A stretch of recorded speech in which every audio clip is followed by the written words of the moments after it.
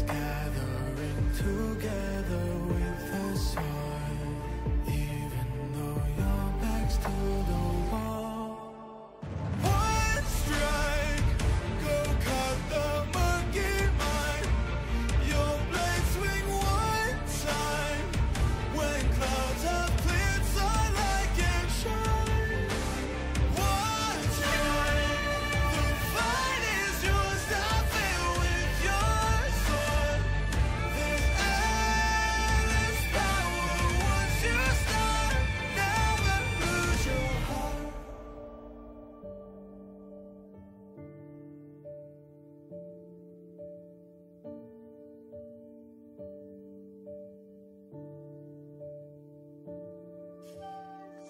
Tonight is dark and the shadows are deep. Who can protect the world? A light of hope shines in the dark. One strike, I swear by people's side.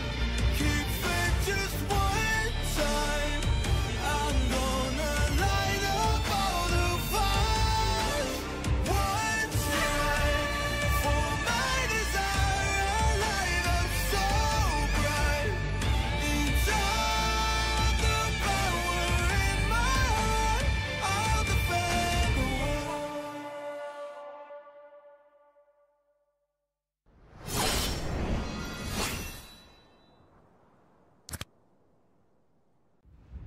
A darkness plagues this world, unseen by mortal eyes. People prayed to the Immortal One to safeguard the sanctity of peace.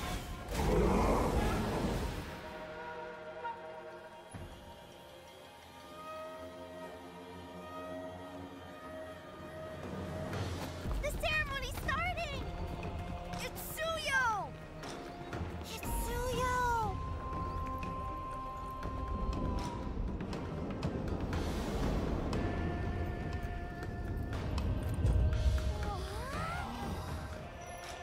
I bear this mask, for this duty is mine alone.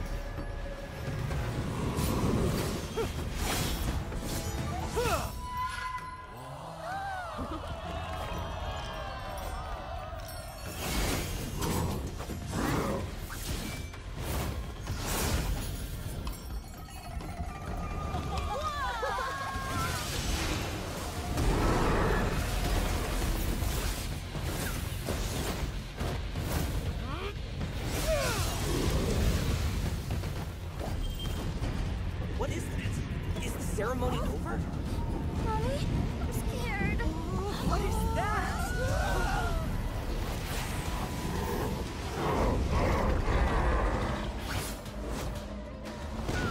Let's get out of here! Let's get out of here! Let's get out of here! In their hearts, fear festers into darkness. But deep within, there is hope to crush that fear.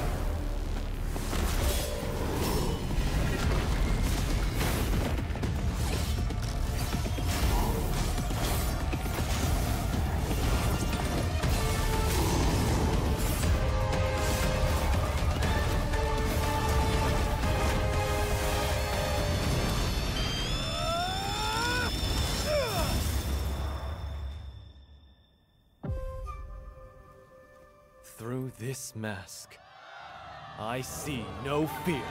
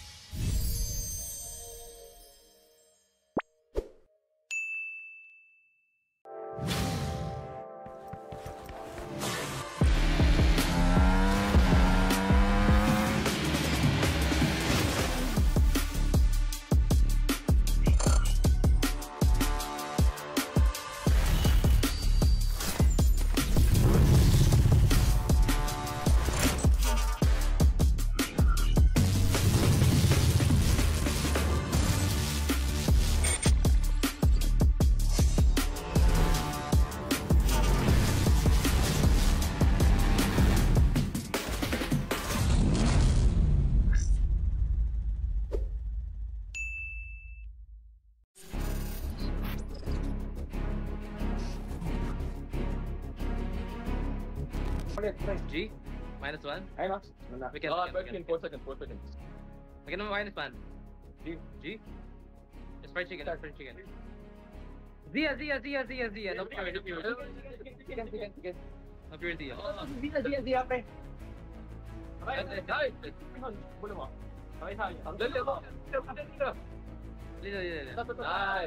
Help me basic. Yo, pre. Tapos to, in the ball to.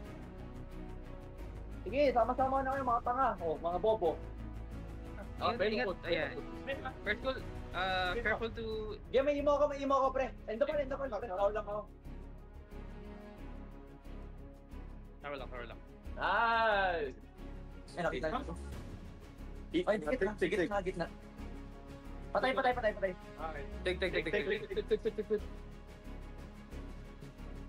Alice. Patay na. Alice.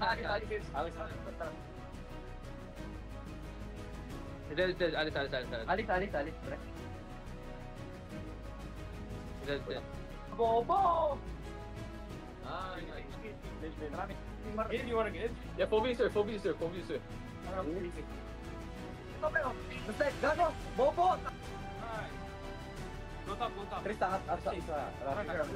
Buhay natin, tara. Abulin niya. Grabe ka. Gago, bulin ka.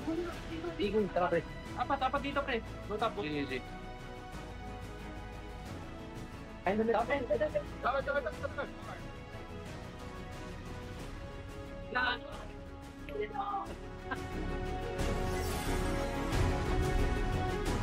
Master.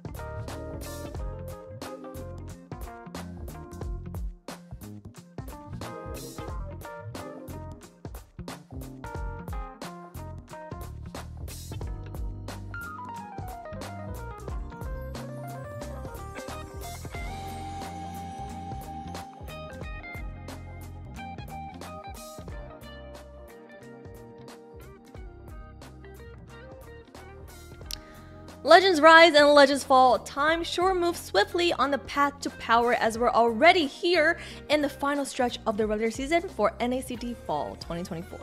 With C9 in a definitive lead and BTK tied neck to neck on points with Godspeed, the moment has come to separate the contenders from the pretenders.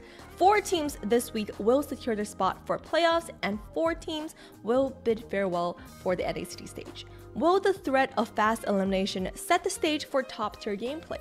Let's find out together. I'm your host Liz, joined alongside my partners in crime, Private Dancer and Trex. Let me hear your excitement, guys. No, I mean, as you put it, this is the last weekend of the season. You said it best. 4 teams moving forward, 4 teams going to be left behind. At my side, it seems like it's been forever, but Private and Trex here at the casting table. It has definitely been a while. It's been, I mean, it feels like it's been extremely long, multiple months on end. We missed the first week of it, but I'm super excited to close out this final week with you, man. We got some great games ahead of us, and we are leading up to playoffs. And we are sure super happy to have you guys both back. And now let's take a look at the tournament format. This season, we had the Swiss rounds, 3 rounds of Swiss rounds for the regular season. And looking at the points that the teams have secured, it looks like Cloud9 has secured themselves a pretty safe spot right now. Yeah, a very comfortable lead by Cloud9. As Trex put out there, BTK not completely out of the woods yet, actually tied with who they're going to be facing here tonight as we take a look at some of the standings. Yeah, I mean, so much on the line right now. I think it's a lot closer than a lot of people can see, honestly, because BTK up against Godspeed tied up 5 points, and that's going to be where we're really looking at, that number 3, that number 4 spot. And honestly, even Maple Leaf isn't completely safe. We have some of these lower contenders like Gosu Nighthorde looking for a 4-point win tomorrow to possibly catapult them into the number 2, 3, or 4 slot as well. So all of these teams need to get as many points as they can on the board this weekend.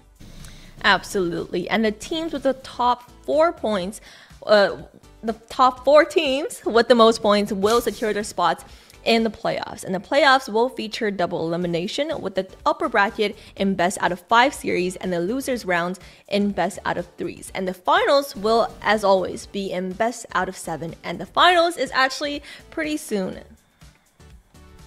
Yeah, as we said, 50% of these teams will not be joining us next week. It's going to be pretty much a farewell, a swan call for some of these teams here tonight. Yep, it's going to be bittersweet, but that is the way the cookie crumbles. And yeah, we're going to be jumping into playoffs next weekend, which is crazy. It feels like it's moving so fast, guys. Yeah, and today's games are sure exciting for all the viewers. For the first match, we have at 4:30 p.m. Eastern Standard Time, Cloud9 versus MLC Maple Leaf, the top 2 teams based on points right now. And the second match of the day will be between Godspeed versus BTK, who are tied in points on 3rd and 4th. So this will really be the series that determines whether or not we actually see a future BTK versus Cloud9 down the line to this season.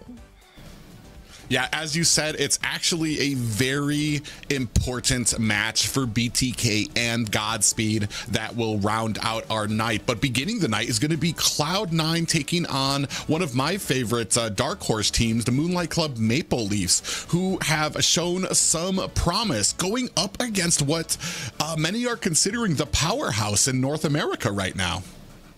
Most definitely. I think Maple Leaf needs this game as much. I know a lot of people are probably favoring Cloud9 here, but I don't think people understand how important this game actually is for Maple Leaf because, like I said, there's other teams that might have easier games future on in the weeks that have a lot more possibilities to collect 4 points and jump ahead, you know? So there's a lot on the line here for a few teams in today's brackets. And there are a lot of online for all the players as they are looking at a $25,600 total cash prizes and 1.5 million diamonds. Total of $50,000 value prize for all the players. Yeah, a lot going out around there. Like I said, this is what everybody is fighting for. That 1.5 million diamonds means that every single team that participated, even in the qualifiers, left home with a little something extra. However, all these teams now looking for a little bit of that $25,000, a little bit of diamonds, but of course also that chance to represent North America in the upcoming M Series.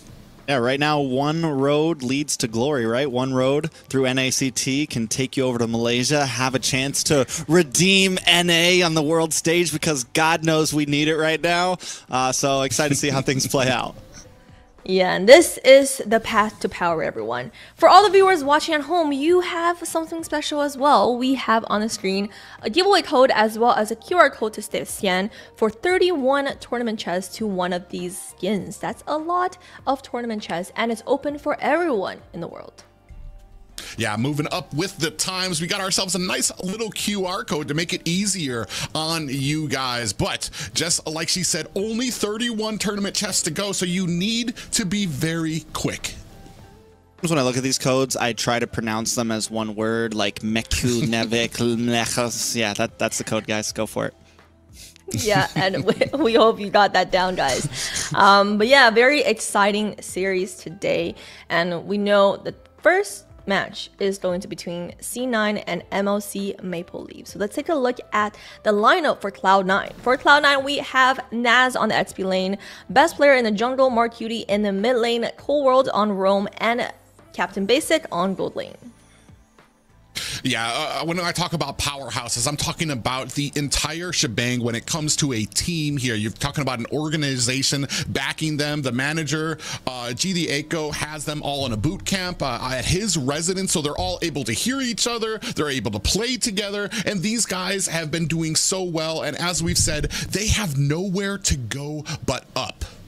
Yeah, definitely just on an upward spiral right now, climbing, getting better. A lot of players of this team have been proving themselves time after time, and I think they're going to be able to keep doing that.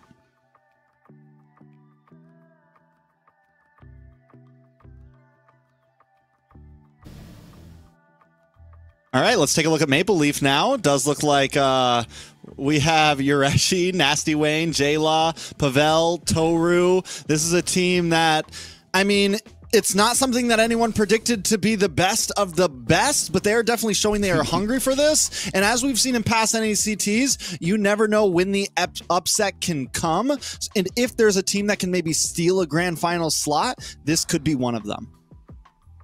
Yeah, it's been a very big road for a lot of these players here. Some big names here, Yureshi, Toru, formerly known as Gina Godmode, who's been kind of on the bench for the last few seasons. I've been excited to see him in the gold lane. And then the comfort coming from Area 77, who have kind of been a very consistent player when it comes to teams in North America. So it's going to be very exciting to see how well that this team can stack up to what many are saying might be the possible best in North America.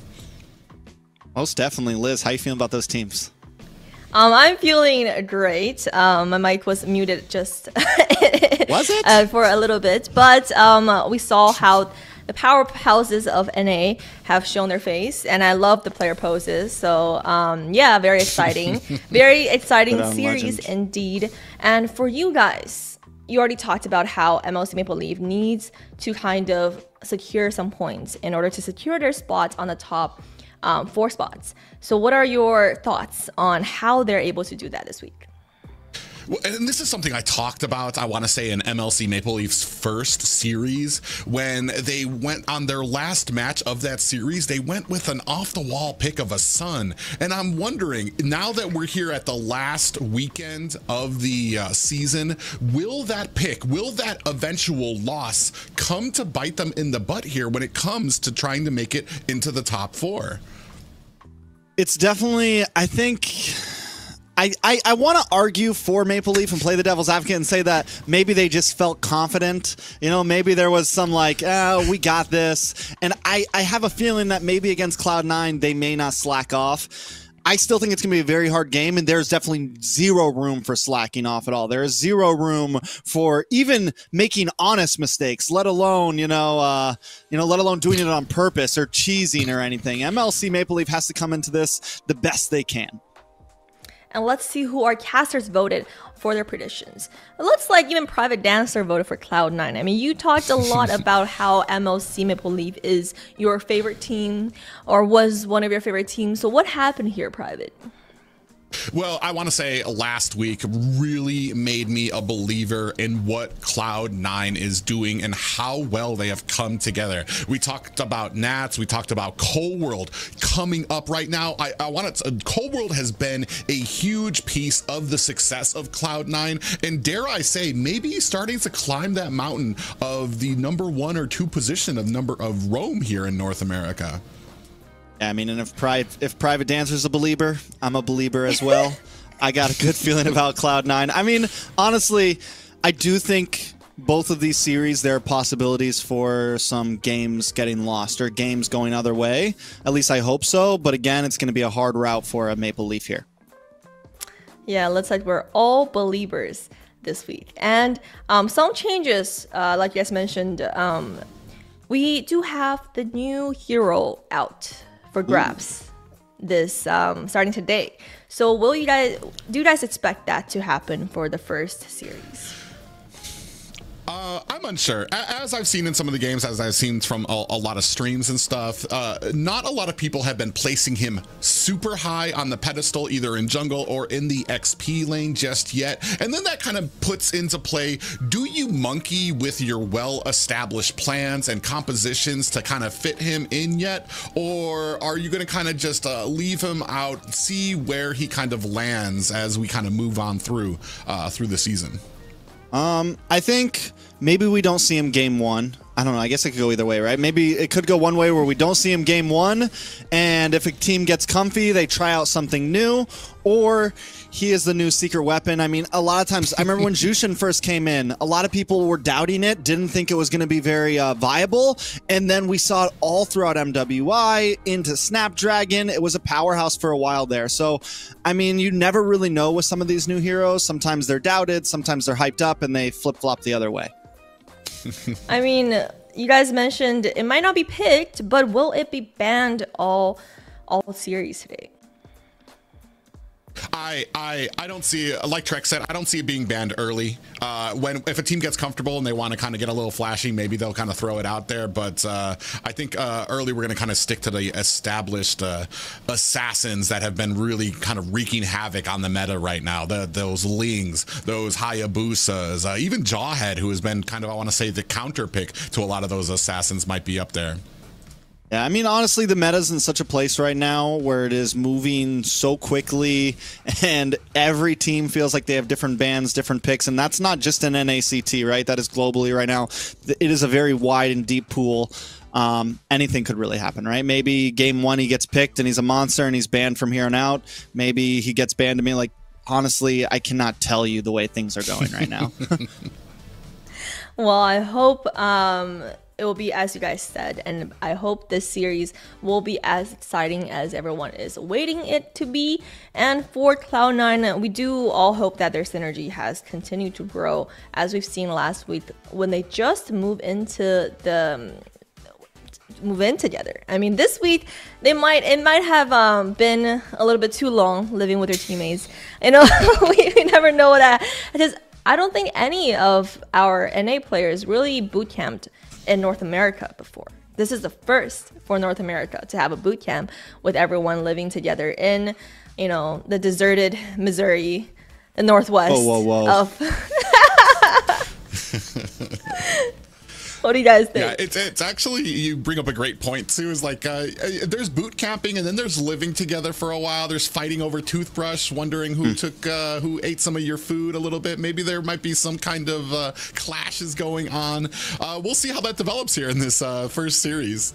Those are, you know, it's like when you move in with your girlfriend for the first time and you start to realize all the things you dislike about the person. You know, how, you know, they leave their shoes on when they come home, or how Cold World never brushes his teeth in the morning, or, you know, Basic takes up mirror time for 3 hours a day. Like, these are things you cannot predict, and anything could happen. For all we know, they're at each other's throats. But I got a feeling it's a boys' house. I got a feeling these guys are duding it up right now. They're having fun, probably. They're eating steak every night. They're working out. They're living, man. And I mean, it sounds like a good time. I wish I was Cloud9 right now, you know? Do you wish you were Cloud9, or do you wish you were GD Eichel right now? I mean, it is G's house. It looks like he's having a slumber party with all the players, and that's why they're a little bit late, but draft is ready. So let's jump into the draft, guys. Man, I can't tell you how excited I am. And right off the bat, I was gonna sit here. I was gonna give some time to talk about the Jawhead coming from Maple Leaves, and immediately Cloud9, they already knew it, taking it off the board. Yeah, Jawhead gone, Ruby gone, couple assassins off the board, but this good top pick, man. We saw it kind of fall short last week when Shark picked it up, but it is a pick that has been gaining a lot of momentum around the world, and I'm wondering, you know, who's going to really master it over here first, and Cold World picks it up. I'm excited to see how he plays it and how they're able to make it work right. Yeah, and if anybody, Cold World's become one of those just, if anybody can figure out, it's going to be Cold World. With how he was on the Cho last weekend, just a phenomenal player. Stuff that I've just never seen from him. Well, not never seen from him in the roam position, I want to say. He's played multiple different roles here in North America, and just the IQ of that player is huge, and that's exactly what you want when it comes to a roam player. A big thing on my mind here is the Yureshi taking on NACT's XP lane here. How is that going to match up? You've got both people with MPL experience. I want to say NACT's probably with the more recent, more thorough experience coming over from PH there. And I'm wondering how Yureshi is going to be able to deal with that in his lane. Yeah, I mean, if we had to like headline this match right now, it's definitely like the battle of the Filipinos right here. Like you have C9 and MPL both, as a lot of us know, heavy PH players, I mean, a lot of them have lived in America or were born in America, whatever, etc. Either way, there's a lot of Tagalog going on in both of these VCs right now, and they're going to be going on. So it's definitely going to be exciting to see the matchup, Nats versus Yureshi, Nasty Wayne up against Basic, all around. I want to look at these drafts a bit more. We got Roger in jungle, possibly, maybe flex over to gold. But either way, I'm really surprised the R-Lot has not gotten picked up early. This was a heavy favor for C9. Nats is a monster on it. MPL, on the other hand, also do not pick it up. They go for the Roger instead. So this is something I think big chance does get banned out. And if it gets opened, does MPL force this Edith into EXP? Or do they bring it over to the roam so that they can steal away this R-Lot from Nats? Well, and that's kind of interesting pickup there too for Roger, which really hasn't been featured as a ban for most of them. So it might not have been my choice for something prioritized before the second banning phase, because it's not something that's usually taken off the table unless maybe they're looking to flex it into the gold lane, which it really hasn't shined in this season at all. We do see Alice getting taken off there, which is, that's another thing too. The gold lane right now has been, I want to say, crazy, just up in arms. You can play basically anything in the gold lane depending on what you're going up against. It's not just marksmans. We've got fighters in there. We've got tanks in there right now. Alice, we've seen Harith, we've seen Lunux in there as well, Ruby. So there's a lot that can really go into that gold lane that can really kind of set fire for your composition into that mid and late game. But there goes the R-Lot ban. Yeah, there are phone calls happening right now, people arguing who the best gold laner is. I think that is definitely a truth. The R-Lot is going to get banned out. MBL gets first pick here. If they want to keep the Edith in the EXP, they already have a decent one.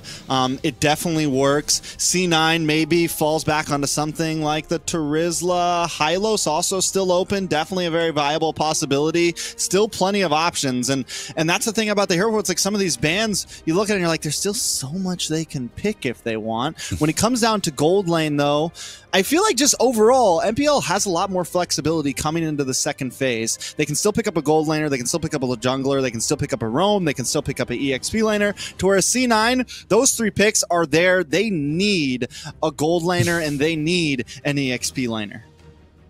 Yeah, and that's a very big point when it comes to like the flexibility and fluidity of what we've seen in early drafts now. It's not just kind of picking up those really hard to counter picks. It's trying to put a pick down that your enemy doesn't know exactly where it's going to go, doesn't know what the matchup is going to be there, and a Hylos coming out for the side of Maple Leafs. And I like this pick because it helps where Maple Leafs like to shine, which is where in that early game and in a lot of those early aggressive objectives to kind of try to push off a lot of their opponents. But I mean, C9 is no slouch in all quarters of the game, and we're going to see what they can kind of match up against this heavy tankiness of the Hylos. They bring in the Khalid for Nats, who's another hero who has been kind of skyrocketing into stardom here a bit, been getting picked up more, been getting banned out more. I think it's decent. I think we get a good answer to the Roger. One problem he's going to have to deal with, some of the crowd control coming from this Hylos, some of the crowd control coming from this Edith. Then they lock in the Claude, going to be a nice comfort pick for basic. Overall, C9 feels kind of well-rounded, and it really matches well with the playstyle they've been bringing, which is a more spread-out attack style, a more angular attack style. We're not jumping at you all as a group, and it's going to work great going against something like a Hylos. You don't have to worry about everyone getting caught in this glorious pathway. You don't have to worry about everyone getting caught by something that MPL wants to bring. So MPL now has to think about how are we going to attack that. They bring in the carry as their last pick, something that's going to give them a secure end game, and that is going to be a Roger in the jungle private. Yeah, and so this is, like you said, the Roger in the jungle. Basic's going to go ahead and pick up the Claude. Toru is going to be picking up the carry. Two different kind of play styles when it comes to marksman, and even when it comes to the players themselves. I want to say Basic usually tries to favor that split pushing ability when it comes to his picks. Here, he's going to need to be a part of those fights once he gets the Trinity build. And dare I say Claude maybe actually comes online a little earlier than that Trinity build, but we're about to get set here for the first match. Trex. Yeah, we're going to be jumping into the first match. Like I said, a lot is on the lines here, and I mean, if you're just jumping in, if you're just starting to view, this is the last week here. At least a game. Winning 2, winning 3, winning 4 is a huge bonus, but if they get a game, it pretty much secures them a number 2 spot here, maybe number 3, kind of depends on how the next series goes, but still, they can, I mean, losing all 4 here could be bad for Maple Leaf. So it's very important about how they jump into this. Taking a look at some of the emblems. Warcry on best player, looking for some scaling. Nat's going to pick up the concussive blast, going to help him clear lanes. And what I see from Cloud9 is a lot of movement, a lot of speed, really going to kind of play into their macro play style. Yeah, they're really kind of hoping to kind of keep it a lot of pressure here, especially in the early game, which is where I've seen Maple Leaves shine here. Now starting a rotation at the bottom, you can already see this jungle started cleared out there. Nasty Wayne looking to contest. Best player finds himself in the wrong side of a pop-up. Nasty Wayne putting some damage on and now being chased by Mark Cutie and Cold World. And oh, they actually might be able to make him pay. Big pop-up there comes in. Best player, Cold World finds himself a kill onto Nasty Wayne. Pavel looks like he's next on the list, surrounded by 3 players, and that is going to be 2 for the pockets of Cloud9. And just for good measure, Nats rotates all the way down to mid just to make sure, yeah, we're definitely going to get this kill. And this is something we're going to have to watch out for. Nats coming from the top to the mid, having the passive of that Khalid just adds even more speed to the team. Now, Maple Leaf, they have a good pick pressure composition with the combo of the Roger and the Edith, but I think they bit off a little bit too much to chew, a little too early there. Their possibilities are definitely there to get some, one-man pickoffs, find early game snowballs, but don't get too crazy. They need to kind of slow it down here, maybe give up this turtle and reevaluate.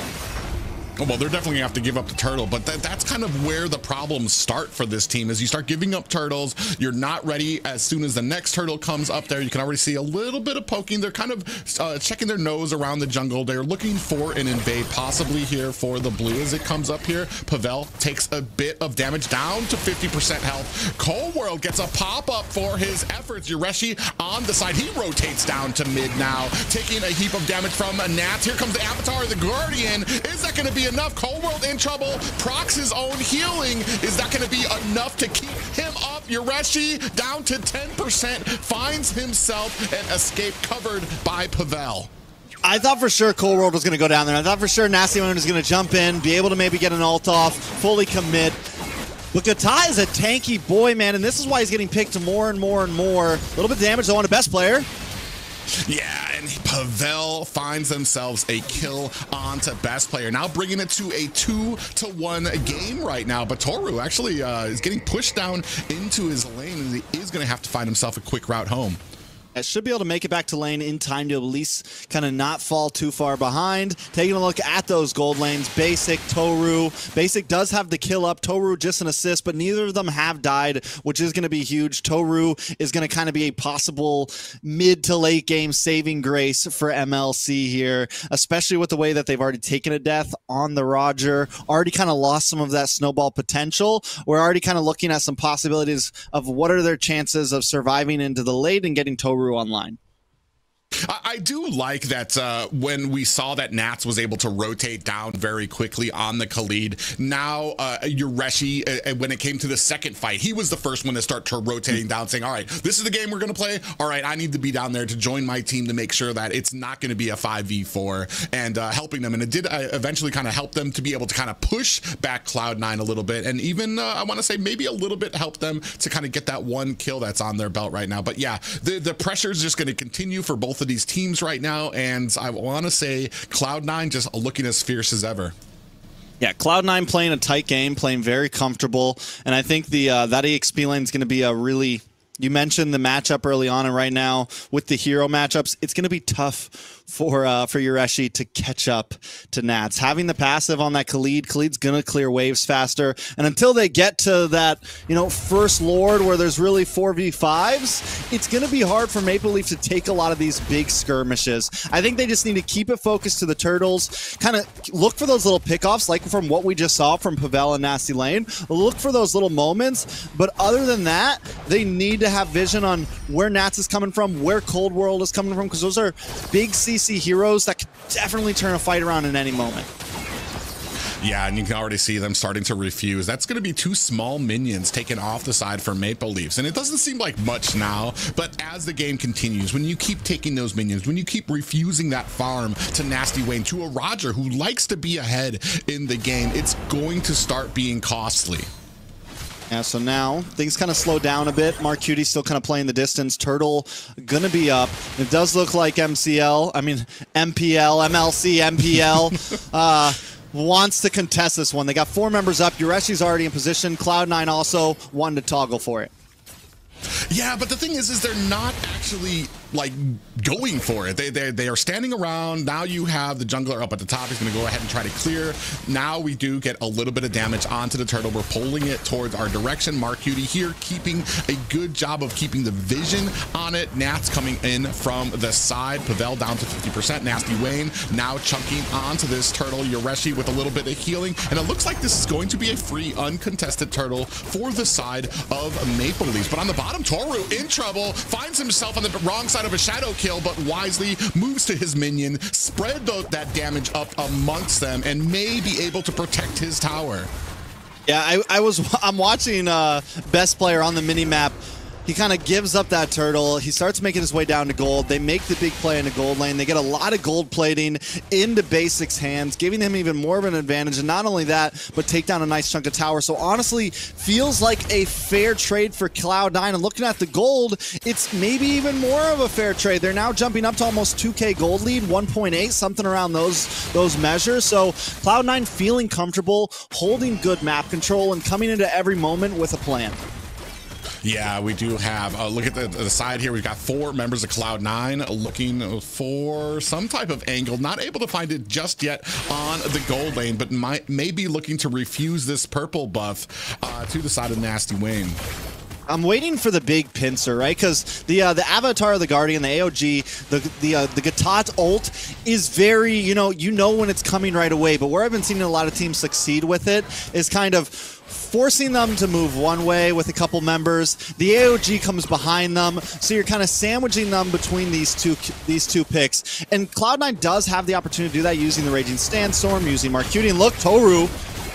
Yeah, Toru in trouble here. Gets taken down by 4 members of the side of Cloud9. But on the opposite side of the map, too, you still have Best Player, who is pushing and able to find himself a tower in the opposing lane. And the split push strategy has been something that Cloud9 has been so successful in, and one of the key parts of the strategy that was able to beat BT. And Nasty Wayne, though, does find a tower in the mid side, so Maple Leaf doesn't completely come up short-handed. They're definitely slowly bleeding out here, but finding that mid tower is going to give them a little bit of space, a little bit of breathing room when it comes to some of these neutral objectives in the river. Going to give them a little bit more movement around the map, but now Nasty Wayne might be in trouble. Oh, yeah, he is already going to use that Lycan pounce. Out comes the glorious pathway from the Hylos. It's not going to be enough to save them, and that's going to be your retribution down right before this last turtle. And there's that AOG I was talking about, right? Whenever you're trying to run away, that's when Cold World is going to bring it in. So you just have nowhere to run. You're either walking into a huge knockup or you're walking back to the two guys that are trying to kill you. And Cloud9 using it very well. MPL now in a space where, you know, we're on the back end. We're behind what's getting close to the 4K gold mark here. Where are we at? What do we have to do to kind of survive this? And again, it's back to when can Toru get online? Because at this point, Nasty Wayne, 0-2-1, doesn't have a lot of options. When does their power spike exactly hit that they can actually take a fight? Yeah, and that's the problem here, the longer, and you right now what you have is Toru, who's kind of joining up in a lot of these fights. They have to start grouping up because they can't be isolated out there alone, because Cloud9's going to find them, he's going to be able to gank them, and that's a problem for Toru, who still needs to get farmed, still needs to find some of these minions on the outside there. A little bit of an aggression coming in here as Yoreshi finds Nats. Nats is going to go ahead and use that Sandstorm to get himself out of harm's way. Nasty Wayne? Oh, I thought Best Player does not have the shadow kill there, so still able to push back Nasty Wayne. And Nasty Wayne not feeling very nasty today, man. He's having a rough time. It's 0-2-1. J-Law, though, taking 0 deaths. Toru in trouble.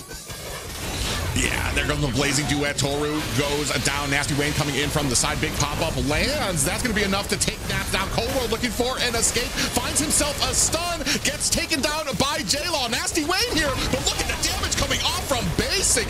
Able to find a kill onto Nasty Wayne. Popped up by Pavel. Mark Cutie putting on the damage while Basic puts on the finishing touches. From the side comes Best Player with a shadow kill. J-Law alone to tell the story of what happened to his team members.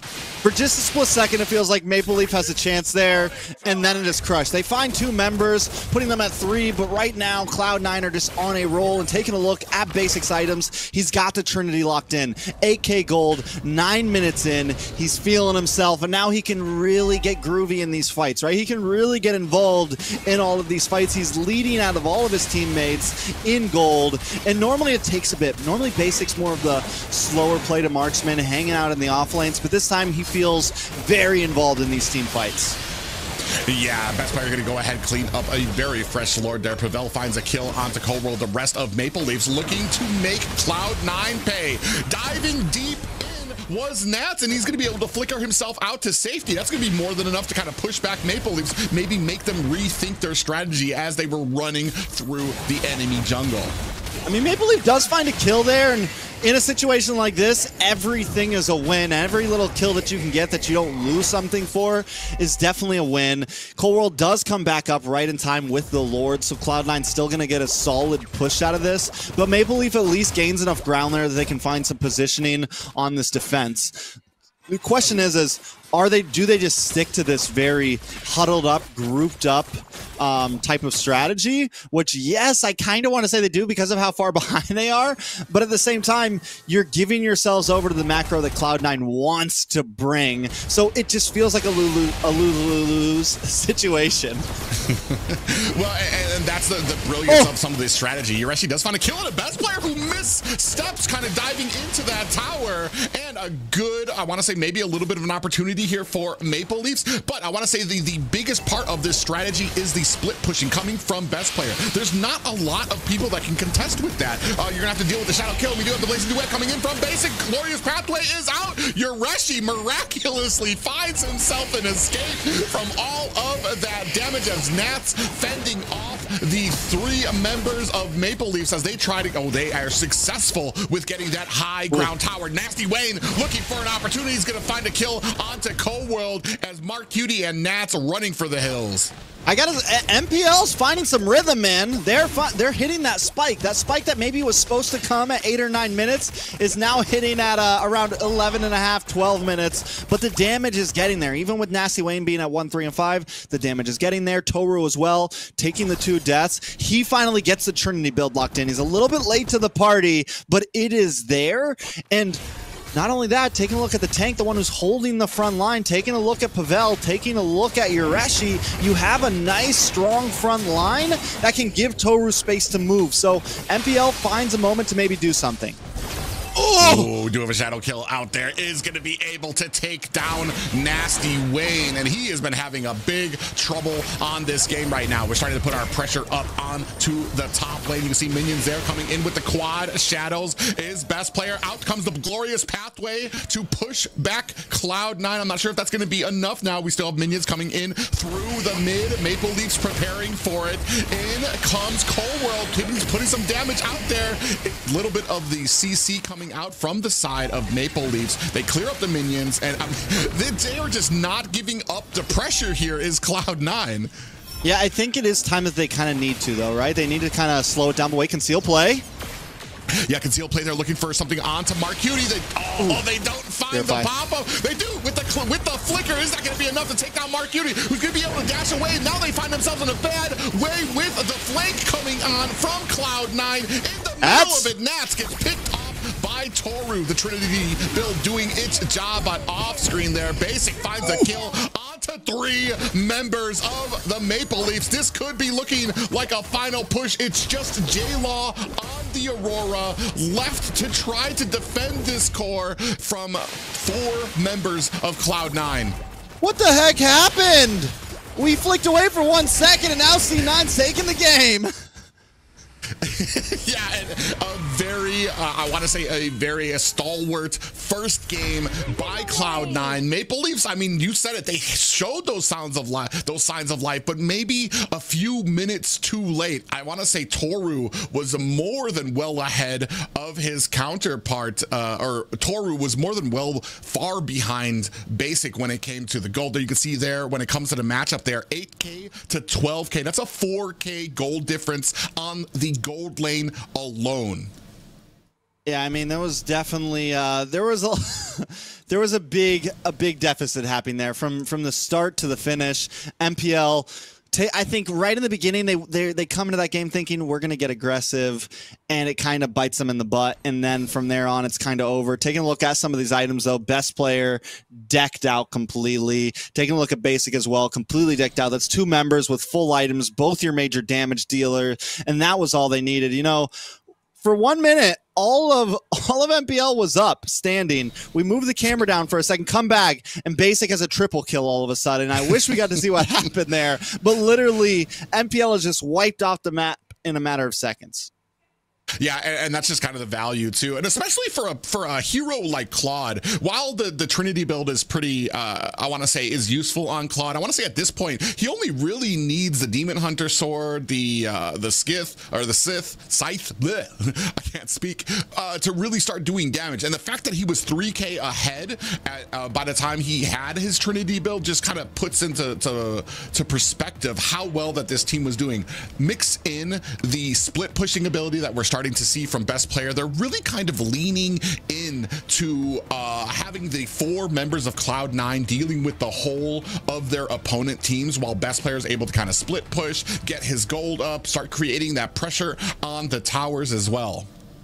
Yeah, I mean, and MPL just wasn't able to really keep up there. I think maybe come into the next game with the same type of idea, execute a little better, or take that laning phase a little bit slower. But once they let Cloud9 really get online, it was just too little too late. And in those small moments where they did kind of have some opportunity, I think, again, pushing a little bit too hard. And here's that first big kill that we saw, that first moment where everything just started, the big whiff happens, right? They go in for this invade, and it completely turns around on them. We're here at 8-9 minutes now. Cloud9 holding a big lead of about 3,000 gold, multiple towers, and MPL, they have some moments they're willing to flip the coin, they're willing to take the fights, but every time Cloud9 gets the turnaround, and Basic never really gets taken down. He's always able to keep his distance, and though he's not the most flashy attacker, he's still able to whittle them down consistently. Yeah, and I want to say the biggest thing for me has been the ability to kind of hold down Maple Leafs' early game. Taking away that Jawhead, they usually like to kind of build up with the Jawhead in the early game, find some kills, maybe even invade a little early. Here, they're not even able to build that early game, and from the mid to the late game, they find themselves struggling through it and crawling through the game against an opponent who gives very little to no ground. You know, we got to see at that time. We actually, because we flicked away in live, but they still had the replay of what happened there. And I think he didn't have his blazing duet for a second. He was like standing there, and then he's like, okay, I'm going for it. They were all about 10% health, and he's just able to clean up. So well played by C9, man. Very well played. I don't think we count MPL out just yet, but you said something earlier when we first started the live, and that was, you know, once you lose one game, moral starts to drop a bit. 2, 3, that's when it just really starts to decrease. So MPL needs to make a statement soon, or else by game 3, game 4, it's definitely going to be trouble.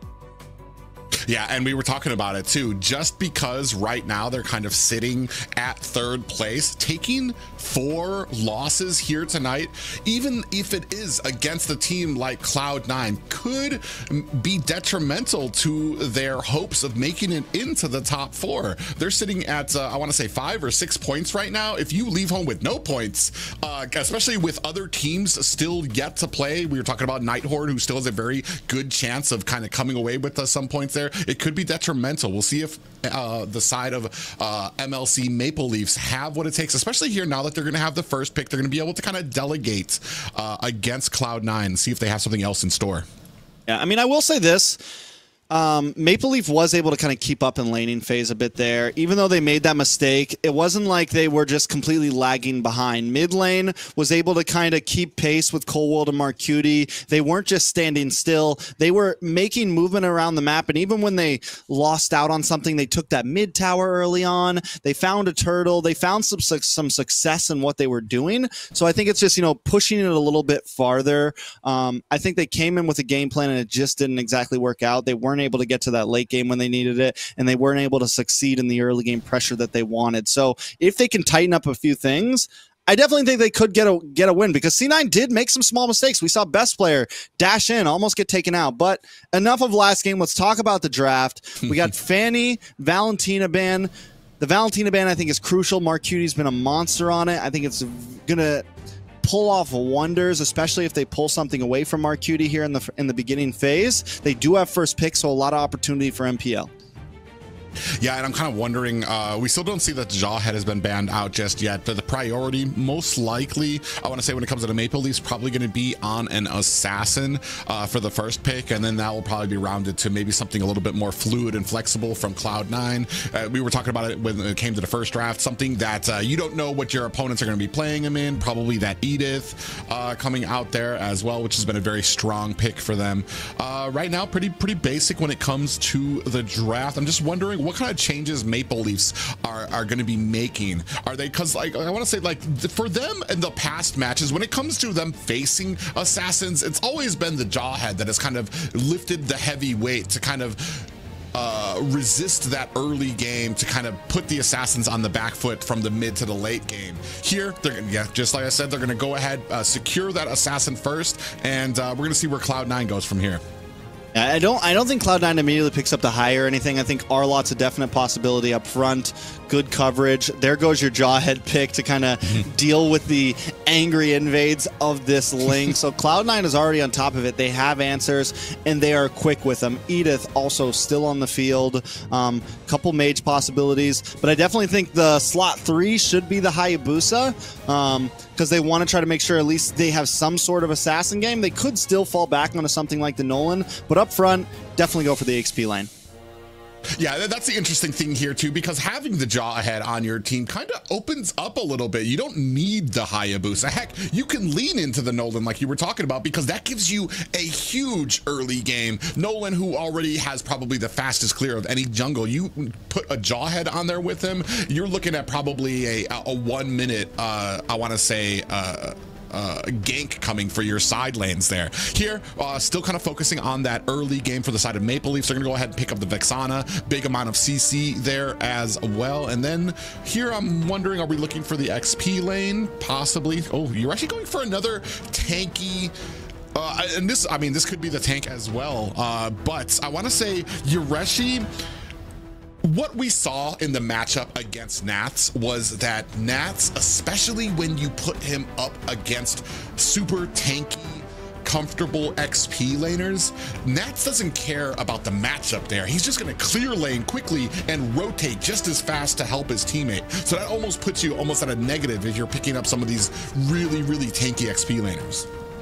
And there goes a Hayabusa pick in number 3. I kind of want an MPL to maybe lock in a gold laner up here and force C9 to questions like, well, do we lock in gold lane? Because then they have some opportunity to ban play in the second phase. But now, once again, everything's kind of up on the table. And I agree with you. I think having Nats on a very proactive EXP laner, like last time we saw it with the Khalid, this time we're going to see it with the Arlott up against something a bit slower, you could say, you know.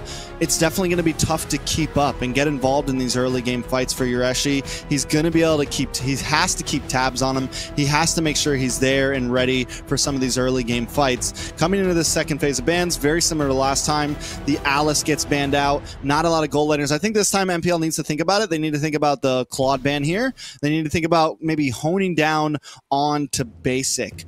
I think that's going to be a big game changer. Mark Cutie still has a few options, and I think in terms of mage pool, there goes the Lu Yi. Yes, ban down on it, but I'm wondering, is that really what do you want to expend everything on Mark Cutie here when there's still plenty of other options for him? Yeah, I mean, I think the thing for them is not wanting that map control all around there, because you've got a huge amount of burst potential from the side of Cloud9. So you mix that with the Lu Yi, then you're talking about having these diversions all over there. The attack of even a roam like a Jawhead when he's in roam position can still do a heap of damage and CC there, and having that surprise your players on the map is going to be a detriment for you. But here, like you said, there needs to be an answer. Once Vexonic clears, who's going to be escorting her? Are we going to be able to quickly get to those side lanes to maybe punish basic and maybe get some of these early ganks? And then how are we looking for some of these objective compositions? Ling, not really one of those people that likes to hold an objective. Same thing for Hayabusa. You're looking at two assassins who like to kind of sit out, wait for their team to get these objectives low, then they're going to come in very quickly, get that retribution, and try to find an escape. Trying to think of possible picks here. Fair Mist could be an option over here for C9. The Ice Girl still open right now, having a mind blank. Definitely a possibility for Mark Cutie. The Aurora is still open right now. There it is. On the side of MPL, I'm feeling a Grok, man, for jungle right now. I'm feeling a Grok. Good nullification against the you have the passive that can protect you against CC, you know, deal with the Jawhead, deal with the Arlott. Also a great engager. I think it could fit well into them for the roam position, and then just do something similar to last time. Maybe steal the Claude this time, or just go for a nice shredder marksman that can hide behind these two big bulky boys in your EXP lane and your roam position.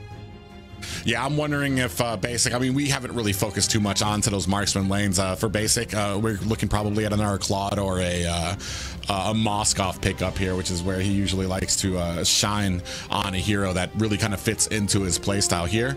A Freya pickup for Toru and a Diggy. I wonder. Okay, well, I mean, there's a lot of CC coming out from Cloud9. I do see the usefulness. It's just there's a lot of burst potential, and I frown on that when I see a Diggy on the team. Yeah, it's not. You know, it's not like this. Yes, there's a lot of crowd control on C9. This is true. There's definitely some crowd control there, but it's not. It's not. I don't know, man. I don't know if the Diggy's worth it, man. It's not like hard rooting crowd control. So we'll see. We get a nice backlaner marksman from basic. I thought you said, you know, I thought game 3, game 4, we might start seeing the craziness come from MPL, but here we are, game 2. They picked the Freya last week, didn't they? We saw Freya from the last week. I think they did win with it, but still they weren't up against Cloud9. I'm not counting it out. I'm not counting it out. We're going for the fighter off lane. All hail the Ling. A lot of damage on Ling. This is, once again, this is very Ube-esque. This is a very paired up composition. We're trying to get together and mow you down, but Cloud9 has already proved that they don't care about that. They're going to attack from angles. They're going to split push. They have the Hayabusa. They have basic. They're going to just push your off lanes in and banana split. We're going to see, though, if these comforts and maybe somewhat outside the box picks pay off for the side of Maple Leafs. So they're looking for a little bit of revenge here to possibly tie things up with Cloud9 as we move into game 2. I don't know, man. I feel like the Freya's cursed in NACT. I'm going to just come out and say it. I feel like it's a cursed hero. I don't like it. I feel scared every time I see it. Because here's the thing, like, you try to say something like, oh, it's kind of an off-brand pick, and then it either makes you look like an idiot because it does great, or it completely bombs. So it's a lose-lose situation for the casters. I'm just going to go ahead and throw it out there. Hey, Freya has a 100% win rate right now in NACT. One game, but 100% win rate out there. I believe used by Toru last week. So, I mean, we've got that to lean on here as we see a good clear coming out from Maple Leafs, accompanying Nasty Wayne and J-Law down to the bottom lane. Now, one good thing about Basic on this Clint, also not the most popular gold laner, but against the Freya, you will be able to range. You will be able to kite back with that second skill whenever Toru wants to engage. So as we're seeing now, Basic's going to have a nice advantage in this gold lane, man. He's going to be able to kind of control the wave. He's going to be able to control the lane. He's going to be able to poke as much as he wants. And Toru's going to have problems even fighting for minions. Yeah, and not just that, but like right now, Pavel, I mean, he's trying to give some support up there because he knows Toru needs it, but he's kind of keeping himself away from the rest of the team. He's not putting those bombs down to get vision for the side of Maple Leafs. We do have that first turtle about to spawn in 8 seconds. I want to point this out as well. Both trio mids are like taking the long route around this mid area because no one really has visions. Neither of them are actually in the river bushes, but they're both like taking the jungle route to get to each side because nobody knows where the other people are. Finally, Cloud9's like, okay, we're gonna venture out, get to their side of the river. Let's see what happens in this first turtle. Yeah, Yoreshi kind of keeping vision on here. Nasty Wayne coming in from the side, looking for an opportunity. Ooh. We do have a big Detna's welcome out there. Nasty Wayne able to find the first retribution. Yoreshi finds a kill onto best player. Nats comes in, finds a kill onto Pavel, being chased out by the rest of Maple Leafs. And 1-1 right now, just narrowly on the side of Maple Leafs as they go ahead and collect up the first turtle. Hey, big dubs for the Maple Leaf. Not only do you get a turtle, but you get a kill on the best player, the jungler. That's going to be huge. The kill does go into Yoreshi's hands. Maybe not Nasty Wayne's hands, not exactly who you want it to be, but still putting the kill into Yoreshi's hands on an EXP laner that's going to be more of a slow roll is going to be huge and helpful for MPL. We're already seeing him start to cut lane. He's being the more proactive EXP laner right now. He's going to be able to rotate ahead of Nats in game number 2, which is going to be crucial as we move into the 4 or 5 minute mark. Yeah, and this is just kind of an amazing adjustment. Oh, as I say that, J-Law gets caught by 3 members. Shadow Kill is going to chase him down, even with the flicker expended. And that's going to be a flicker down for J-Law. And another kill for the side of Cloud9. Oh, Yoreshi gets caught with a final slash. This might be all she wrote. Cold World closing in from the rear. Detna's welcome is out, blows it into Marcuti, but comes the kill from the Cloud9 mage, and that's going to be 3 in the favor of Cloud9 while the rest of Maple Leafs work on this top tower. Right, he bought a little bit of time, and then up in the gold lane, with the help of Pavel being up there, and not only that, once that level 4 comes in for the Freya, you can start getting a little bit more aggressive against the poking marksman. You get a little bit of shield, you do a bit more damage, and now Basic actually getting pushed back. And I was just about to say, you know, it's kind of dangerous for J-Law. That's why we see J-Law get picked off, because Pavel's really hugging this gold lane. But it might pay off in terms of Toru. We saw some of the items. Gold not too far ahead for MPL, but the fact is they are ahead. Here comes the time journey to go ahead and save Toru from that well-placed final slash coming out from Nats, who's all over the map. You wouldn't even think Nats was an EXP laner when you look at some of these fights all over the map, especially opposite side of the map. And that's going to go ahead and clear things up for this next turtle. Basic gets clobbered onto by Nats. Wayne looking for his Tempest of Blades, going to go ahead and find a kill. Toru picks up another kill. I want to say maybe at the detriment. That's a second kill that's been taken away from Nasty Wayne. Cold World comes in there. And that is a freeze coming out from the Aurora. Nasty Wayne is down. Best player off screen finds a kill onto Pavel. At first, I was going to say it was a fair trade, At first I was, ooh, wait a second. Yureshi. Yeah, he tried to get over that wall. If he would have gotten over that wall, that would have been a brilliant play, and it would have even been able to stun Mark Cutie. But this actually now might be the death of Yureshi here, leading the kills for Cloud9 to 6-2 right now. Best player looking for an escape, finds one after taking down the tower at top. You know, I was going to say that it was almost a really good, fair trade for Maple Leaf, getting basic for the turtle. But then Nasty Wayne gets cut off, and then the dominoes start to fall, more members start falling, and now Cloud9 sitting with the lead. Ooh, we do have that ultimate coming out for Toru, best player from the side, and Pavel's gonna have to use that time journey. Is it gonna be enough? Nats and best player Coldworld and Mark Cutie coming up for reinforcements from the side. J-Law over here trying to put on the CC. Is it gonna be enough to save Toru? It is not, as Mark Cutie and company find themselves 2 more kills. I mean, we are starting to see Freya. Freya for a moment was looking scary, but now Freya's dead. Cloud9 back in control of the map, back in control of the game. For just a moment, Maple Leaf, we thought we had something there, but now Cloud9 showing they've hit their spike. They're at about 6 minutes. Basic's getting more involved. Nats is back to his usual, I'm all over the map all the time type of mode, and Cloud9 is back in the zone. Maple Leaf has to disrupt that, maybe hold back for just a second, maybe even give up this turtle. But Yureshi keeps getting caught off. Yeah, there's 4 members now logging on to Yureshi. Final slash goes out, pushing him away from the tower. Oh, Coldworld actually caught up there. Look at all the damage coming out from J-Law there with that Ancestral Guardian. Nats brought back with the reverse time. They are chasing after him as best player coming up from the top, looking for the flank, comes in, finds a kill onto Pavel with the quad shadows. He didn't even need his shadow kill there, as he's going to go ahead, turn his attention to this turtle. And here's where we're starting to see the problem with the Diggy roam right now. It's a little too squishy. It goes down a little bit too fast. And with Yureshi not really ever being with the team, he's kind of continuously off doing his own thing, getting caught off, it seems too much. Him taking that many deaths, not being able to be as tanky as maybe you want him to be. We're starting to see the cracks start to happen in the composition.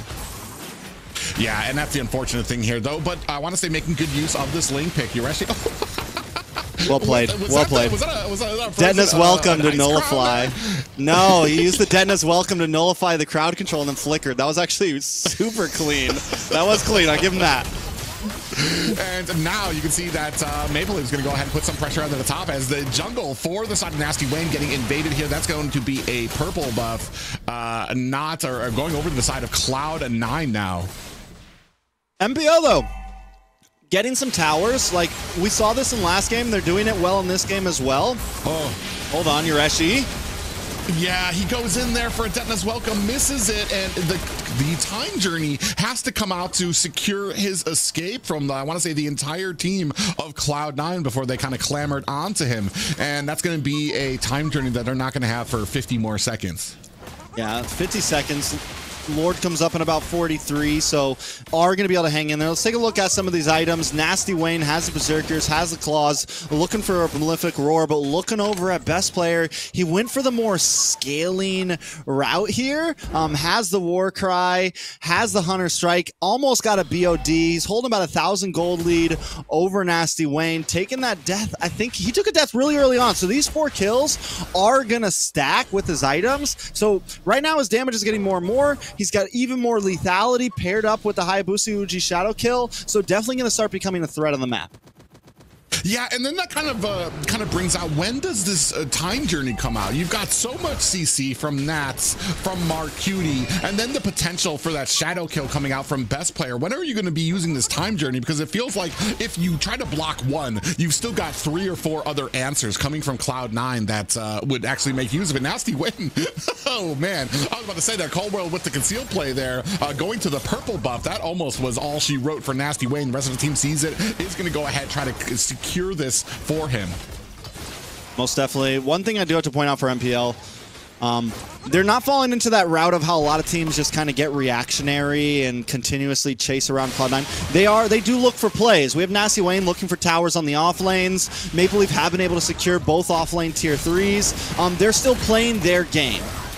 Oh! As welcome, it does connect onto 3 players. Here comes the time journey is out. Nasty Wayne comes out. Tempest the Blade. That is going to be all she wrote for Marcutie. That's going to be 1 down for the side of Cloud9. You can see Cloud9 actually looking for positioning still. This has not discouraged them for going in for this Lord fight. That even with 1 player down, they know what they have to do. Lord down to about 50%. And you see the side of Nasty Wayne still off in the distance. Now the Lord, more damage going to be putting on there. A little bit of a pincer move coming from Cold Will comes in there. Basic finds the Lord. Best player finds a kill onto Toru and Pavel and J-Law. 3 down by best player. And running for the hills is Nasty Wayne, who has to get back to base. There's always one point in the season that Basic sets us up for it. Basic, the Retchery God. Gold laner, taking the Lord, gets the final hit. MPL had some control. They played the back and forth, but Cloud9 played the back and forth just a little bit better. Yeah, and we're able to, I mean, especially, I mean, best player comes in, was able to find a kill onto 3 members of Maple Leafs there too as well. So, I mean, this is just a heck of a Lord and a value coming out to the side of Cloud9. Most definitely, Lord is going to be marching down maybe a little bit too early. MPL may be able to shut it down, should be able to defend here. Down on the boss side, Nasty Wayne giving him a little bit of a run. Cloud9 just looking for as much purchase as they can on these towers. Yeah, and they're going to go ahead and bring it down to only high grounds. Nasty Wayne doing a good job with that. I want to say, you talked about it a little bit too. Nasty Wayne, especially on the side of Maple Leafs, they know what they need to do, especially on the Ling, and it provides him that ability to kind of get that purple buff like you saw there. Do some of the split pushing here. The only problem is when it's matched up against Cloud9, who likes to do the same thing. Cloud9 is having a much better time using those 4 other members on their team to be able to kind of hold the line and wait for best player to get there. There's something else I wanted to look at that I didn't look at in the items. Pavel on this Diggy. Did he go? Is he going tank? Is he going full damage? I missed it. Don't know if you caught it.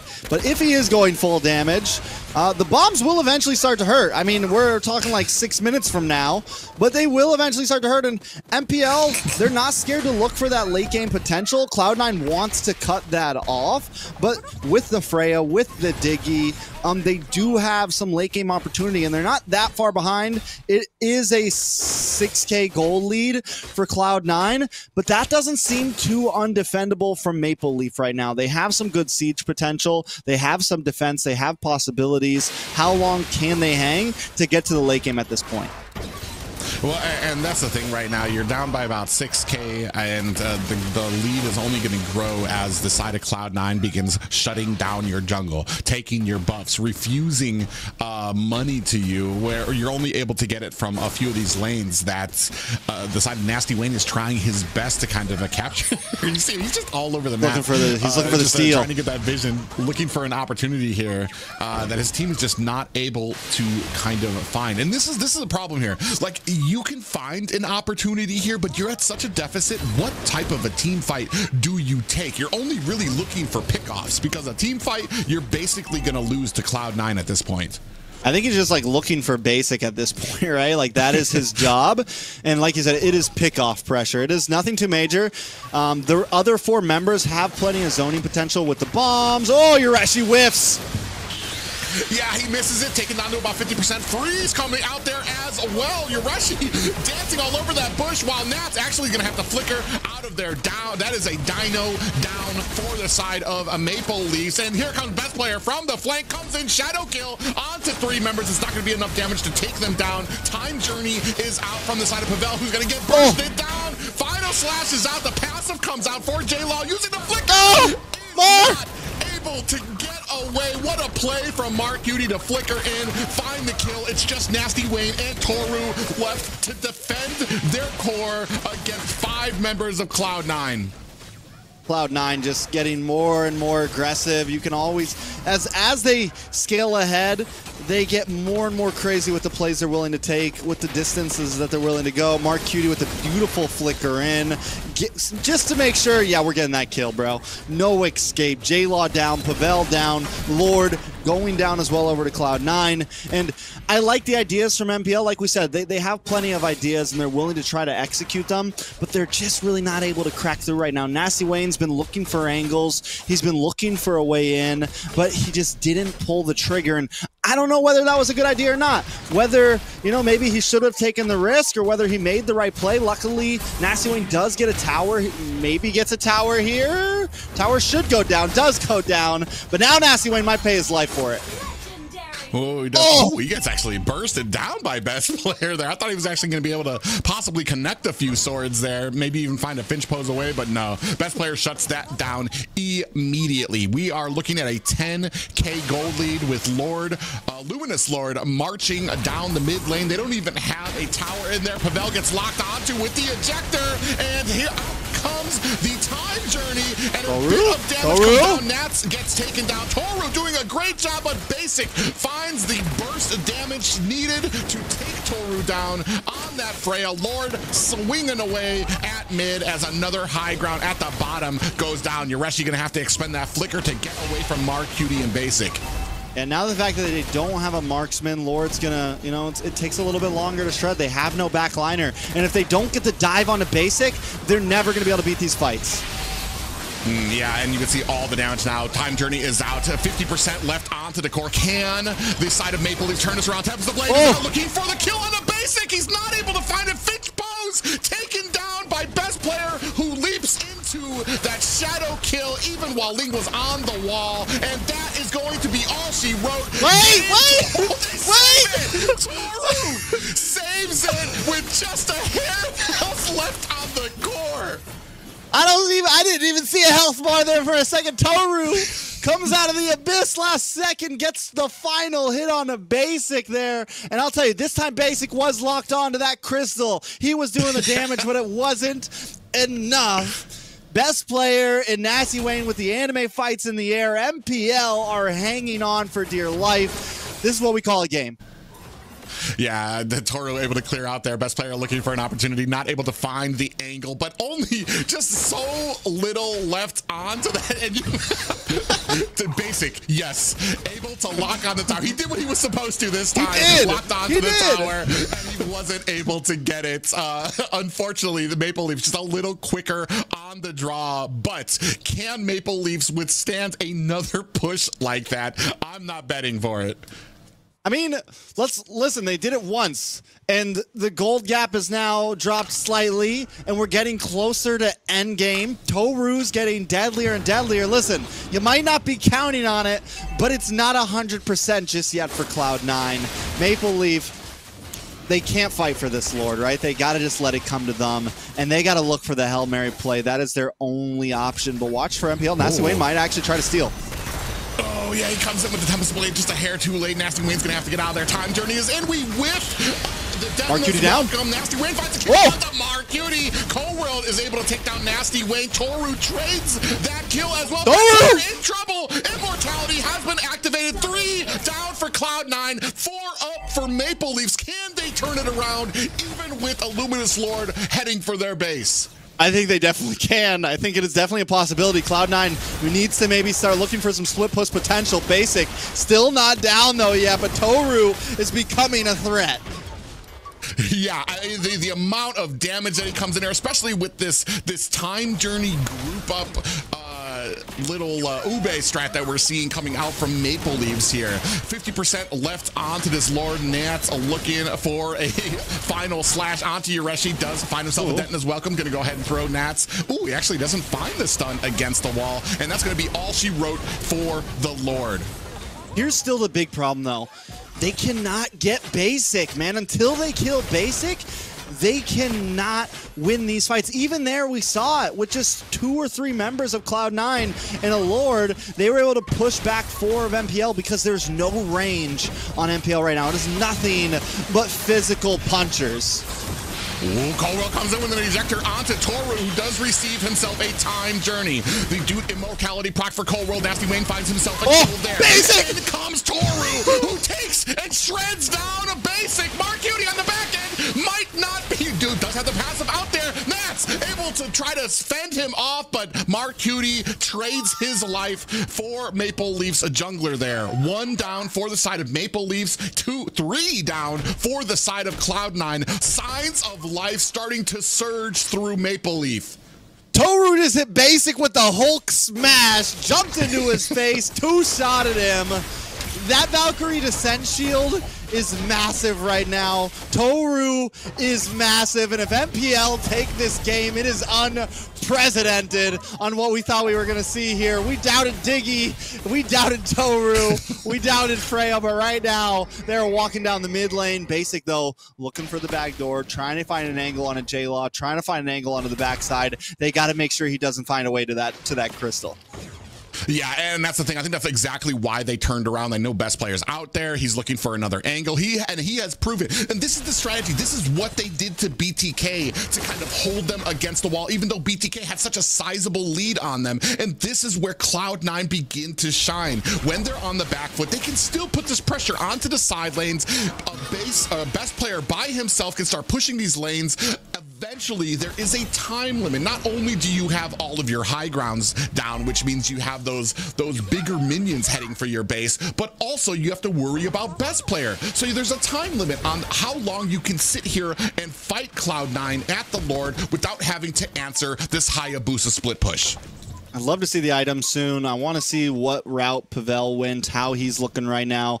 That time journey has definitely been crucial. The shield that it gives is enough to help with, because they're just this divey composition where you don't have a marksman, they need to be able to push that extra mile, right? They need to be able to get the engage and then get the re-engage, and that's where the time journey is coming in clutch.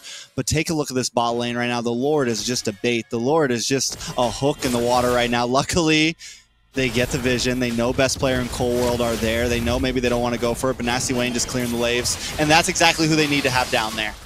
Yoreshi whiffs again! With a flicker. Is that going to be enough? Coming from the side, you see a little bit of a pincer move coming in from the side. A best player, he comes in looking for the kill onto Link. Shadow kill is on!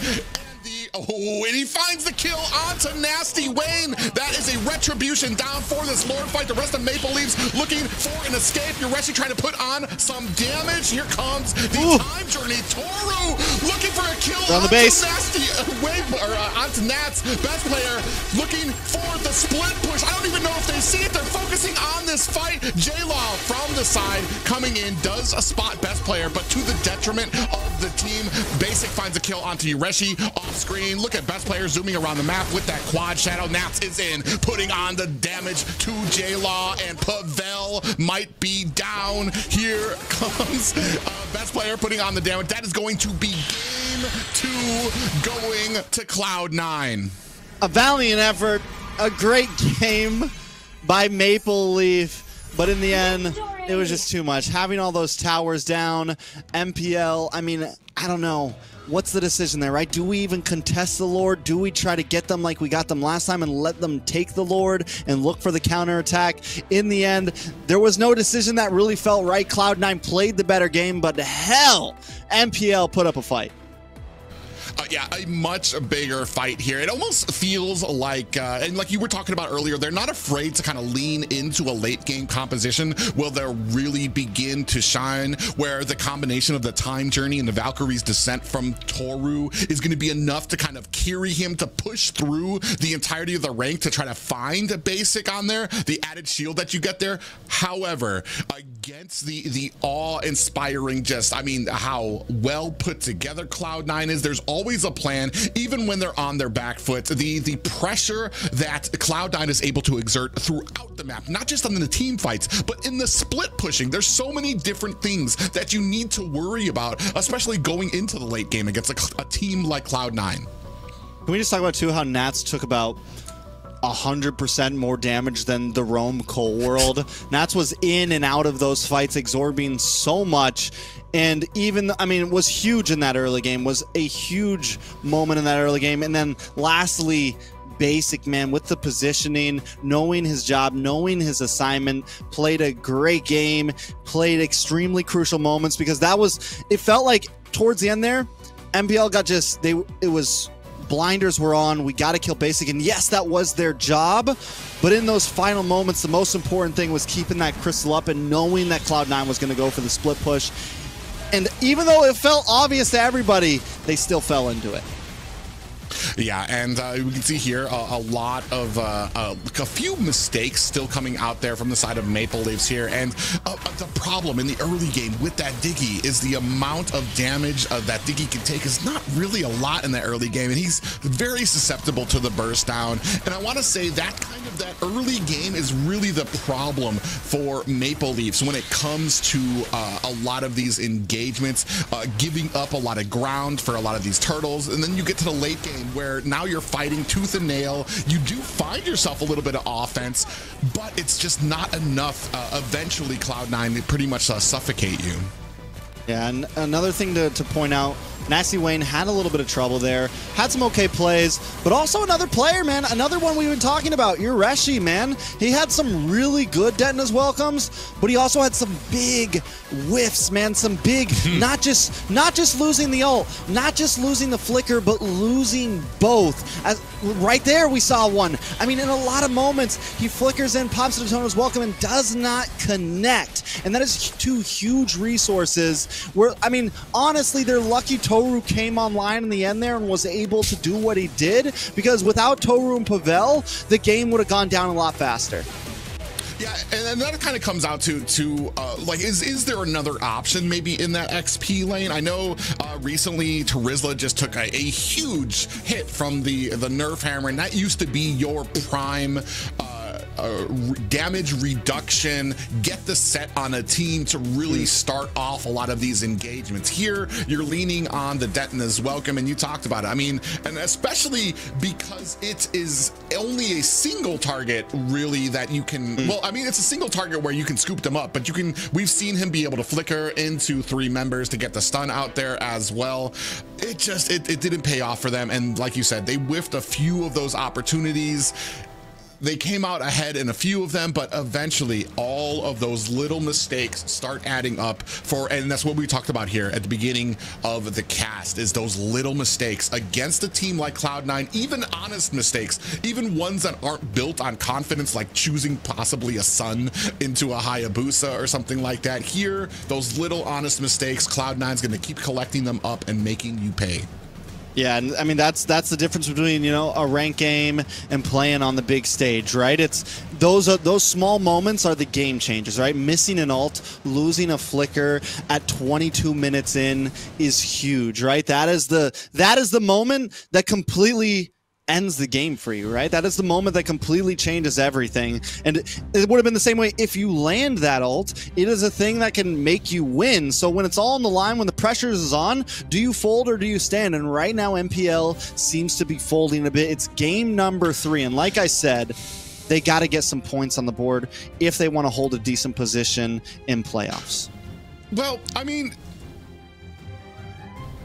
if I'm gonna play devil's advocate here on whether, I want to say from the first game to the second game, I want to say I like Maple Leafs' second game more than I like their first game. So if anything, for me personally, they're starting to find a little bit of rhythm. They're not like completely like getting taken advantage of like they were in that first game that I want to say felt more like it was just all Cloud9. Here, there were a lot of answers that Maple Leafs tried to kind of put out there. It's just, it wasn't enough here. Possibly here, moving into the third game, this is kind of do or die to get that 50% out there. Maybe get 2 victories of your own. Maybe take this to a bonus 5th game, which we have yet to see here on the weekends for these guys. Maybe this is where Maple Leafs are starting to shine as we get into the later games, as they start learning more about their opponents, as they start finding some of the answers. And take a look at those bans, Private. That is 3 assassin bans on the side of MPL. Hard focus on to best player here. We're just throwing it out. Fine, you can have the Foviates, but we're getting rid of these heroes. They pick up the Julian. So C9 in a position where I think they need to pick up the Noland here, probably. Go for the Noland. Because if not, I got a feeling the next 2 bans, they go for the Lancelot. Okay. There's a Chip still out there. There's a Lu Yi still out there. There's a lot of craziness that you usually like to ban. out there. And we're going to go ahead and pick up the Framus. We haven't really seen too many here in North America, but what he provides, especially with Phoveus able to go in with the demonic force, this new revamped Phoveus, man, I'm not going to lie, kind of came out of nowhere. You talked earlier about a lot of heroes like Zuxin coming out from nowhere that suddenly became this menace. Phoveus, the revamp that they did onto his kit has made him a headliner here now in most everybody's meta, especially when it comes to a lot of these objective fights.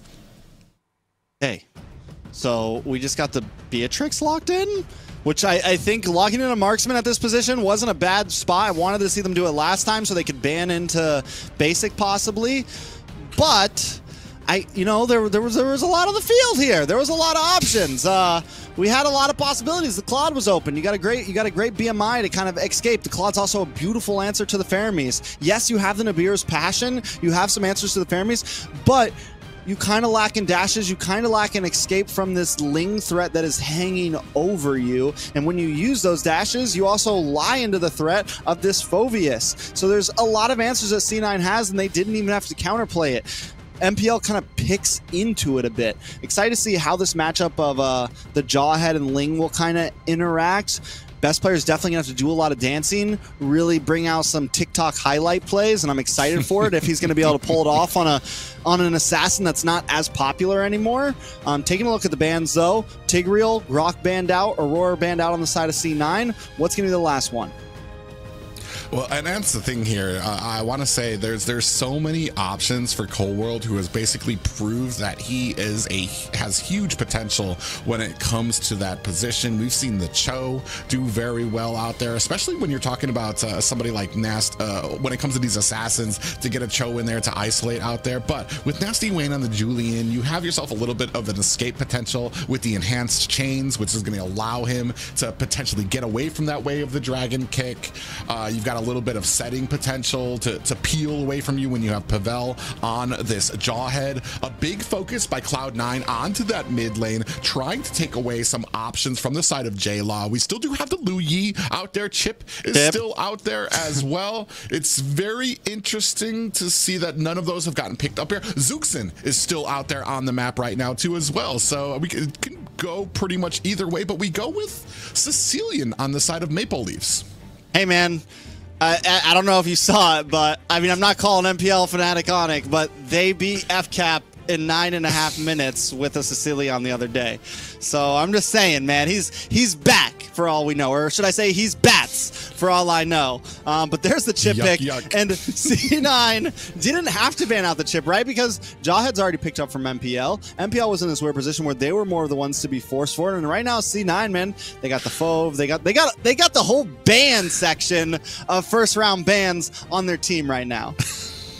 Yeah, I was just about to say that. These are mostly just the bans you see through a lot of drafts just sitting on their team right now. You're going to be able to go in with those teleporters. You're going to have the CC and the answer of the demonic force coming from Nats coming in there. And then if perchance Maple Leafs turn around some of those teleports and are able to get the advantage, you've got the Nether Realm coming out from Mark Cuban that's going to be able to keep his team up there as well. It's all going to kind of come down to, I want to say this early game is so important for the side of Maple Leafs if they can make something happen here, because I want to say if the edge goes over the Cloud9, there's very little through the mid and late game that Maple Leafs are going to be able to do.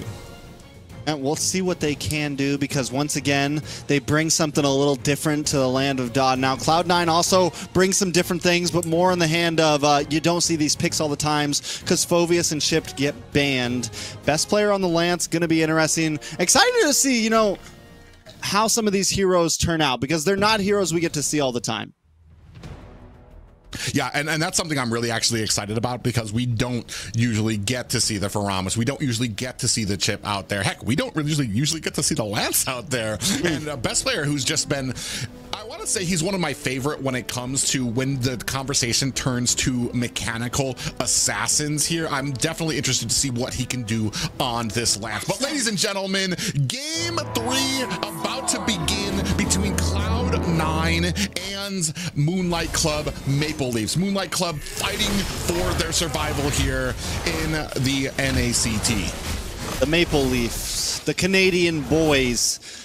Let's take a look at these emblems right now. We do have the Concussive Blast on to Cold World. We haven't gotten to see a chip play in so long, like you said. Impure Rage on Marcuti. Best player picks up the Quantum Charge. I feel like one thing about the Lance is the farm is a little bit slower currently. It's one of the reasons why he's not picked up. So maybe this helps a little bit in terms of movement. Maybe this helps a little bit in terms of some of these fights and some things that the Ling might be lacking a little bit. Might be able to help out. Cloud9, though, I honestly feel like Cloud9's comfortable in these matches, and I think right now we're in testing ground for Cloud9. Maple Leaf, though, still needing points on the board. Yeah, you can see actually the rotation very quickly, bringing Nasty Wayne down to the bottom here. I'm wondering if Nats understands. Yeah, he's doing such a good job of kind of keeping that distance. He knows he doesn't have vision of that top bush, and at any moment, Maple Leafs can come in there for the gank. So he's kind of keeping himself very close to this tower so that he doesn't make a mistake. And that's just a lot of that experience starting to show in this XP laner. Yeah, he takes his time. He's not rushing. He's not on a super proactive EXP laner that we see him on sometimes. A little bit more slow moving. He knows exactly how he needs to play. A little bit of action, though. Cold World. Ooh, they almost turned that attempted gank from Pavel there against him as you get the Phantom Steed actually pulls Pavel back. So a little bit of a reverse there, but no worse for wear. Still 0-0 on the board for Maple Leafs and Cloud9. Yeah, Pavel's going to keep on playing the distance. Marcuti looking for the Shadow Stampede. I mean, in terms of mid lane right now, nobody exactly winning out. Nobody making any huge rotations to the off lanes. I mean, we're 2 minutes in and it's 0-0. But up in the orange buff, a little bit of aggression on a best player trying to slow him down. Yeah, he's going to be able to take this orange buff, or actually Wayne takes himself the turtle. The orange buff does go over to best player there, but a good job of Pavel trying to stick on to him, make him pay for it. Nat's coming in here. Nasty Wayne is going to find himself an escape there. Turtle goes over to Maple Leafs. No worse for wear are either team. I mean, honestly, gold stays about even. Nothing too crazy. They're both kind of bouncing back and forth. Cloud9 holding a small lead, but that's going to change any second. I think this is the slowest of the 3 games we've seen so far. Yeah, especially when it comes to both teams kind of coming to looking for a kill or looking for some type of advantage here. They're both very respectable of each other's power when it comes to some of these rotations, when it comes to the objectives as well. Both teams know when to get the objective, and as soon as the objective is over, both teams disengage from those fights very quickly. They're looking for the bully onto the gold lane. Cloud9's onto it. Cold World making his way up. It's still a while until Turtle comes, so I'm kind of waiting. When do we think the big boom happens, right? When does the balloon pop? When does the pressure become too much between these two teams? Maple Leaf knowing it's like, all right, we have a very late game composition. We have this Sicilian. We have this Beatrix. We have a lot of opportunity if we can finally, you know, not be 7K behind at 13, 14, 15 minutes. So unless Cloud9 forces the fight, I don't think Maple Leaf is going to try to, you know, flip the coin at all. I think they're going to take their time, get what they can, and just hang out. Yeah, but is that really the wise? Because I want to say there's still some late hitting potential too, especially once you move. Ooh, Basic's going to use that entropy to get himself away. Pavel very close. Actually might be in trouble here, but Coldwell's going to find himself a little bit of stun. Do we have the portals going out? No, Pavel does not find himself an ejector. Nasty Wayne from the side puts some damage onto Cold World, but with that being the Roman, I mean, it's not going to have too much of an effect just yet. 2 seconds left before this next turtle fight. You can see the whole of Maple Leaf. They have 4 members here against 4 members of Cloud9. Black Dragon is out trying to zone out the rest of Cloud9. Nasty Wayne finds himself a second turtle, but Yureshi still putting some damage here onto the purple side of Cloud9. Yeah, you can definitely see the difference this composition makes to Cloud9's pacing.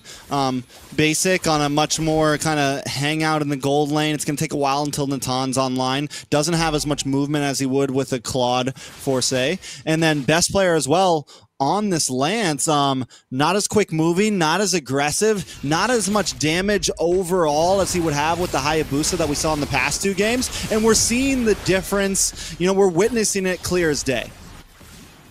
Yeah, we do see that War Axe finally being picked up there by a best player. Definitely one of the slower when it comes to farming of the assassins he likes to kind of pick up there. Coldworld actually gets ejected to the back of the line of Maple Leafs. No worse for wear. He's going to find himself an escape. Both teams, this is you were talking about before, this is the longest we've gone without a single kill for both of these teams. Maybe in NACT in general, honestly. We're at 5.5 minutes and nobody has gone down. This is not something you see every day in NACT. Honestly, overall, ever since Assassins got brought back into the meta, games have been, you know, a bit more aggressive early on. People are looking for plays, looking for snowball, looking for action. It's 30 seconds until the third turtle. And like I said, let's take a look at some of these items. Toru looking for the BOD, did lock in the mallet, get a little bit of penetration early on, a little bit more damage. Has the tough boots. On the other side, taking a look at Basic,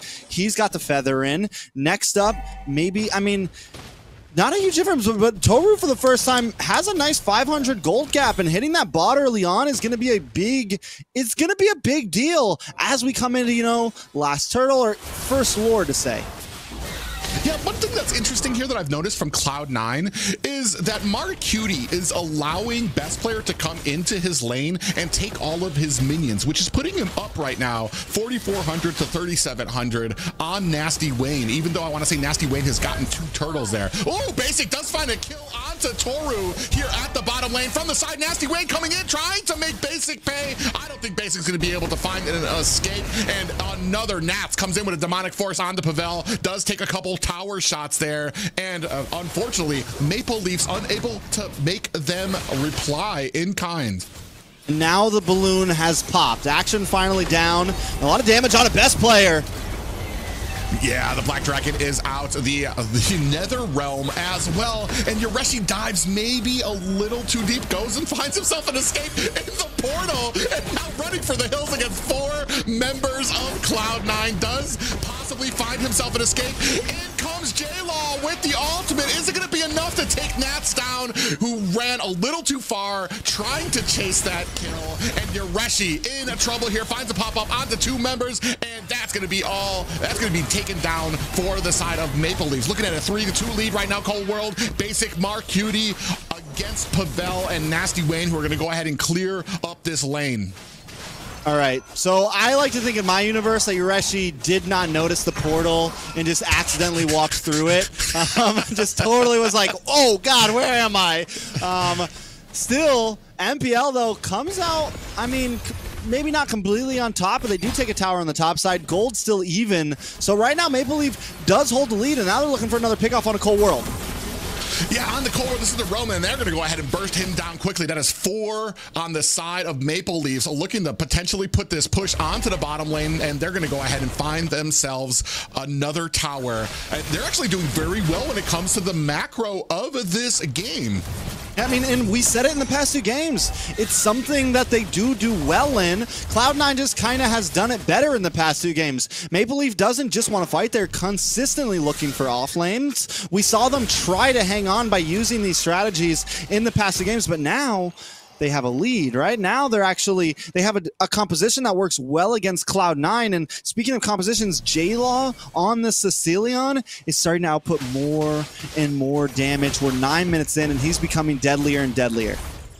Yeah, especially once you start getting those stacks up where you can just like letting loose with all of that dragon. Speaking of which, 4 members out there and the Black Dragon is out. Yoreshi looking for the hills. He's not trying to get any part of all of that fight. Ooh, big ejector does land. I think I want to say a little bit of a Purify comes out there from the side of Nats. Mark Cutie on the side trying to take down Nasty Wayne, who gets bursted down by Mark Cutie. The rest of Maple Leafs are going to have to disengage. That is bad news for this First Lord.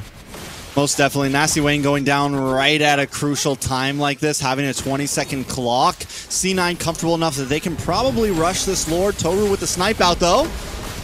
Oh, yeah, Coldwood actually taken down very, very low, and best player able to up that Lord. NetherRealm is out. J-Law finds a kill onto Nats. Now they are on the offensive, trying to put the beating onto Mark Cutie from the side. Basic and best player looking for an angle, still taking some damage from J-Law there. You're exactly right. J-Law is putting on a huge amount of damage, but it is not enough to save this first Lord. Cloud9 scooped that up.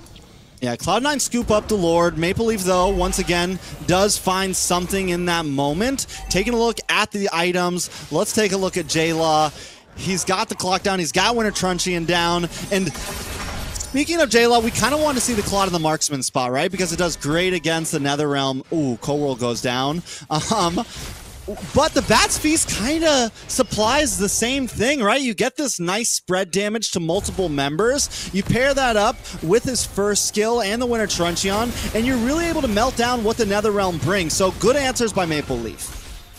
Oh, look at all the damage. Pavel goes in and he almost gets chunked down. Toru as well. Lord crashing at the top lane. Best player in Nats playing at the front line there, trying to push off the rest of Maple Leafs. They're going to decide against this fight. They might be able to save the tower here. Maple Leafs do, as minions start spurging through the mid lane. Thorned Rose comes out. Yureshi is going to have to jump back, and just a hair of health and an ejector, an attempted ejector on Nats, who finds the Purify again. Yeah, so now Cold World kind of to this point where I just hang out. I sit by my portals. I don't force anything. I play the game slow, and Cloud9 finding some rhythm, but the engage possibly from MPL. Yeah, Black Dragon is out. Nat's going to dive deep in with that demonic force. NetherRealm is there to keep him up, but J-Law puts the finishing touches. That's going to be one down for the side of Cloud9, and with that, Cloud9 immediately back off from this mid tower. But there's only a hair of health left on that. Yeah, and the Sanguine Claws have been a great stopper for Nats when he tries to jump in. The Sanguine Claws have been a great stopper for anyone when they try to come in. And there goes the toss on a Cold World. Yeah, but that's the roam, and that's a lot of abilities being put on there. Best player comes in from the side and does use a Phantom Execution, looking for Toru, finds its mark, and that is going to be a marksman down for the side of Maple Leaf.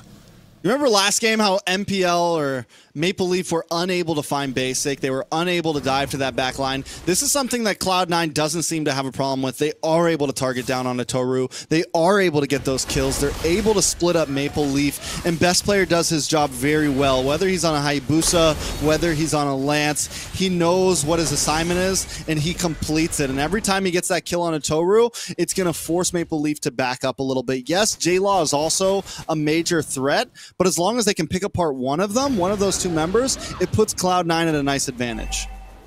Yeah, a huge advantage when you're taking down one of two huge amounts of DPS for either team there. And we're going to go ahead and start on this. You can see Basic starting to put some damage on to the Lord. And I want to say we're going to start paying attention to the marksman's position here. Basic pretty front and center when it comes to the Lord. Toru kind of still hiding out in the bushes right now. I think that getting caught there by Best Player kind of put a little bit of fear into him about his positioning when it comes to a lot of these fights.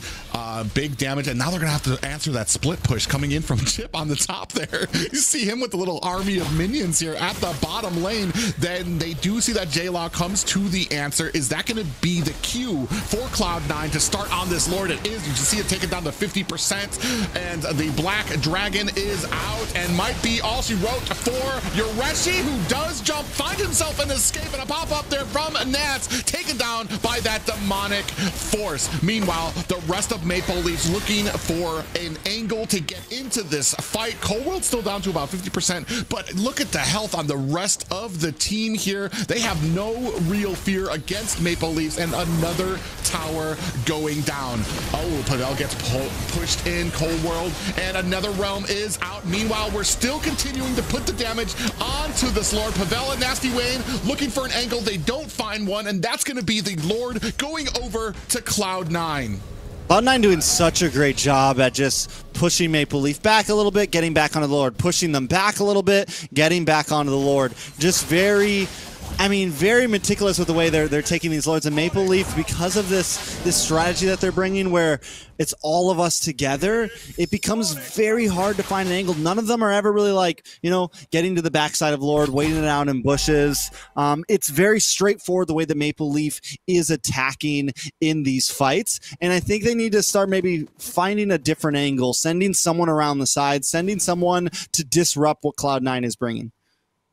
Well, and I want to say too, I think they're leaning on this Black Dragon a little too hard too. The only point that the Black Dragon Yureshi is able to come out with the Black Dragon is with a clear amount of distance between him and Cloud9, which gives Cloud9 a huge amount of time to respond to it, and they back up really very far, and it's unable to really let Yureshi shine. If he dives in on them, he's going to be way too far away from his team for them to be able to support him. And I just want to say there's got to be another answer, like you're talking about, maybe another angle that you can come in to try to find maybe some of these marksmen on the side, maybe find basic on that Natan the same way that Cloud9 is able to find Toru. As we have the Lord crashing down at the bottom, is going to go ahead and chunk down the tower. That's going to be it for the bottom lane. A Lord being held at a standstill while the pressure kind of continues up at the top lane for the side of Cloud9. Toru did just get in the Hunter Strike, so a little bit more damage, a little bit more speed too. You know, you proc the passive, you get a little bit more ability to move around during these fights, but a lot of damage on a Nasty, instantly taken out. Yeah, and just like that Nasty Wayne, I want to say when it starts getting to the later game, he really starts misjudging the amount of damage that can come out from the enemy side. There's been another time, especially in the last game, where he got caught there, and it really proved an advantage for the side of Cloud9. Now the realm is out, big pop-up on the 5 members. It is just Toru who gets taken down. Pavel unable to stop, but watches his core get taken down. That is game 3 going over to Cloud9. You know, it took a little bit of time. Maybe best player wasn't thriving as much in the early game, in that laning phase, in that first 5 minutes or so. But as that game crept into the mid to late game, best player really came online, ending it like 5-0 and 6, 5-0, some 5-0 to say the least. And was just, I mean, we saw it there, getting into the back line, taking out J-Law, taking out Toru, was just overall a monster as that game moved forward. And there's rarely opportunities where you're finding Cloud9. I want to say that those first 2 games, we saw best player got caught a little bit on his jungler, was getting taken down and picked off. Here, I want to say the whole of Cloud9 as a team did so much better when it came to kind of keeping with the group, making sure of paying attention of where they are on the map, and on the other side, punishing Maple Leafs when somebody like Toru or Nasty Wayne would get caught out there. Even Pavel going in for the unstoppable force was actually putting him into harm's way as the entirety of Cloud9 kited back and then kind of collapsed around him. And taking a look at some of the damage dealt, basic, Mark Cutie actually holding the lead, or no, Mark Cutie falling in second right behind best player, but still just showing how the Pharaohs as the game moves on actually starts to really pack a punch. Damage taken, Nats once again holding a pretty big chunk. This time Cold World though on the chip really kind of played the front line, was very mobile around the whole map and just consistently kind of in the faces of Maple Leaf. Yeah, a huge advantage for the side of Cloud9 when it came as we start moving later and later. This one, I want to say Maple Leafs did a good job of holding their own, especially in the beginning of the game, kind of keeping Cloud9 at bay, not making any mistakes. But then, as per usual with teams like this, once those little mistakes come out, it leads to bigger mistakes. It leads to people maybe a little hesitant on their rotations, maybe not sticking as a group. And Cloud9, just very easy to kind of find these little cracks in the armor and take advantage of it. Here, Basic finds himself a kill. Nasty Wayne able to answer very quickly with that back.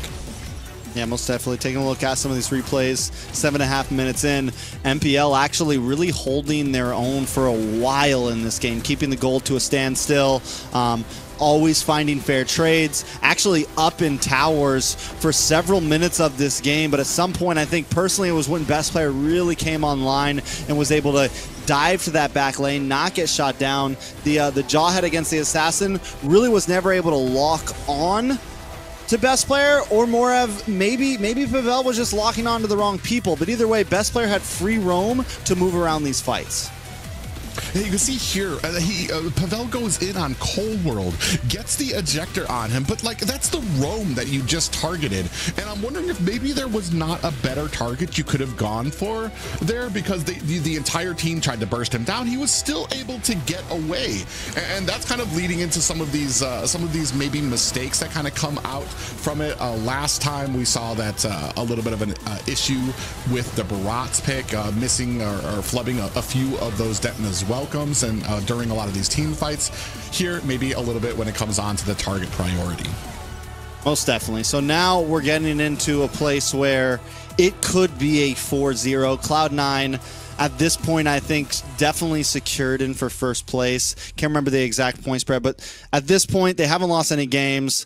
I mean, they've completely gone through season undefeated.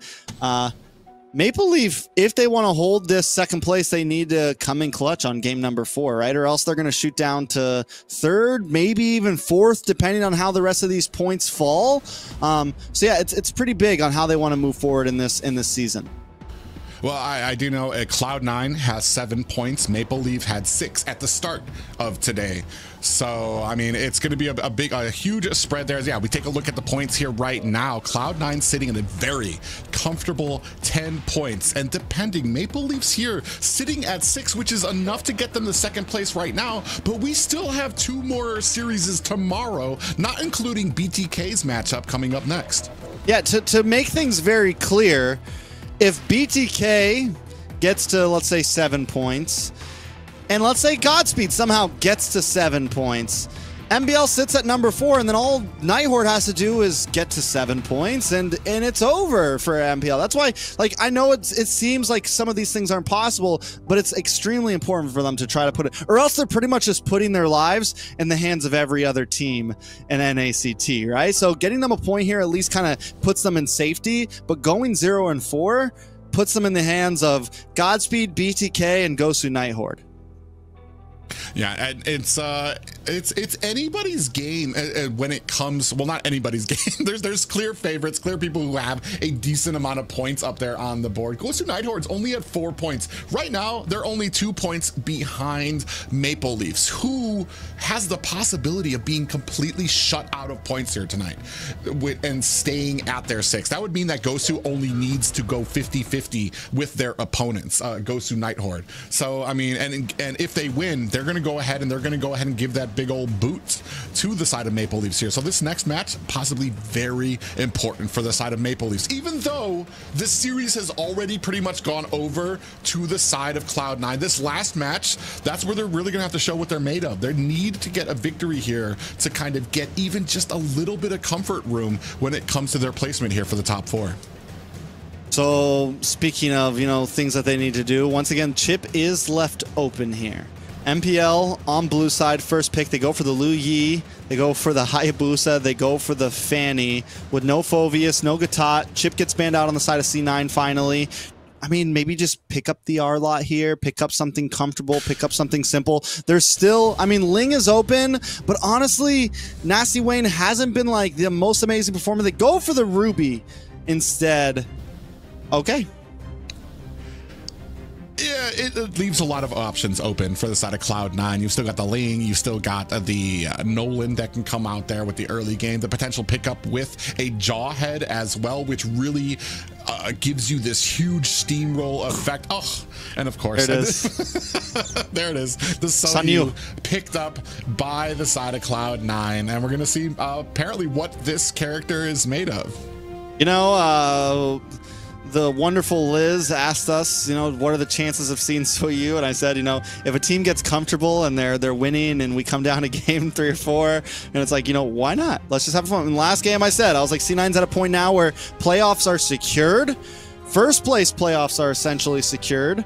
They are. First place playoffs are secured. They can pick whatever they want here. So why not try out the new hero? Yeah, there really is nothing against it. They can... Where do you think it's going to go, though? They can flop. I'm pretty sure that's going to be a jungle. They're going to put that on best player. Yeah, there's. I don't really. I mean, the only other place it would be is the XP lane, but Nats has already secured the R lot, so it's, I want to say that's probably about 100% bet there. That is going to be going into the jungle. But in answer to that, I want to say Maple Leaf's going to go ahead and get their comfort pick with that Jawhead that's going to give them the early game threats, as well as the Vexana, which is even more for the early game, and basic on the Wanwan. On. All right. We C9 is in a place of feeling good about themselves. I'm not counting out the 1-1. It hasn't done amazing in NA. We've seen a couple okay games of it in other places, but it's definitely not like the marksman. You know, it's not the marksman, and it's not. And I feel like right now in current meta, it is tough to get all those stacks, man. It is tough to get that crossbow of Tang off. You have so many heavy CC frontliners, so many peelers in the meta right now. You can go against teams that are just ready for you to get close to them, ready for you to try to dance around them, and they have answers to that. So it's definitely, if Base can get off some crazy crossbow of Tangs here, it'll definitely show some skill. Yeah, I mean, we even saw it in the last series when it was Zia on the Wanwan, and Zia's pretty much made a name for himself on the Wanwan, and Basic was able to do a good job of, as soon as Zia got the crossbow at Tang, it only hit one member, and it was able to take that member down, but Basic quickly created that distance so the crossbow Tang didn't pass on to any other member. So I want to say, even when it's a great pick, it's just a lot of people have answers for it now, but with it on the side of Basic, I want to say that they're feeling very comfortable. Cloud9 very relaxed here, so this is a composition that they're probably going to kind of, I want to say, lean back a bit and try to take advantage of Maple Leafs. This is really going to be on Maple Leafs to kind of prove their worth here right now, especially with Cloud9. I want to say taking a little bit more of a confident path in their draft. Most definitely. I'm excited to see, so right now with the Suyu, we know he has this like fighter stance essentially, which does a bit more damage, can get some nice reduced damage, more reduced damage than even Terizla gets with like Body of Smith and all of that. Also has this assassin mode where he's a bit more quick moving, has a higher movement speed. So I'm excited to see how best player, being how he's gotten really comfortable in some of his mechanics, especially over the past season, is going to play this, how he's going to dance around. I think it's definitely going to be interesting seeing this on the Land of Dawn, how it plays out. Nasty Wayne going to fall back to this Ling once again. We get the Cho pickup from C9. We are dive heavy on the side of C9.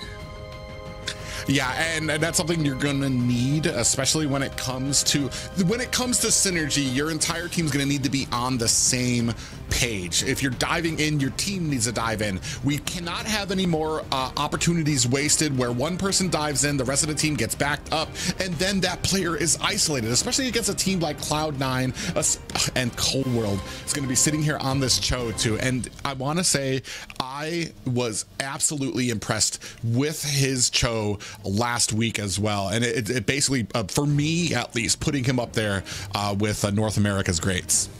Yeah, Cold World was getting some insane pickoffs against BTK with the Cho. I mean, the dude was diving in, and that was a point when Cold World and Mark Cutie just felt locked in together. And I think Nikagura a bit different, but still you have a lot of pick pressure. One big way of the Dragon is either going to secure a big Yin Yang overturn, or it's going to secure a crossbow of Tang, something along those measures. So Maple Leaf has to be ready for those dives. They have to be able to read them. They do have the Ruby, they do have the Jawhead, they have plenty of stoppage. If there's a time that they're going to take a game, I think this is definitely when they can make it. Yeah, ladies and gentlemen, while Cloud9 has secured this series, the story is about Maple Leafs. If they can get a victory here, they will have some breathing room moving into the next week and the playoffs. If they lose this game against Cloud9, it could spell doom for their chances of making it in the top 4. Yeah, there's a lot of possibilities. There's definitely a lot of possibilities for Maple Leaf. And, we talk about Cloud9 all the time, but like you said, I couldn't have said it better myself. We already know they're in. This story definitely heavily favors on Maple Leaf, and if they can pull something out here. But right now, it's looking bad already. Cold World and Mark Cutie just in the face of Pavel, bringing him down to about 10%. Nasty Wayne has not performed the greatest in these past 3 games. Everyone needs to kind of step up to the plate here.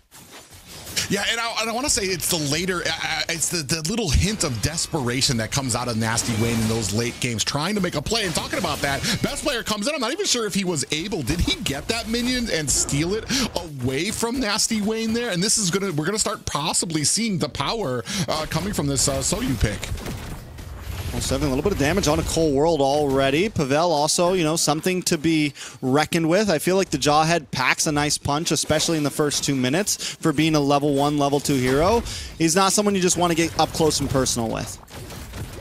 He's definitely not someone, especially like you said, in those first 2 minutes, and you have to make use of those first 2 minutes if you're going to be on a Jawhead. He's not as useful or impactful as the game goes on. He still packs a decent punch. He can use that ejector, but in the early game, ooh, J-Law, and the flicker in. Mark Cutie going to find the finishing touches there. Pavel trying to make him answer for it, but unable to.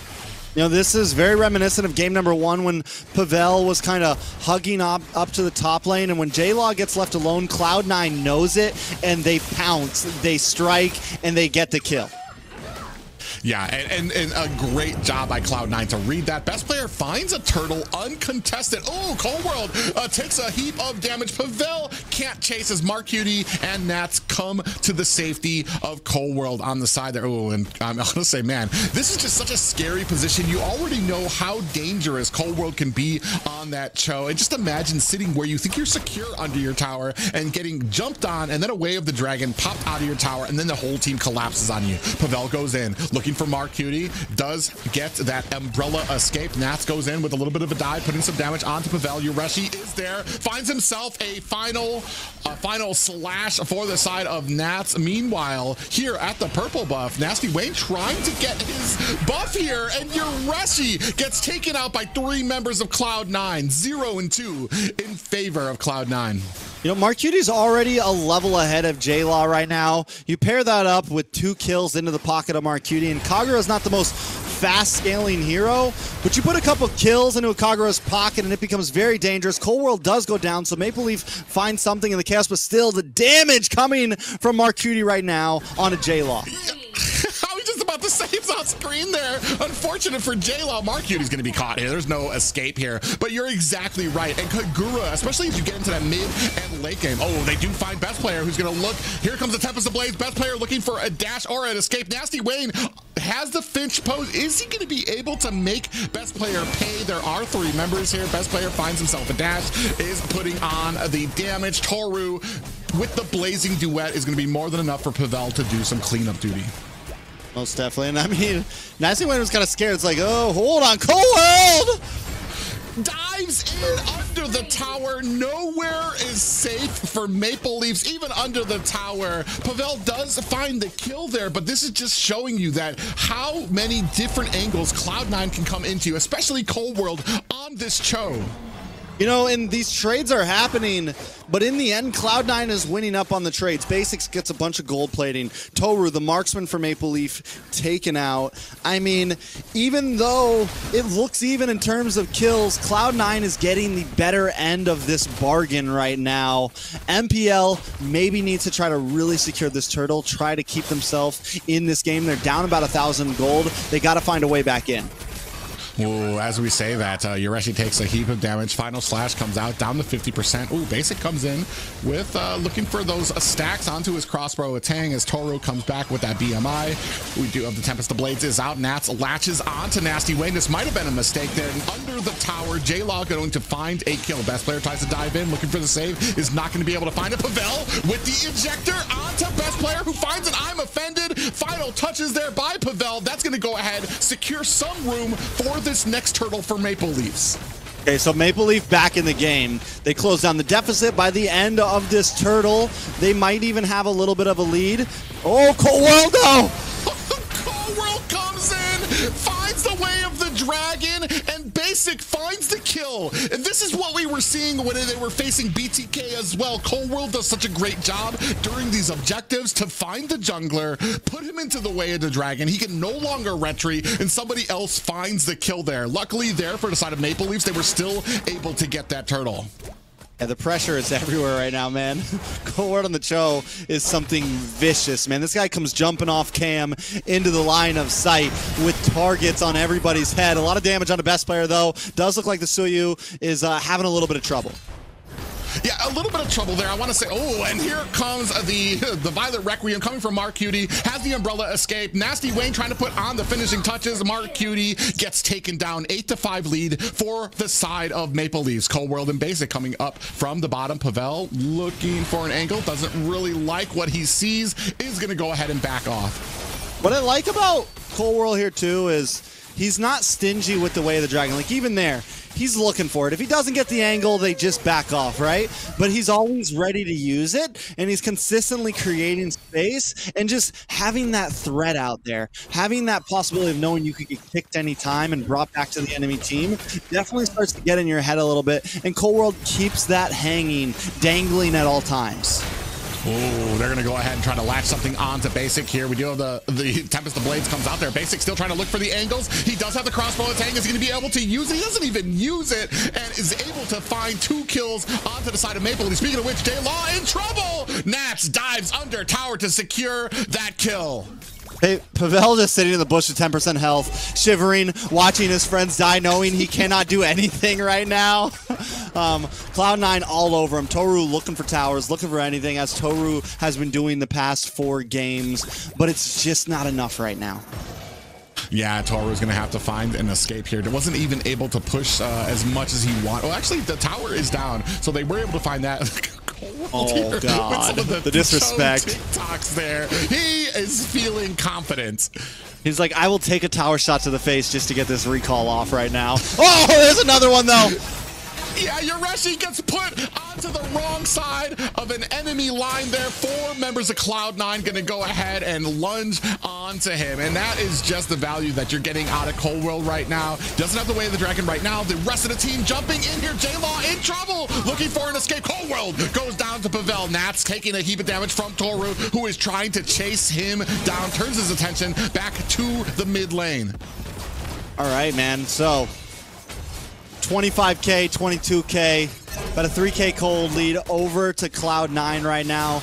They're back in their groove of taking buffs, starving out Nasty Wayne, taking a look at the items. I want to focus on the mages right now. Mark Cutie, only about 500 ahead of J-Law. J-Law, even with 4 deaths, has been able to kind of keep up in terms of gold. Taking a look at the marksman, though, Basic has been having the experience of a lifetime. This man is 2,000 gold up. He's got the Wind of Nature, and he's got the Scythe. He's got the DHS. He's working his way into a Malefic Roar right now, and he's bootless.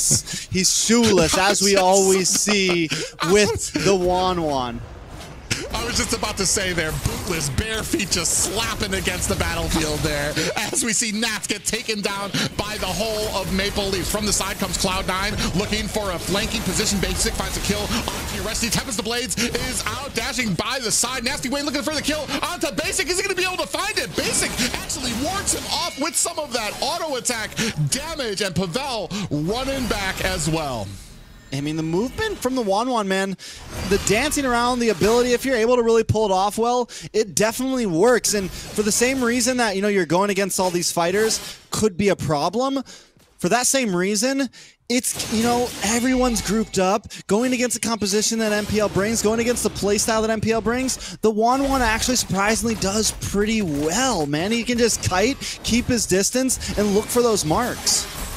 Well, even then, too, we found a big amount of problems there. Oh, and Pavel finds a kill onto best player. Maybe a little bit too far in the enemy jungle there without the team helping out. But yeah, when it comes to right now, Maple Leafs have found some issues getting to the back line of the side of Cloud9 and being able to get Basic down. There have been like 1 or 2 opportunities that they found. Nats diving in onto Pavel, putting on some damage. Yoreshi there with the cleanup. Ooh, Cold World coming in. He's hunting. Somebody in the bush they would be able to pick out, but not able to find it just yet.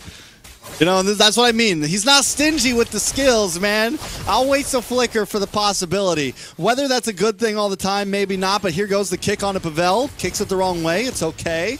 We still get zonage over the Lord Pit, and this is what I mean, man. He's all over the place, and even if only half of them make the play happen, it still feels like it's worth it. Yeah, I mean, I want to say too here, I mean, the best player not having the best. Oh, we do have an ejector that goes on to Cole. Big pop up with the Ancestral Guard.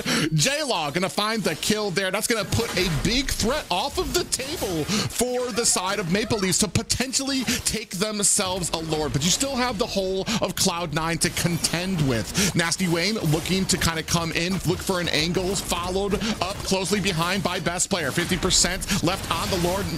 Nasty Wayne comes in, trying to bring some damage, plays a duet. Pavel finds a kill. J-Law finds another. Best player finds one onto Yureshi and Pavel. And the Lord has been reset. Toru unable to hold aggro. Nasty Wayne and J-Law, the Ling. Nasty Wayne able to find the finishing blow, finds himself a Lord.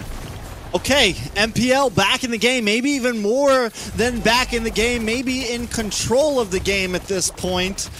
They find a Lord, they find multiple towers, they find a gold lead. They find everything you want to turn the scales. There's a player I want to focus on, though, and it is Pavel. This man is 9-1-6 right now. All tank items, just stealing it all. The Cookie Monster right now, taking everything for himself, but that's okay because it's working, man. And right now, with the way that some of the players have been playing, this is maybe what they need, an aggressive player who's going to get in the face of Cloud9 and who's willing to take the risk for the biscuit. Yeah, I was actually kind of wondering there when I saw the kills, like what kind of stacks does Pavel have on that Thunderbelt right now? Because that just does an immense amount of true damage that can come out there. And I'm not sure, I mean, it's working for them. Yeah, oh, we do have an Husband's Blades coming out. Best player gets his clock cleaned as more pressure starting to mount at the bottom. Yureshi looking for an unoffended, does miss. Wave the Dragon under the tower with the Ancestral Guardian trying to pave a way for an escape. Nasty Wayne finds himself a tower. Nats picking off Pavel. J-Law and Nasty Wayne find themselves a tower. This could be the push that Maple Leafs was looking for to put and turn the tables on Cloud9. Minion wave coming in from the mid. Top and bottom waves coming in a moment. Cold World looking for an opportunity. I guess it was just, a final slash does go wide from Nats, and the rest of Maple Leafs gonna back off. I gotta say, right now, Gosu, Nighthorde, Godspeed, the other teams, they're grinding their gears right now. You know, they're like, come on, Cloud9. Come on. Just make it the 4-0. Make it easy for all of us. Give us a chance. But right now, Maple Leaf has taken the game. They've played it solid in this final moment. They brought a draft that can work against what Cloud9 brought. Best player goes for the Suyu. And honestly, it's not playing too great. Best player not having, the funnest time right now. Basic doing okay, 2-0-8. But best player, 6 deaths. Just walking into a Yureshi Ruby, walking into a Pavel Jawhead. It is becoming a problem. Yeah, and I want to say when it comes to what best player likes, when it comes to these assassins, the Suyu lacks a lot of this escape ability that you get on the Ling, that you get on a Lance, that you get on a potential Hayabusa, and the speed of which he can try to push off some of these side lanes. So I want to say you can still see best player fighting with the same type of strategy, but this character just doesn't meld well with that. Yeah, so let's see how they play this out, right? Because Cloud9 definitely, Cold World, all he needs is one big pick, and it could be the game changer. Yeah, and Cold World actually gets caught up there, going up in the front line there with that conceal play. The whole of Cloud9 looking for an angle. Unfortunately for them, Pavel was right up in front, saw it coming, able to get the ejector onto Cold World to shut that down. However, right now, they're really focusing on this Lord. They know that they don't have their jungler there. Big final slash comes out there as well. Lord down to 10%. Basic finds a kill onto Nasty Wayne. That's a retreat down for Maple Leafs. The whole of Maple Leafs either need to find a kill or disengage from this Lord, and it looks like they're gonna disengage. And in just a moment, the balloon pops once again. Cloud9 ends up on top, tying up the gold, taking the Lord. Should give themselves some momentum back. And I was just about to say that MPL seems to have found some answers to Cold World. It's like, fine, you can dive in. We bait out your way of the dragon, and then we use the Jawhead to toss you back into the team. But where the big mess up happened for Maple Leaf there is Nasty Wayne jumps into the back line when I don't think he really needed to do that game, man. I think he could have just played around the Lord, looked for the retry. Instead, he jumps in, gets kicked in the face, and is suicided down. Yeah, and that's a huge issue when it comes to a lot of these engagements. We do have a final slash is out. Oh, bursted in the back line. Even with a blazing duet out there, Mark Cutie finds him with a Violet Requiem. Only 4 members left for the side of Maple Leafs trying to defend this in there. Basic takes a lot of damage coming from the CC of Yoreshi. Best player comes in, takes down the bottom high ground tower. Mid high ground, next on the list, Mark Cutie trying to put the damage on there. He's going to be able to get away, dashes himself to safety, and a little bit of an ejector there for best player. Top lane, Nasty Wayne. Nasty Wayne in the top lane. Nasty Wayne. Looking for it. Can he find it? Best player's the only one to answer back. Here comes Cold World. Nasty Wayne going to go with that Finch pose. Oh, now Nats finds him. Is this going to be it for Nasty Wayne, Pavel, and Yoreshi there to help secure that escape? All right, he tried. It was a good effort. They still got a tower standing. This is the most even we've seen Cloud9 up against Maple Leaf in 4 games. Gold at practically a standstill. We're almost getting to the maxed item point.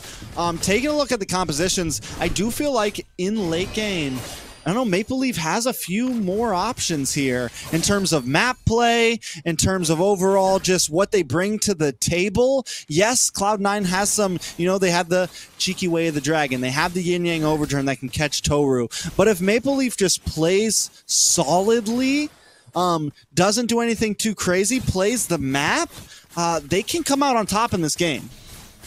Yeah, well, it just depends on the placement of Toru, of J-Law. When it comes to Marcuti, who's now at a point where he's going to be one-shotting them with that Violet Requiem. So if they can find the target there, it really comes down to the spread there. And we've already seen right now, this is where Nasty Wayne needs to settle down, take a deep breath, because this is the part of the games where he usually gets caught a lot. And he needs to really just take that deep breath, figure out what he needs to do. And what he needs to do is not diving into the deep lines of the team just all willy-nilly. He needs to kind of keep his distance, trust his team to create these opportunities for him, because if he's the first one to die, it immediately discourages his whole team. They're fighting basically for a useless lord, because they're not going to be able to compete without a retribution. Yeah, we'll see exactly what happens here. Best player taking his time to get to this. I think this might be a chance for Maple Leaf to rush this. They still got to be careful, though. I want to say there's still a conceal in the pocket of Cold World right now, ready to go at any moment. Toru might be in a bad spot. Cold World, I mean, look at both. I love the. This is where Cloud9 wins out in so many things. They're positioning on the map. They're willing to stay spread out. They feel comfortable spread out, and they're always looking for different angles. So it's hard for a team like Maple Leaf to know where they're coming from, and there's a conceal play. Yeah, it does. Cold World is going to go ahead and find himself in a kill play. Pavel does expend a little bit of a flicker there, so that's a conceal play down for the side of Cloud9. Do we potentially have one for the side of Maple Leafs? Yoreshi takes a heap of damage at mid, still trying to clear this out and create some type of room that best player might have to answer for. Off the lanes, you can see Nasty Wayne doing a good job split pushing there. Maybe going to go ahead, come back to the Lord to see if they can try to burst it down. And Cloud9, they mess up the conceal play, they mess up the big play, but they immediately reset to positions, right? Basic moves up to the top. He's kind of falling back to orange buff now. Cold World finds the tri-bush on bottom side of river, a beautiful position of where he needs to be, and the rest of his team knows he's there, and here comes a possible kick. Yeah, at Cold World, I see him itching for it. He's going to go in onto Yoreshi, but Wave the Dragon is out. Yoreshi goes ahead, finds himself an escape. Pop up from the Lord, does not connect on anybody, but now they've lost that L-Bush. Mark Cutie sitting in there. Pavel pushing through mid is looking for... Oh, J-Law gets caught there. Does have the Winter Crown, but it's not enough. He's going to get taken up and taken down by Nats. In comes Nasty Wayne, looking for an opportunity. Is he going to be able to find one on Mark Cutie? Nats finds him and makes him pay. He gets taken down. Yoreshi running for the hill, procs his immortality, but that is not going to be enough to save him. That is 4 down. It's just Pavel alone to fend off this push from the side of Cloud9. And I think the team of Cloud9 has just secured themselves a 4-0 victory against the Maple Leafs. Nasty Wayne swatted out of the air like a fly, and Cloud9 swatting Maple Leaf down. I mean, at this point, it is anyone's game for the playoffs. Yeah, a big props here. Cloud9 played a very thorough and very dominant series here against what some might have considered the top three, one of the top three teams in Maple Leafs. Definitely. Cloud9 try something different and they still succeed, just showing dominance over Maple Leaf with a draft that me and you kind of questioned, right? We're like, oh, maybe they're just having fun here. But either way, it works out. And they, I mean, 4-0, man. 4-0. Maple Leaf, they came into that and maybe they just never stood a chance. I mean, when we take a look at the stats, I mean, the stats don't make it look like it was this hugely like overpowering game for the side of Cloud9, but there's just little things you notice during the game, especially you brought it up, the positioning on that last Lord, going in for a conceal play, they miss it, they immediately reset to the same positioning, they know what they need to be doing, they've been scrimming, they've been practicing, and it really shows in how composed they are during these games, and even when they make a few whiffs.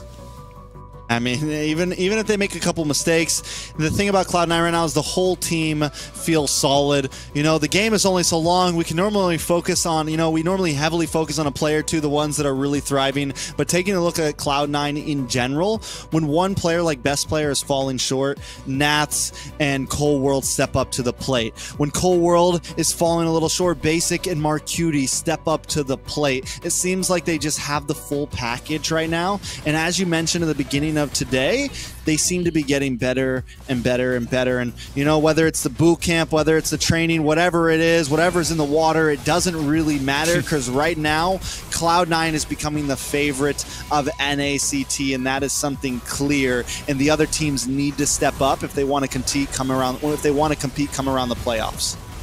Well, yeah, and that's the craziest thing that you mentioned too, is that they're only getting better. Each game they're getting a little bit better. And the fact, yeah, they're able to, when one player starts lacking, whether it's a pick, whether it's the fact that maybe a little bit of a placement problem for the side of best player, or that he picked Suyu trying to try him out and not really excelling on him, the rest of the team still able to kind of come in and kind of cover that gap or that wound that there was on the side of Cloud9, and doing such a great job. As here you can see, I mean, such great placement for the side of C9 when it comes to a lot of these engagements. And Pavel played a great game, man. He kind of got on to the track of Cold World, catching some of those dives off, and towards the end of the game, Cold World wasn't landing as many kicks. But that's when Nats, who had a rough start, kind of really stepped up to the plate. And as we come into some of these last plays of the game, watch this big swat. Watch them knock Nasty Wayne out of the sky, man. Nasty Wayne jumps down, Finch poises, tries to jump across to go for Marcuti, instantly stops in his tracks, and from that moment, we know it's over for MPL. Yeah, and that's the problem too, is I want to say the positioning when Nasty Wayne was coming in, he was just... I know the problem here is that a lot of people are going to be looking at Nasty Wayne for like his play style out there. He was getting caught, but I mean, it's almost impossible with the experience, with the synergy that these guys have. There's nowhere for you to run that they're not going to be able to catch you. There's nowhere to run, there's nowhere to hide, but that is it for the series. Liz is going to be joining us. How you feeling about the series? I mean, it looks like Nasty Wayne almost pulled the Uno card onto C9 with the backdoor, but unfortunately it was not able to go through. And we can just really see from this series, this dominating victory from C9, just how solid the team is. Whether it is the bootcamp buff or not, it's still a very solid performance, and especially the macro and late game gameplay. It's the cartoon shirt that best player is wearing that is empowering that's the real buff. The team. That's the real buff. But man, this whole team is just a powerhouse of I want to say the best in North America right now, slowly starting to climb that mountain and really proving themselves. I mean, let's hold our horses a little bit. Let's hold our horses. We still got playoffs. We still got a long way to go. C9 though, definitely on the upswing. Anything can happen in playoffs, though. But I would love to see, you know, some of these players, you know, maybe take the gold medal. It's going to be tough when we get there, but definitely some rising stars in Cloud9. And let's see who the MVP is for this series. Does look like best player was the MVP. He pulled out a lot of picks today. And Suyu, that you guys expected to either not be played or to be played in the XP lane, was actually put in the jungle. How do you guys feel about this? I'm gonna say we're not counting the last game here for this MVP, but you talked about some of the kills, some of the pickoffs that best player was able to do. It wasn't just that, and what I want to say, what separates best player is how quickly and efficiently he was able to get the split pushing for his team. That has been the real threat when the side of Cloud9 is on their back foot. 6, 6, and 5, well deserving of an MVP for best player.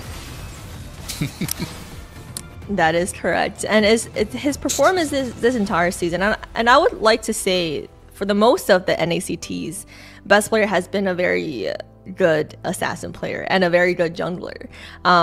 There was some hiccups last season with the grand finals, but other than that, I think best player has proven that he is one of the top junglers in North America, and we will have best player for an interview with us today.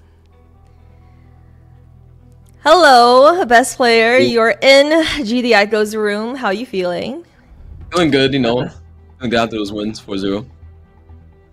Yeah, so today you actually pulled out several heroes, right? So out of the 4 heroes that you played, Haya, Lane, Lance, and also Suyo, what is your favorite, and can you tell us why? I think maybe the Lance, because he's not picked often. He's more of a unique type of pick, especially in NA. So, you know, when we pulled out the Lance, I saw the 3 assassin bans, I was kind of laughing, you know, kind of target ban me. It's kind of funny, but no, we made it work. It was good. Have you been practicing Lance? Is that like a pocket pick of yours? Yeah, I have. And you did pull out the Soyo. What is your opinion of it? Do you have any tips for any of our viewers who want to play it in the jungle lane? Just try to be as much of a bully as you can. Utilize his low CDs. Yep. Yeah, and we would like to see our viewers play it more. And now, do you think tanks still have a place in this meta, or is this the best player 1 meta? I think personally, tank meta is dead. I think it's dead. I haven't seen a single tank. Yeah, even MPO. I haven't seen it. Yeah, that's fair. And we heard from Zane before that there's some communication struggle when he was teaming up with the current C9 lineup. For you, due to the language barrier, do you feel the same thing? Honestly, not really. You know, when you're around them all the time and you hear them speak in Tagalog all the time, you kind of get the rhythm of it and you kind of get the flow of it. So it's like, I don't understand what they're saying fully. I know what they're saying to a certain extent. So I can follow up on that. Yeah, so Basic told us last week that you acquired a new skill, which is Tagalog, some parts of Tagalog. Can you show us some useful Tagalog that you learned to communicate with your teammates during the game? Okay. My number 1 line right now is probably kaya pa. You know what that means? That means can we go? Can we keep going? What else? What else? Tara. Tara's also a good one. Oh, wow. Okay, so I hope you guys learned that. And last question is, you have been living with the fellow monkeys for a whole week, and how have that experience been? Is there anything that that was different from this time boot camping in the US compared to boot camping in Asia? I mean, I would say boot camping in the US is a lot more comfortable. It's fun. The whole squad, I love them all. They're all really chill. I with them all, so it's good. Yeah, maybe we'll see a best player gym arc soon. But yeah, amazing performance. Maybe. Amazing performance, best player, and you guys are already in the top spot for this playoffs. So we're excited to see you guys continue growing as a team in the upcoming weeks. Thank you. I can hear Private just laughing in the background. Can you tell us what you're laughing about? No, I find it amazing. There's a lot going on for Cloud9 that's coming together, whether it's midnight coaching or them all being together, that is really helping them improve here right now. I mean, I think he put it very well when it comes to like the language problem, especially when I want to say there's probably a difference than hearing Tagalog on your comms when you're playing with a team, or being in front of the team and hearing it and maybe being able to decipher what they're saying a little easier. Yeah, I definitely think you know, Basic, he seems like he's having fun, man, and I think that is also going to be a huge difference maker, right? When you are having fun doing this, when you're with a bunch of people that you're enjoying being with, it keeps morale up, and whether you believe it or not, it's going to make you play better. Yeah, and let's take a look at the updated standings from that series. So Cloud9 right now is secured on the top spot with 11 points, and MLC Maple Leaf still stuck at 6 points. So as you guys mentioned, BTK, Godspeed, Gosu, Nighthorde and Overskilled all has a chance to exceed MLC Maple Leaf with their performance. Yeah, it's unfortunate for Moonlight Club Maple Leafs right now that they didn't take a single point home. So they're really looking for some type of major failures coming up with some of the next teams, whether that's going to be BTK, Godspeed, Gosu, Nighthorde, Overskilled, that could potentially knock them out of the top 4 position. I mean, looking at the matches, Maple Leaf still has some good chances, at least in my opinion, to hang out and stay in. But just the fact that it's no longer in their hands at all is just a scary thing. You know, like, you have to watch these games, you know? You have to watch the games and sit there and bite your nails.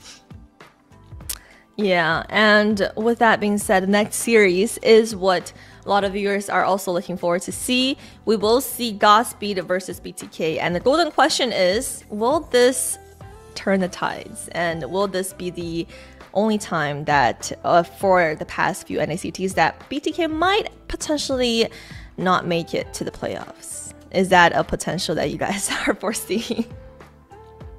It's all going to come down to the next game. I don't think there's many people who underestimates the power that BTK has as a team right now.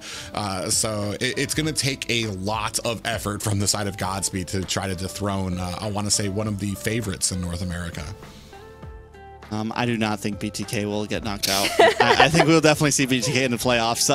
I think it's a harder thing that maybe Godspeed, you know, knocks MPL out. We'll see if that's on the topic list, really.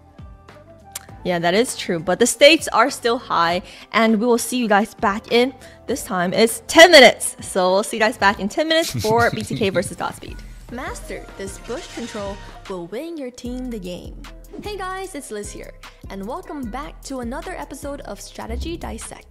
Today, I want to show you another important tip that can change how your team plays MLBB. I call it the Lord winning bush, and we all know what Lord means in MLBB. I mean, hopefully. Directly speaking, it's the mid bush close to the Lord side. Around 9 minutes into the first game between C9 and BTK, Lord spawned on the top side.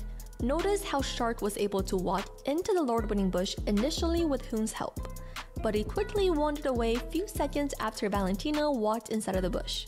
This effectively gave up the Lord side of the map control to C9, which resulted in C9 taking the Lord without much pressure. Now let's go back a few seconds. If Shark had coordinated engage with Hoon onto Valentina, they could have landed a devastating blow onto the opposition mid laner, wasting Mark Cutie's ultimate or Purify or both, while maintaining pressure on Lord's side to buy time for his team. And now let's take a look at a different example. Around 9 minutes into game 2, BTK effectively gained control over the Lord winning bush this time. Because of that, Cloud9 had to make a huge detour just to safely arrive at the same destination. This brought BTK valuable time to quickly burst the Lord down and want control over the game. How about let's test this theory on the world stage? 9 minutes into game 2 of Fnatic Onyx PH versus Falcons AP Bren, you can see a constant juggle of mid Lord winning bush control. Eventually, Onyx PH was able to capitalize on Few's missteps and gain back the control over the Lord-winning bush. And what follows is a beautiful execution of Onyx-style Lord fight to snowball the game. Hopefully this is all helpful. Make sure to like, subscribe, and turn that bell on. We will see you on the next episode of Strategy Dissect.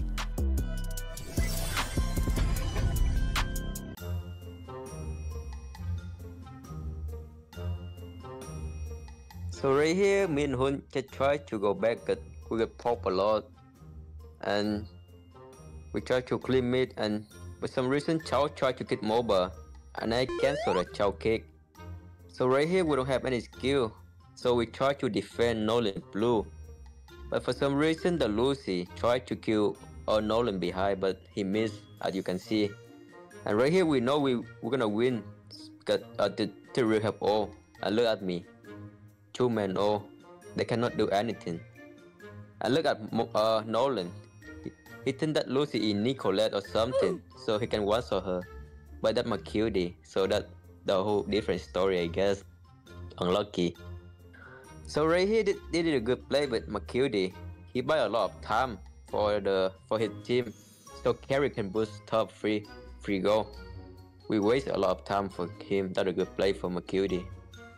And right here, nothing happened. Yeah.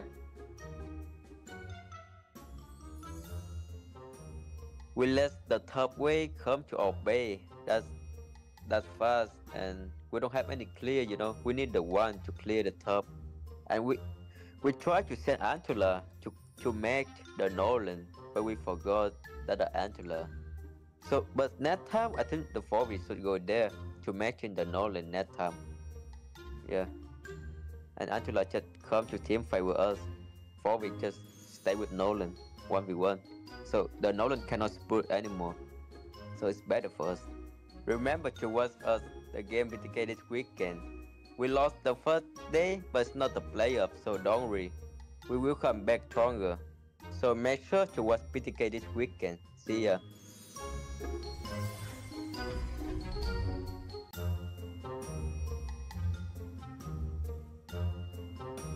Hi guys, I'm C9 Mielo, part-time content creator, full-time fry bagger, back again to react to another video. This time it's C9 versus BTK. Woo! Oh, nice kick. Oh my god, an even better cancel from Mr. Shark. Oh my, dude, that was frame perfect. Jesus. Oh, teleportation. Mars outside the bush. Wait, what the? They saw him. Mar, you're criminal. Oh, nice swipe. Oh, he went in. Oh my god, he's gonna get stunned. Zio with the prio, basic clearing mid. Need that extra gold. Oh, 1v1? No, dude, just dash out. Another 1v1. Ooh, fade away. One more shield. Try again. Alright, he's down. What went right for BTK was for sure Shark's cancellation. I mean, that was just perfect. If not for that, Zane would be dead, the buff would be down, maybe even transition to gold. I think what went wrong for Cloud9 was the fact that Mar was outside the bush when they teleported. So they saw them teleport, they were ready for it. Also maybe the fact that maybe the mage shouldn't be TPing that deep, maybe just the R-lot go in, so they could all come in different directions next time.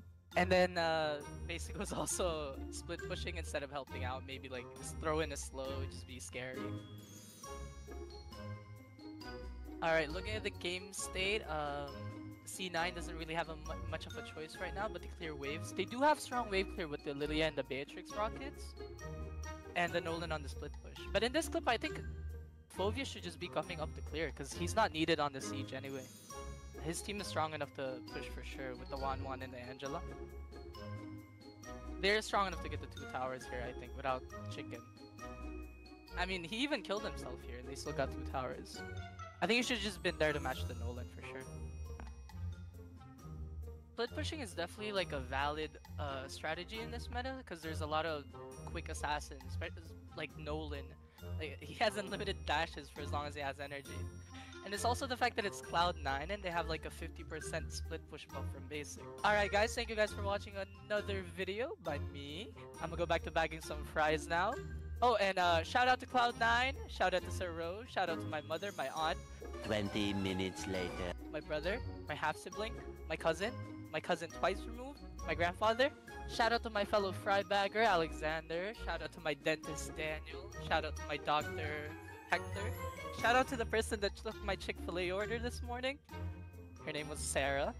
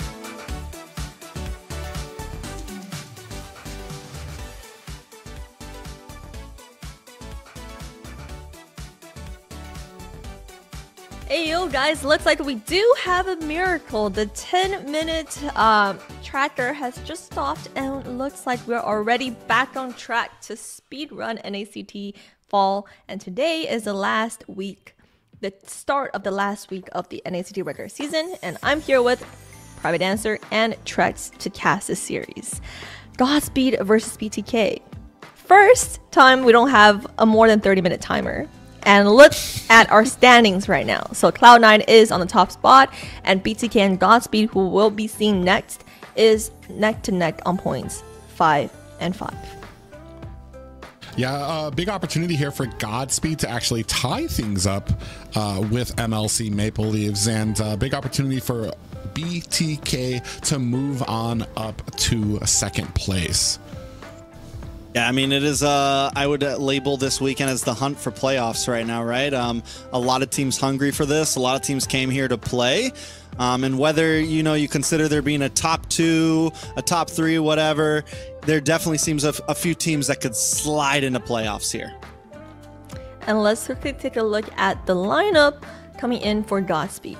We have Divine on the XP lane, Shiro in the jungle, Restart in the mid lane, Joy Bodge on Roam, and Siri on the gold lane.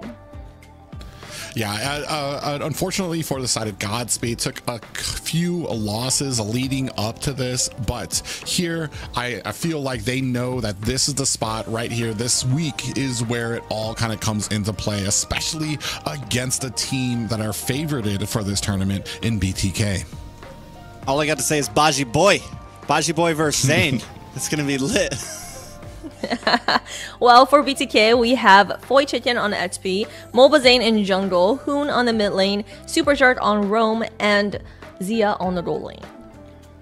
I don't think there is a person viewing this stream right now who doesn't know who any of these players are in North America. Each one has built a name for themselves, none more than Zane and Hoon up there as well. Super Shark, who has been one of the top roams here in North America for quite some time. I don't know who any of them are. Yeah. They've grown up so fast. They look so different than they did when they were young lads years ago. But no, definitely gonna be a great game. Yeah, and for our viewers, we have another giveaway for all of you guys. On the screen, you see a QR code and a code to scan for 30 Sun Sand skin for Clint. Yeah, a little bit of a beach mode for Clint. I know things are starting to cool down around the world. I know Trek's about to probably hit another hurricane there in Florida, but the rest of you guys have a chance out of 30 to get yourselves a Sun and Sand Clint skin. Yeah, I feel like I'm being a little shot at here. There is no sun and sand here in Florida right now. We're a couple days out from big storm, so yeah, good luck. Well, good luck to everyone with that skin. And for our casters, everyone did predict BTK to take the series versus Godspeed. Looks like it's a unanimous decision today for both series. It's hard. I mean, the last time I picked against BTK was last season's grand finals, and we all know how that went. That has made me a believer in the skill that they possess. I know after their loss last weekend, they have hunkered down.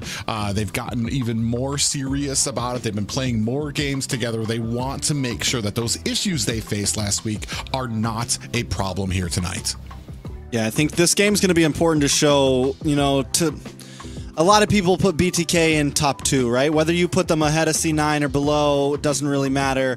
But this series, it's important for them to really like show dominance here if they will still want to be considered one of the best, right? And I think that means nothing less really than like a 4-0 here for them. If they lose a game here, it's going to be seen as weakness, right? So I think it's really important about how they come into this series. Yeah, it's a redemption series for BTK compared to last week, and it's also a redemption match for MLBBN against Joybaj, where he said he lost against Joybaj. And also for the viewers, it's an exciting series to see these two teams playing against each other. And I know our casters have talked about how they want to see maybe potentially a 2-2, even though Trex just mentioned they have to get a 4-0. So how are regardless of how strong we feel that BTK is right now, there is an opportunity for Godspeed to make a name for themselves, to do the unthinkable. Every match victory here pulls them closer to that top 4, pulls Maple Leafs down further. I want to say there's a lot on the line for a victory here, any victory here for Godspeed. Preach. Preach. And the draft is ready, guys. This is a miracle today, and let's jump to see where the miracle takes us. An on-time match for BTK. Say it is not so, Trex. We're going to be looking at a Ling ban on the side of BTK and Alpha taken off the table by Godspeed. All right, man. I mean, target bans on the board already. One of the only times we see Alpha in that first set of bans is when MLBBN is on the opposing team, and Godspeed are not going to waste any time with it. How these bans are going to evolve over the next 4 games definitely could change up. I feel like in a lot of series in NACT so far, we've seen a lot of evolution in drafts just from going through the 4 games and, you know, seeing new seeing new picks come in, seeing picks that are now problems, and I feel that's where the state of the meta is. It normally starts on something and quickly turns into something else. High-low span does come in from BTK, and the fact that both teams are, you know, taking this ban face slow shows how much that both of these teams know how much is on the line here. Yeah, the big thing for me is how, especially the roam, Joybaj, I mean, he used to be on BTK. He knows a lot about Zane, how he rotates and stuff, but he's going to be sitting across from one of the best roams in North America in Shark. Is he going to still be able to get that vision, know where Zane is all the time, also be able to protect his jungler from some of those rotations? I mean, Shark is just so quick, so fast, so much knowledge and genius when it comes to his positioning, his playmaking ability. It's going to be a matchup I'm really key on seeing here. Then you know, you bring up a great point in talking about Joybaj there, and something we have to point out though is, you know, when we talk about BTK, sometimes we talk about Shark, sometimes we talk about Zia, sometimes we talk about Zane. When we talk about Godspeed right now, all the talk is on Baj, and what we need to see from Godspeed, I think, for them to really step up and, you know, take a game, take 2 games, who knows. Everyone else on the team needs to be ready to make a name for themselves today, right? Everyone on the team needs to be able to step up back into the bans, the high-lows, the Arlot ban coming out from BTK. I got a hint we might be hinting at, you know, White Chicken picking up the Edith up front. Last time we saw him pick the Edith and the Arlot was open to Natha's hands, it was a problem to deal with for White Chicken. So I think this is kind of making sure that White Chicken can have a decent game. Yeah, especially when it came to Fly Chicken versus Nats. When it comes to just XP lane versus XP lane, and we're going to start off with XP lane pickup there. But when it comes to XP lane versus XP lane, I want to say there's very little that can be done against an Arlot in the first place. Put that in the hands of somebody who's actually very strong. You've got some fast rotations. He's able to join the team fights very quickly. Meanwhile, you're still trying to clear out your lane there. I do like this pickup. This is going to be very early amount of damage from the side of BTK. And we'll see exactly what happens. The Bane does get picked up for Godspeed. I like the Khalid pick. I think like we said last time, Khalid's slowly coming in more and more. Thinking Edith could be solid for the side of Godspeed. They go for the Ruby, so we're already seeing this, you know, a tight composition starting to form with Godspeed, and we know from watching BTK they like to have these grouped up fights, and it already looks like that might be what Godspeed is trying to bring as well. Yeah, I mean, I want to say this Bane works very well. It's got great potential when it comes to objective pushing. Plus, I want to say this has become one of those really top tier picks for Zane as well, because it means he doesn't really have to worry about objectives, or he doesn't have to worry about those early turtle objectives. Gets farmed very quickly and is able to take it where his team shines, which is to get those objective pushes out there. The team fighting, you're exactly correct. We've seen them even pull out Eves to really have that nice little tight box with the real world manipulation to kind of close in around the enemies. Here Hoon's gonna go ahead pick up the Valentina, and now we see the Edith come in. So there's this question, like I most likely the Edith is Roam, but I just want to throw out the possibility we did see Shark's name swap up to the front there, pick up this Khalid. I'm just saying the possibilities out there. Maybe we see a Khalid Roam. I think we saw it last night in MPL or something like that. So you never know. I mean, it's got the potential, the amount of damage that he can output, how quickly he can traverse the map, his ultimate being this huge team CCing ability, and then his ability to regen very quickly around there means he doesn't have to go back to base as quickly, and he can still continue to be a nuisance. I mean, heck, for all we know with BTK, this could go into the marksman position to be able to whittle down some of the marksmen that we see out there, and to take advantage of the way that first ability from Khalid, it doesn't really take any CC. Like it's basically negated, or CC is negated by this. Yeah, you know, Godspeed now banning into these marksman slots, taking out the carry. But the thing is Zia has shown a lot of potential, not only on like marksman gold laners, but we've seen him on the Alice, we've seen him on Rubies, we've seen him really expand, and that's something that BTK is like almost comfortable leaning into. Having Zane pick up something like the Nolan, the Julian, you know, having him pick up this damage jungler, the Roger maybe, and then putting more heavy offlaners in. And with the way they're looking, having this Khalid, having this Edith, it seems very feasible for BTK to fall onto a draft like that. Yeah, and you took the words out of my mouth. Zia has been one of my favorite marksmans for a long-standing season ever since he picked it up here. And the biggest question on my mind at the start of this season is with the expansion of that gold lane, was Zia going to be able to fit well, picking up a bunch of these fighters, the Alice, the Ruby, the Lunux in that position, and he's shown that it doesn't matter who he has in that gold lane. He's going to be able to use any of them very well here, especially moving on into a lot of these team fights. We do see Harith, a big focus there onto that gold lane as Harith is taken off by Godspeed.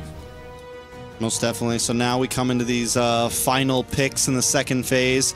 Godspeed, they already have a roam. They have an EXP laner, possibly gold lane Ruby, also very possible. They can still slot something into EXP if they want. We need a mage though. We need a mage. Lu Yi's open. Big possibility for that. We still have the Aurora. We don't have the Vexana. So I'm just wondering which way do they go here? Do they pick up your mid laner and wait for counterplay and the EXP or gold? Well, and yeah, and that's the thing too. We're going to need to make sure that whatever it is, we still have the protection. One of the biggest problems for Bane is that early game. If the enemies start showing aggression, if they start invading, you need something there to be able to protect them, to allow him to get fed. It's one of the biggest problems we see with Bane, where he right from the early game, he's able to get one buff, then the second buff, they're already all over him, and then once that starts happening, it's very hard for Bane to come back from. Here, another Sicilian we're going to see taken up there by Godspeed. And honestly, the Sicilian here, I kind of like. You have great kiting. You have something that can, you know, deal with the run-in from the Edith. You have the Bat's Feast, which can kind of kite against the Khalid. And whether, you know, you probably pick up Purify here or something like that. Maybe the Flicker. I think I would like the Purify here to add even more kiting effect. And again, the Khalid just kind of sits behind this Bane, sits behind this Ruby, sits behind this Gatot in this little box and gets free shots. And you have so much peel on the side of Godspeed with the Deadly Catch, with the Ruby, with the taunts from the Gatot. You have a lot of option, and here comes the Jungle Roger and the Lunox Gold from Zia. A lot of magic damage on the side of BTK, but it will be made up if Mobazane can get some snowball in. Yeah, and that's what they're really banking on. Mobazane, especially on this Roger. I mean, it just kind of takes me back to M3. It's one of the heroes that I honestly don't know why he doesn't play more, because I feel like he's absolutely magical on this hero. Mix that with Lunox, who's going to be able to kind of avoid a lot of these kind of ganks that are going to be coming in through the gold lane with that Brilliance ultimate. And finally, we do see the Kufra pickup for Joybaj. That is a box right there on Godspeed, man. We got, so what is this? Gold lane Ruby, Gatot EXP lane, Jungle Bane, restart on the Sicilian in the mid, and Joybaj on the Kufra. I mean, there's definitely going to be some damage with the Bane. There's going to be some damage with the Sicilian, but all of that doesn't seem to really hit until mid or late game. Yeah, that's exactly what I was going to say. There's a lot of tankiness and a lot of late game potential, but have we secured? Are we safe in the early game, especially against a scaling hero like Roger with Zane? Ladies and gentlemen, we are about to find out. It's going to be the first match of the series between BTK and Godspeed. Yeah, I mean, and not only BTK and Godspeed, Joybaj versus former father Mobazane. I'm waiting for the big ult play, but you know, you mentioned, you know, can they get through? Will they be able to handle the early aggression of BTK here? The thing is, they're also tanking I think the truth is, as long as Restart can stay in a safe position, there's not that many targets for Mobazane, and there is plenty of peel to slow him down. There's plenty of peel to stop the dives with the Ruby, with the Kufra, with everyone. And there goes Joybaj already onto Shark. Oh, Shark actually taking a heap of damage, is going to be able to find an escape. Godspeed, I'm not sure. I guess playing it safe, not really wanting to chase down Shark, put themselves in more harm's way. Most definitely. Now, Shark will have to go back to base. Should give Godspeed a little bit of advantage when it comes to clearing this mid wave. Going to be able to move around, but Restart's going to take that time, go back to base, get some mana, reset the skills. And I think it's going to be a pretty slow play from Restart. It's going to be a pretty slow play from Godspeed overall. Joybaj might be looking out for these knockups, but it's going to be more of, you know, delay. If they get a kill out of it, that's awesome. But again, more of delay. Joybaj. Yeah, and that's kind of for me, the slow play is going to be a huge problem when it comes to some of these first objectives. Are we just giving them away? Do we have a way to actually contest them? We have a duo down here on the Fly Chicken who's going to back up to his tower. Meanwhile, the side of Godspeed, they're going to go ahead and retreat to it, looking for some good position. 10 seconds left on this turtle. I mean, they do have Deadly Catch, right? They have Deadly Catch. Bane is not a, you know, a schlump in terms of taking objectives. And with the amount of CC, oh, wait a second, Baj in trouble. We'll be able to flicker away. But with the amounts of CC they have, it's not like they actually have to get multiple kills to take the objectives. They just have to, you know, set up some of these crowd controls correctly to be able to get the retribution off. So it's definitely a possibility for them. It's just, can they execute it? Yeah, Bat's Feet has already been used by Restart, and does look like Joybaj is in a little bit of trouble here. Mobazane getting some good positioning on this turtle for members of Godspeed, looking for an angle that they can come in with. Divine from the top, Fly Chicken and Hoon from the bottom. Avatar the Guardian does catch Divine. We do have, a nice Sandstorm comes in with Joy. I believe that was Godspeed who was able to get the turtle. Now we're fighting a Shark in trouble. Mobazane very low too as well. Joybaj goes down, taken out by Divine. Fly Chicken finds a kill onto Divine as well. 2-1 in favor of BTK with the first turtle going to Godspeed. And you talked about it. That Deadly Catch able to play a pivotal role. Yeah, Shiro definitely able to get the turtle, but also the damage of BTK also playing a pivotal role in getting the bounce back, right? So it pretty much comes down to an even trade. Gold at a standstill. Sire low. Zia able to get the kill. That darkening alt of the Lunox does percentage health damage. That's a huge win when it comes to taking on a Ruby in that gold lane. And unfortunately for Syri, I want to say just not really respecting the damage that was going to come out of it. Most definitely. So now we're sitting at 3-1. Game still pretty even. That's exactly what Godspeed wants. So Fly Chicken. Ooh, goes in, Restart, expends that flicker to get away. Actually able to back off against a 4-man gank from BTK. Divine in the bush. Ooh, looking for an angle here. Does find a little bit of a taunt now, putting some damage now onto Mobazane, who's gonna have to back up. You are looking to see if Godspeed is gonna want to go in against this purple buff. You see 2 members, Divine there as well as Shiro, but Mobazane very cleanly able to pick up his purple. And one more thing to point out with Godspeed's comp, right? It's Shiro kind of, you know, they're taking their time. They're not forcing fights. But while that's happening, Shiro making his way to off lanes, getting off some nice gold plating, using the Deadly Catch to damage towers. I mean, Godspeed came with a very clear plan here. It's BTK's job to thwart it. BTK definitely more... Oh, Joybaj should be able to get away. But BTK definitely more... have a lot more angles to attack, have a lot more possibilities of plans. It's not as just straightforward, but still, man, I got to give it up to Godspeed for coming in like this. Yeah, they're actually not doing as bad. They're not having as many issues as I thought that they might in the early game. Shark comes in with a big flicker play, followed by the Sandstorm. Is that going to be enough? Mobazane finds himself a kill onto the turtle. Syri finds a kill onto Mobazane. They are trading right now, 4-2 right now. Zia finds a kill onto Divine. That is a 1-for-2 trade, and the turtle going over to BTK. All right, so here's the big answer to Godspeed from BTK right now. Mobazane does go down, which is, again, a beautiful trade for Godspeed, losing Turtle. They lose EXP lane and Turtle. Gold a little bit into the favor of BTK, but overall, the big answer, Fly Chicken with this Raging Sandstorm has been able to lock down Shiro, and he's done such a good job at it. Yeah, and the one thing that I want to say too is that I want to say that Godspeed have kind of been held at bay for the Bane. The one thing that Bane really shines at is being able to take towers, and right now they really haven't been focused on that. They've actually been doing a good job of contesting a lot of these turtles, not taking too many hits when it comes to some of the deaths here. But I kind of want to see Godspeed maybe start turning their attention to these towers, because that's where Bane shines. That's definitely where Bane signs. We're restarting trouble. Able to just flick back. He's going to be able to get away. Have the Bats feast out there. Shiro comes to join him, and the rest of BTK going to go ahead and back up. I mean, Godspeed, Restart's been doing a great job of kind of getting out of the way of these. He still hasn't gone down yet. And as long as he doesn't go down, he's going to be able to continuously build up some stacks. But what we are seeing him, he's kind of staying in the middle a lot, which means he's not doing what you want them to do, you know, is which rotate to these off lanes. Joyboz, Shiro, get a little bit more involved in the macro.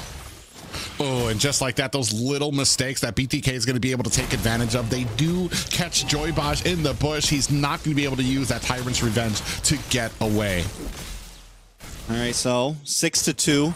BTK slowly inching more and more ahead, and at what point does that just turn into the complete downfall of Godspeed, right? It's about a 2K gold lead. Godspeed's still in the game. They came in with this slow play strategy, but for it to work, they have to, you know, staunch the bleeding a little bit. They can't just let BTK completely escape. Oh, and from the flank, they do find a kill onto Restart. Deadly Catch is out, catches the whole of Godspeed. Zia finds a kill onto Divine. Oh, a nice I'm offended by Syri. Pulls two members under the tower. Shark goes down, and that means that BTK is going to go ahead and be able to put some pressure, find the mid tower of Godspeed. Yeah, the ricochet from the Crab Claw Cannon gets that final hit on the Shark, so they find something. They at least get a kill, but still they lose Divine, they lose Joyboz, both of them sitting at 3 deaths right now. Shiro going into a slightly tankier build as well, and what does this mean for Godspeed here? The fact that, yes, you get War Axe, now you pick up Brute Force Breastplate, that means your scale into damage is even less. I don't know, man. Like, where's the damage going to be at in Godspeed? It's starting to look a little scary. Yeah, and especially as things start coming online for BTK here too. You're absolutely right. Brute Force Breastplate going to give him a little defense, a little bit of speed. We do have the Brilliance is out right now. Shark and Mobazane looking for an angle, not able to find it exactly, as Godspeed doing a good job of looking for that retreat without having the vision on the map of all of their opponents. Most definitely, but Godspeed still taking the more, you know, the dedicated to slow route, never forcing an engage, not really going for picks, just kind of keeping distance, keeping tabs, but they need to do what you said, and that is get a tower here and there, open up the map. Yeah, and you see here right now, we do come in with that Sandstorm. Joyboz is going to look for something here. Avatar, the Guardian, comes out. Shiro finds a kill onto Zia. The rest of BTK actually going to go ahead and back off. A concealed play coming out from Joyboz, wanting his team to kind of run up. Unfortunately, feels like Godspeed wasn't on the same page there. They kind of back up. A few of them hesitated. In goes Divine, looking for some damage there. Shark on the back, trying to get a little bit of tankiness there. Gets taken out by Shiro from the back. Mobazane coming from the flank onto Joyboz, looking for the damage. Divine in trouble here, jumps onto Mobazane, is going to go ahead and back off there. Meanwhile, Syri finds a tower up at the top. Okay, so Godspeed kind of back in there a bit. They get a kill onto Zia. Syri takes a tower. They reverse some pressure. They drop that gold deficit to only 1,000. And now it feels like they're starting to hit a spike here. We're 9.5 minutes in. First Lord is up, and we saw that they do have potential to fight for objectives in that very first turtle. We saw that they do have the ability to use their crowd control to disrupt Mobazane and give Shiro the edge. And they're going to start rushing this. Ooh, you can see here Shark is actually kind of getting backed off here. Mobazane looking, he does find an angle. Avatar the Guardian comes out, does not find any members. We do have the Deadly Catch is out as well. 10% left on this Lord. It gets reset. Mobazane finds a kill onto Divine. That is a big tanky player down further side of Godspeed. They're chasing down Shiro. Look at the damage on that Crab Claw Cannon. Yeah. Spread between Shark and Fried Chicken. It's definitely starting to scale. I feel like Godspeed maybe used a few too many ults a little bit early there in that fight, and their ults are key to taking these Lord objectives. Here comes the conceal play, though, from Joyboz. Oh, Shark in trouble here, gets taken down with the Deadly Catch from Shiro. Shiro with the Crab Claw Cannon onto Zia is going to go ahead and ward him back. He actually has to use his Brilliance to get away as he gets taken very low. Meanwhile, Mobazane and Hoon doing a great job trying to create some macro around the map here, trying to push some of these lanes. And Shiro right back onto the Lord, right back onto doing his job. The cooldown for that deadly catch isn't too big, so he's able, as long as the fights go on, he's able to use it multiple times. There goes another one, and first Lord over to Godspeed. BTK getting pushed back a bit. Yeah, and that's just super interesting. We were talking about when this might be able to come online. They might not have the hero damage, but they have more than enough abilities to kind of force BTK back from a lot of these objectives. Unfortunately, for the side of Godspeed, they lose a tower to minions at the bottom. All right, Lay, nice pick on a Shiro. Oh, he gets taken down. Deadly catches out, finds a kill on the Shark. Joybaj getting taken down like in Pounce from Mobazane, closes the distance and taking down his former teammate. Okay, so that shows right there that Godspeed just doesn't have the burst potential yet. They can do the long haul. They can get the poke with the Crabcog Cannon, a couple bats here and there, but they still, I mean, because they just got the big Tyrant's Rage on a 2 of 3 members paired up with the Deadly Catch, and it was not enough, right? So I think Godspeed still needs to go for a bit more of these drawn-out fights. Taking a look at the items, Shiro gets the Endless Battle locked in, just locked in Malefic Roar. Taking a look at Zane, also goes for Brute Force Breastplace, has Windtalker, War Axe, Endless Battle as well, and both junglers, I mean, barely a deficit between gold. It is down the wire. Yeah, really interesting here. I mean, you do have the Malefic Roar on Ashiro, so he's going to start really focusing on this tower taking ability here right now. I feel like they're, as far as team fights are concerned, they do have a decent amount of CC. Restart starting to come online, however, slower is the word. He's sitting at 0, 1, and 4 right now, so he's not exactly like doing fantastic on there, but it's still, he still has time while the side of Godspeed is still doing a good job of taking these towers. Definitely. So now Godspeed looking for an angle. Joybaj once again with the knock up. Oh, they find Zane. Deadly catch comes out. Zane gets eaten up by them. Shiro finding the kill there. Zia finds a kill onto Joybaj. Restart. Able to start laying down the damage. Sanguine Claws is out. Who has to run? Oh! Cannon takes down 2 of BTK. Locked and loaded, baby. Locked and loaded. Crabcock Cannon with the double KO. Now they're going to cut lane, go for this mid tier 3, and they're online at this point. Godspeed feeling themselves. Baj with the big knock-up onto ex-teammate Mobazane, and now they're going to drill it down the mid. Man, what? Man, Crab. As soon as I saw them both low, I'm like, no. Crabclaw kind of is about to eat these guys for dinner. And Shiro doing such a good job. We were talking about when the damage is going to start coming online. You saw it there. What a great push by Godspeed. And BTK need to be very careful about these next few minutes, because one more fight like that could find Godspeed pushing all the way to the core.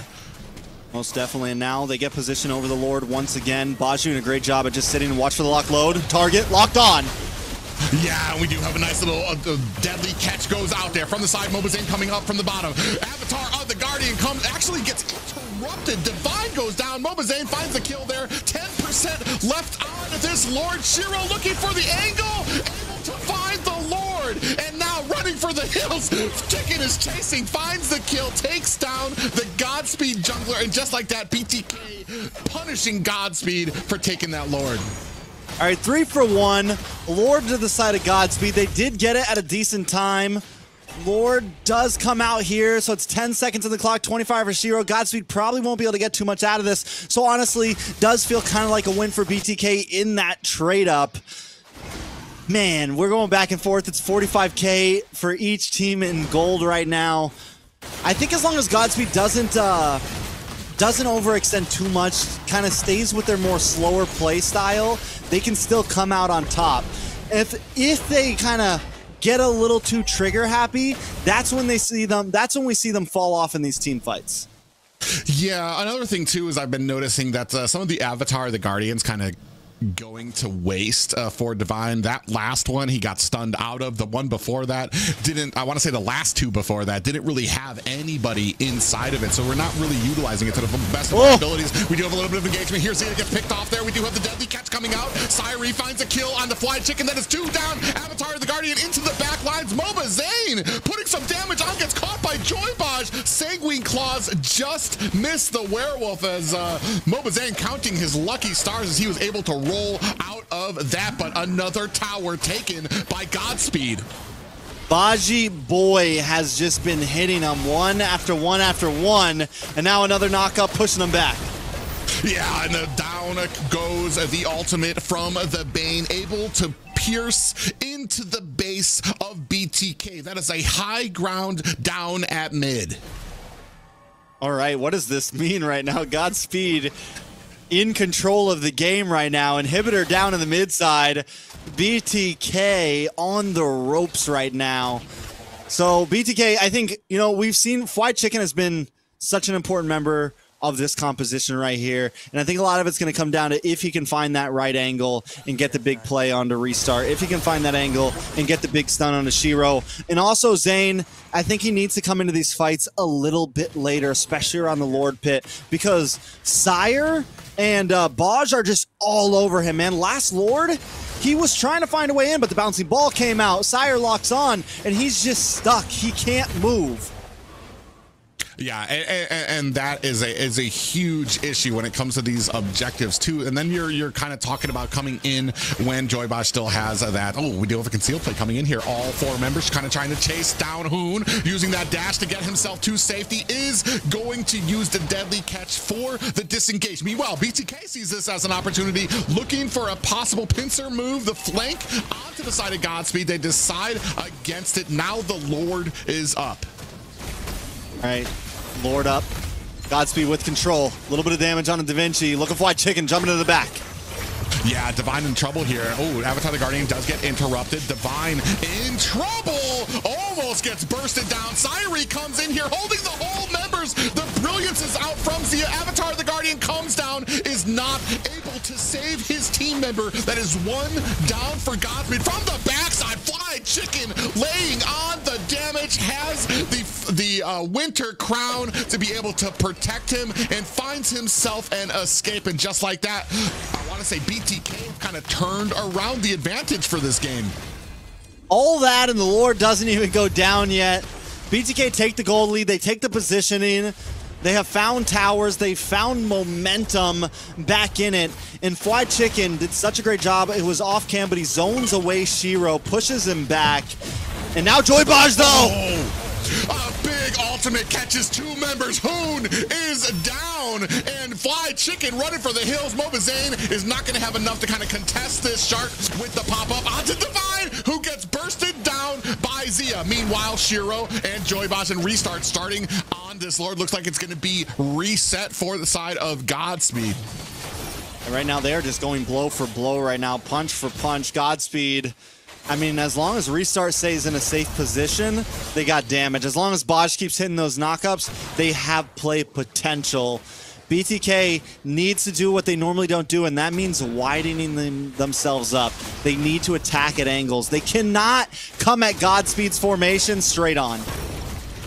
Yeah, right now, what Shark's trying to do is he's trying to position himself in a way that protects his team from Joybaj running in there with the Tyrant's Revenge and like catching the entire team. You've already seen it's been such a huge play-making potential for Joybaj and Godspeed. I mean, just the last time he was able to find 2 members of BTK, take them down. Thankfully, BTK, great positioning, able to kind of withstand it, not allow Godspeed to find this Lord. And I want to say both of these teams licking their chops for an opportunity to potentially take down this next Lord. This is only third. Oh, wait a second, Baj. Yeah, Zane gets taken out. That's a red retry down for Mobas for the team of BTK, and this is going to be a cleanup for Shiro. Shark running for the hill, still has his immortality. Going to use that flicker pop-up. Divine gets popped up there. They're able to find a kill, able to find the Lord there. What a great taunt there. Divine goes in, gets the taunt onto Mobazane, and then you see the track marks of the Avatar, the Guardian, CC Zane down again, and then that's all she wrote for the BTK jungler. Lord coming in from the mid side. BTK need to be able to defend this. You see tuning of the band. Zia goes in. Zia's actually down. Shiro, Deadly catches out. 10% left on the base. Godspeed out of nowhere find a victory over BTK. Victory! What does this mean? What does this mean? All the BTK fans, I think they're blaming Liz right now. I think they're blaming Liz. What just happened? Godspeed comes in with a composition that, listen, man, at first we were like, and I'm thinking, I mean, this isn't bad as long as they can slow play it, as long as they can get to where they need to. It will work again, especially against the playstyle that BTK likes to bring. And Godspeed, against the odds, man, comes in and takes game number 1, and that means they're that much closer. This is what, like I said, this weekend's all about points, baby, and they just put 1 on the board. Yeah, and I mean, now do we start talking about the potential of Godspeed possibly getting more than 1 point? Yeah. BTK? BTK, right now, Godspeed is ahead of BTK. Godspeed is sitting at 6, BTK sitting at 5. So there's a potential, and now they're tied with Maple Leafs. We're looking at the potential of Maple Leafs getting knocked down, BTK getting knocked down. But man, let's talk about this game here, because Godspeed did an amazing job, especially Shiro on this Bane, the setups by Joybosh, and that last, finally, Avatar, the Guardian, actually lands on something. Divine finds it on the Mobazane, and that really sets up that last hit and that last push for the side of Godspeed. Yeah, I mean, overall, everyone played their part on Godspeed, and this is what we said when the draft first started. We talk about Joybosh so much, and yes, he was definitely a star in that game, but you said it, Shiro played an amazing game, and even Restart, man, the positioning, knowing that he couldn't really be the only player that could get onto him was Fried Chicken, and eventually even that wore off. Godspeed, 17 kills to 18, a lesser KDA, but still taking the game cleanly. I mean, it wasn't even like it was a big comeback or anything. They were almost always tied. Let's take a look at these highlights, though. Yeah, you can see there, I mean, the objectives, especially the first few, Shiro doing such a good job of being able to get them. Here, I want to say they lost 2 for that objective, and Zia absolutely blows up Syri here in the early game. But after that, the Deadly Catch doing a huge amount of work for the side of Godspeed. You know, I want to talk about something because we just saw it there, and we're going to see it if we have the very last big play highlight. Mobazane, and I've been talking about it for the past couple weeks. Mobazane has this habit of always being like he's still playing Fredrin, like this habit of always being the first one on the Lord out of his team, always being the one who has to be close to the Lord. And I think in today's current meta, the jungler really needs to kind of sit back a bit more and maybe be the 3rd, 4th, or even the last one to engage onto that Lord. And we saw, and I think he's getting a bit better. Like even here, he's the last one to come into this fight. He was getting his purple, but in that last fight, he was the only one close to his Lord, and he gets caught off. And instead of playing from behind and being the damage dealer that he needs to be, he's kind of, sometimes he's a little bit too far up. Yeah, well, that kind of has to do with some of the picks that he favors. Roger does not have the same kind of capabilities as using a Ling to use that Finch pose to get in, get the retry, get out. Roger has one way that's going to be able to get in, possibly with that transformation, use the Lycan Pounce or something like that, but it's not necessarily something that can get him in, get the retry, and get out as well. Once he gets in, he's looking for kills, he's looking for the retry, he's looking to do something there before he can eventually escape. Most definitely. I mean, and yes, I think this is true. Like, he plays the alphas, he plays the Roger, but there still has to be some space that he needs to start creating. And I don't know if it's just bad habits die hard or what it is, but this isn't like the first time I've seen it. It's to the point where I'm like noticing it, and I pointed out a bit ago. and now he's still kind of paying the price for it.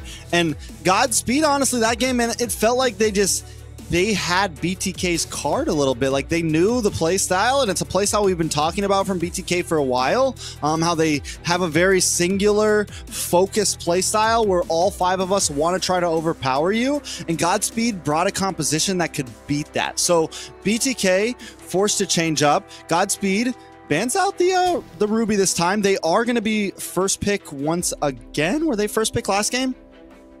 No, they were second pick last game. First pick.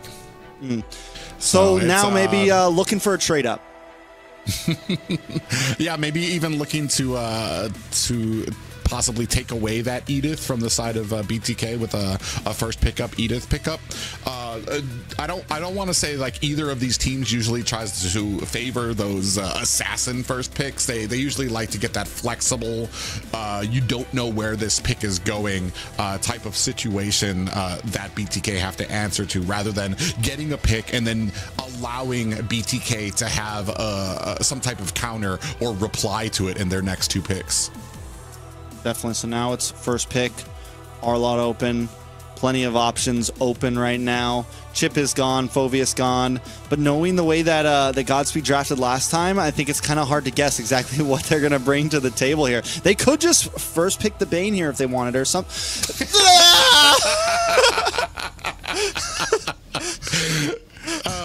You're obviously ahead of me by 5 seconds. No! Oh man, what a pickup! What a guess! I mean, it worked out for them. Not just that, but it's something that that Zane usually likes to try to lean on, and they had such success with it. So why change the formula with something when something is actually working for you? I'm like, that one's gonna haunt me right there, man. All right, BTK, what do you guys do? I think go for the R-Lot, man. Don't get me wrong. I think the Khalid was very good, but I think an R-Lot will do it better if Godspeed wants to bring that grouped up strategy. You can dash through, you can proc a lot more of those passives, and you can get that big final slash off. White Chicken, though, going to get the Gatot. And last week, his Gatot, I'm not going to lie, did not fare too well. It just seemed a little off. It seemed a little like maybe he wasn't really comfortable on it yet. Hopefully, it looks better this time. Yeah, and hopefully, especially because right now BTK kind of needs to be able to answer back to Godspeed here. Needs to be able to answer back with some of these objectives, especially I want to say for a draft from Godspeed last game that did not look favorable. There was a lot of tankiness, a lot of mid to late game damage. I was wondering where they were going to be able to get kills from, how they were going to contest objectives, and they were still able to kind of hold that line until their power spike came on, until restart was absolutely just raining damage down onto them. So I mean, it just tells that there is another level to Godspeed here that we have yet to see, and here they're going to go ahead and pick up the Khalid for themselves. Yeah, and I mean it works, right? I mean it's still going to kind of supply the same thing, except this time they'll have a little bit more dive. I'm wondering now. I'm already thinking down the line. What does Baj go? Does he pick up the Kufra again? I mean, he played so well on it. He played so cleanly with all the dashes that BTK is bringing right now. It could still work. At least Zia this time will get a solid marksman that he can really dance around with. I like Zia on this Claude. I think it's clean. As long as White Chicken can perform in the Gatot, the composition is still very nice over on BTK.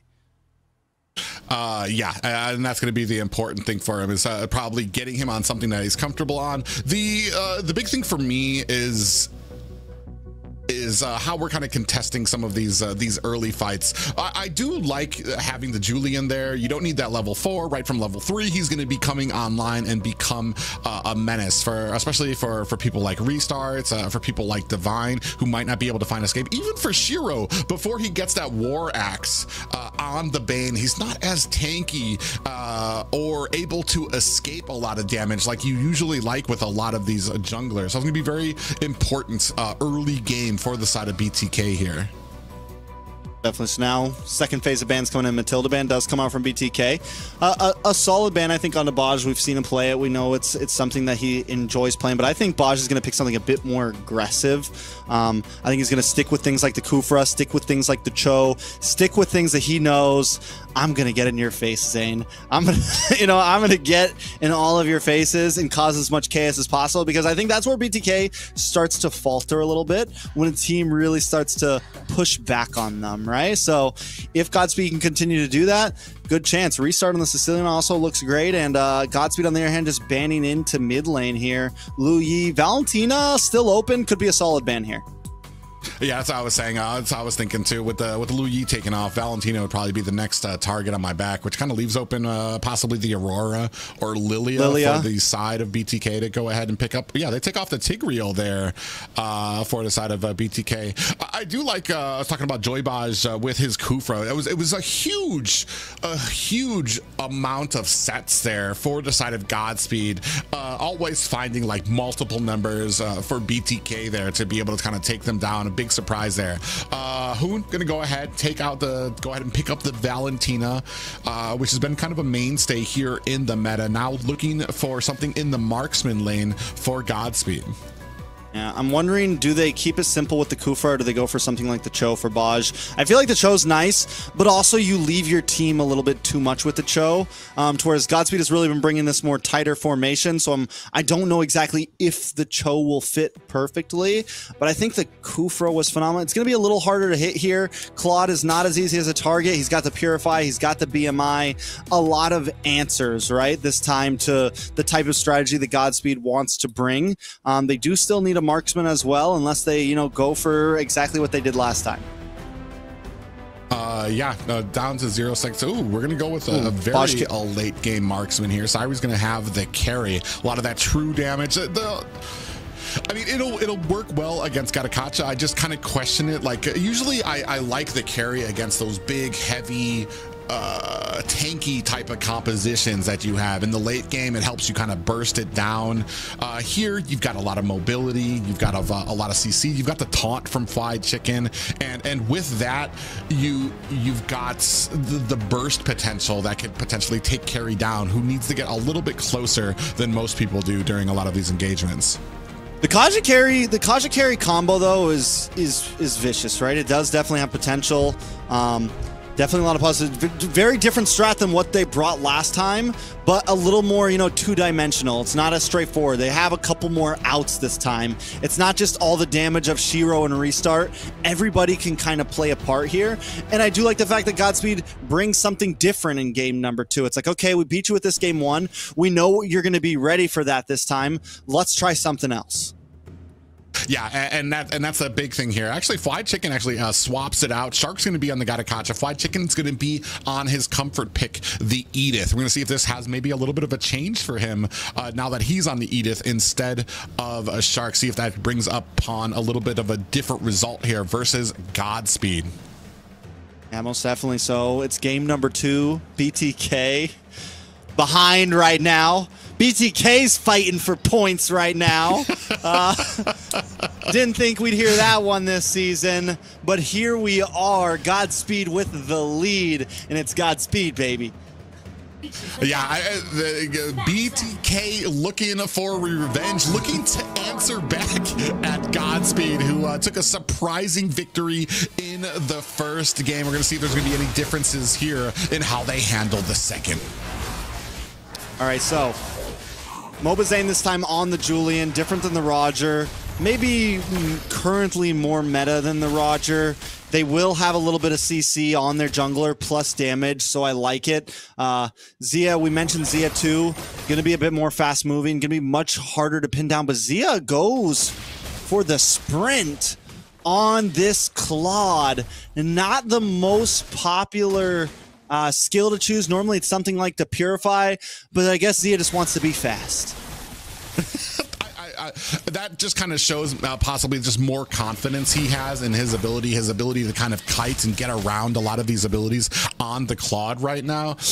Yeah, because I agree. I think the Purify is kind of like more favored, kind of like, because I think a lot of players just assume eventually their number's going to be up. They're going to get caught, and you're going to need to have that Purify there. We do have a pause going on right now, but I mean, one first thing I notice is the clearing potential coming from that Julian. Very quick with MLBBNA there. He's already cleared out his orange buff, and I want to say Shiro's still working on his orange. And you know, seeing that sprint on the Claude makes me think that maybe BTK is going to come into this game with a bit more macro orientated, right? Maybe go for split pushes a bit more, especially after seeing the Bane, after seeing the playstyle of Godspeed last time. Even with the slight change up of Kaja and Carry, it is still, you know, we want to look for team fights. We want to try to get these pickoffs. We want to kind of do the same thing we did last time. So BTK immediately, okay, let's try something different. This time, let's have Zia maybe hover on these off lanes. Have Zia be the one to cover long lane when it's time for Lords, things of that nature, so that Zane can kind of hang out by these objectives. Yeah, it's going to be interesting to see. I want to say both of these, you're looking at both marksmen who kind of do come into a little later, come online, both looking for the Trinity build. I do think that Claude favors a little bit more. He doesn't exactly need 3 items to do a decent amount of damage during team fights and things like that. So, ooh, 4-man down here by Divine, who senses a little bit of a flicker there, gets tossed up, and that is going to be, Divine actually able to flicker back, get his healing on, and that goes an entire gank attempt from BTK. Okay, good job for Godspeed right there. They do lose the turtle, but it could have been much worse. Shiro doesn't even really, one good thing Godspeed, they didn't really fully commit onto that turtle. They made sure they were still jungling, they made sure they were still doing things. BTK does take the lead, but now Zia maybe in a little bit of trouble.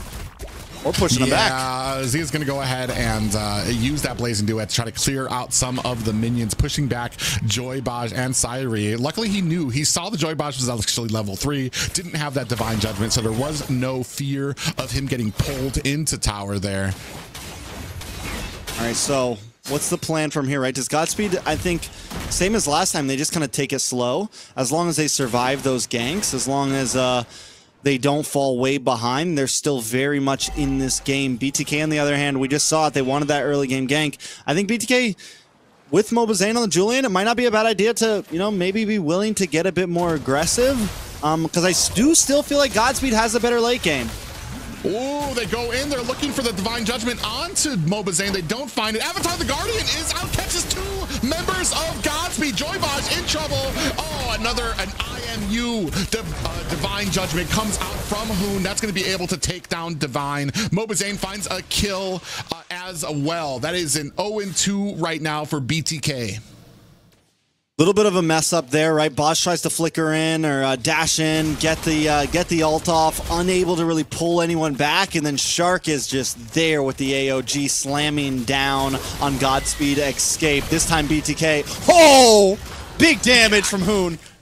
Catches 2 members there. Shiro in a tough spot there, watching Joybaj get taken out there. Shark now becoming a nuisance here, trying to grab the aggro of this purple buff right now. It doesn't stop the health. It doesn't reset the health on those anymore. I remember when it did, and that used to be a huge problem when you had those invades. All you had to do was reset the aggro on those buffs, and you had to restart it all over again. I mean, at this point, the BTK just keep up this aggression, right? I think last time when they had a small lead last time, maybe they should have gone a little bit harder. Maybe they should have pushed in a little bit more. And it looks like that's what they're doing this time. And Godspeed not having Baj on that chunky roam is starting to show some cracks. Yeah, and it's becoming a little bit of an issue, especially because the setting potential. Joybaj went in, you talked about it before, went in for that Divine Judgment and got stunned. Wasn't able to pull back here, but we're now going to go ahead and take a look at some of the items. And taking a look at the items, Shiro just locks in War Axe. Taking a look at Zane. We have the Blood Wings in. We're working on the next one. Gold laners, Zia and Toru. Zia leading a little bit, about 400 gold. Just got him the Scythe, but wait, big fight in the mid. Yeah, big Sandstorm comes out. from Divine. Is that going to be enough? A little bit of a CC goes on the BTK. Look at Divine trying to chase down MLBBNA. Might have gone a little bit too far. Shark there to fend off the assault. Meanwhile, Zia finds himself a tower. And that's the big kicker there, right? BTK loses nothing. MLBBBNA gets away, but they still find a tower in the top side. Godspeed so much devoted to that fight. BTK takes advantage of it. And Godspeed already starting to kind of hit this big group up, right? 4 members in. And like I said, if Zia can kind of play these off lanes and BTK is okay with that, BTK can win out in the macro here. Yeah, oh, look at the damage already. Walks into the wrong bush. MLBBBNA is waiting, finds himself a target, but now it's a sandwich. Divine looking for the stun. MLBBBNA gets hit with it. And the ultimate coming out from Bane. That might be all. Might be all of it for Zia, who gets taken out by Joyboss just like that. Godspeed turning this around on BT. Just like that. And I thought Zane had himself a clean pick off. Godspeed are there to answer. Yeah, 2 for 1, and not just any 2 for 1. You get MLBBBNA, you get Zia, you get the 2 heroes that are kind of scaling right now, and they're going to find a tower in it. So a great come up for Godspeed there, evening out the gold pretty much right before Turtle 2. So this could be a great step in the right direction. Yeah, Divine comes in there, putting a little bit of a damage. Fly Chicken finds a pop-up onto 2 members. Not much else. Sairi starting on this turtle. Restart. Oh, we do have the deadly catches out. Shiro able to find the next turtle as well. A tie game right now, despite 2 kills in the up for BTK. And that deadly catch is just so clutch, right? Because, oh, wait a second, Divine Judgment. Fly Chicken's gonna have to use that Primal Wrath, still gets the shielding from it, and is able to find himself an escape. And that's the combo I was talking about, right? The Divine Judgment paired up with the Speedy Light Wheel is essentially a death sentence for anyone right there. A little bit of damage from Zane, though. Oh, yeah, he's trying to focus on Siren, who gets caught by the Avatar of the Guardian. MLBBBNA goes down. Shiro finds the kill there on the back end. Shark looking to make them pay, but the running speed from Godspeed as they disengage more than enough to go ahead and find them and escape. Sire for the price of Zane. I mean, it's a good trade at first, but eventually that trade isn't going to be as valuable. They need Sire to scale. They need Sire to get these 3 items locked in, and especially since Zia's just having the time of his life on the other sides of the map right now. It's definitely going to be a problem as this game moves into the 10+ minute mark if Sire cannot get completely online. Taking a look at him, all he's got is the Scythe in right now, to whereas we take a look at Zia, he's got DHS, he's got Scythe, he's even got a little defense there for good measure, just to make sure he can take that extra bit of damage. So that's going to start to show as this game moves forward. Yeah, and especially with what a Claude can do to an enemy team when he starts getting those items. Like, you're talking about damage that isn't just a one-person focus. It's going to be able to spread onto the entirety of the team to points where Shark, where Hoon, where MLBBBNA are going to be able to come in and finish the job. Joyboss catches a pop-up, checking the bush. The rest of BTK disengage back to their tower. All right, let's take a look at it. BTK still kind of playing these off lanes, looking for more pressure on the top, letting Zia bring those minions down. Baj, though. MLBBBNA, they're trying to chase. He kind of does get away with those enhanced chains. That's going to be able to find himself a little back door to get away from the team there. Oh, Sanguine Claws onto Shark, taking him down. Avatar the Guardian is out, catches Shiro. Shark's been practicing with that AOG, man. He's been practicing with that guitar because he is landing them this time. He is coming in clutch. He's not the engager. I think with the guitar, you don't always want to be the engager, right? You want to maybe be the second one. Get the enemies when they're already moving a certain way, and then jump on them when they're in the middle of fighting. I think that really higher the odds of landing that skill right there. And Shark's just been landing them back to back.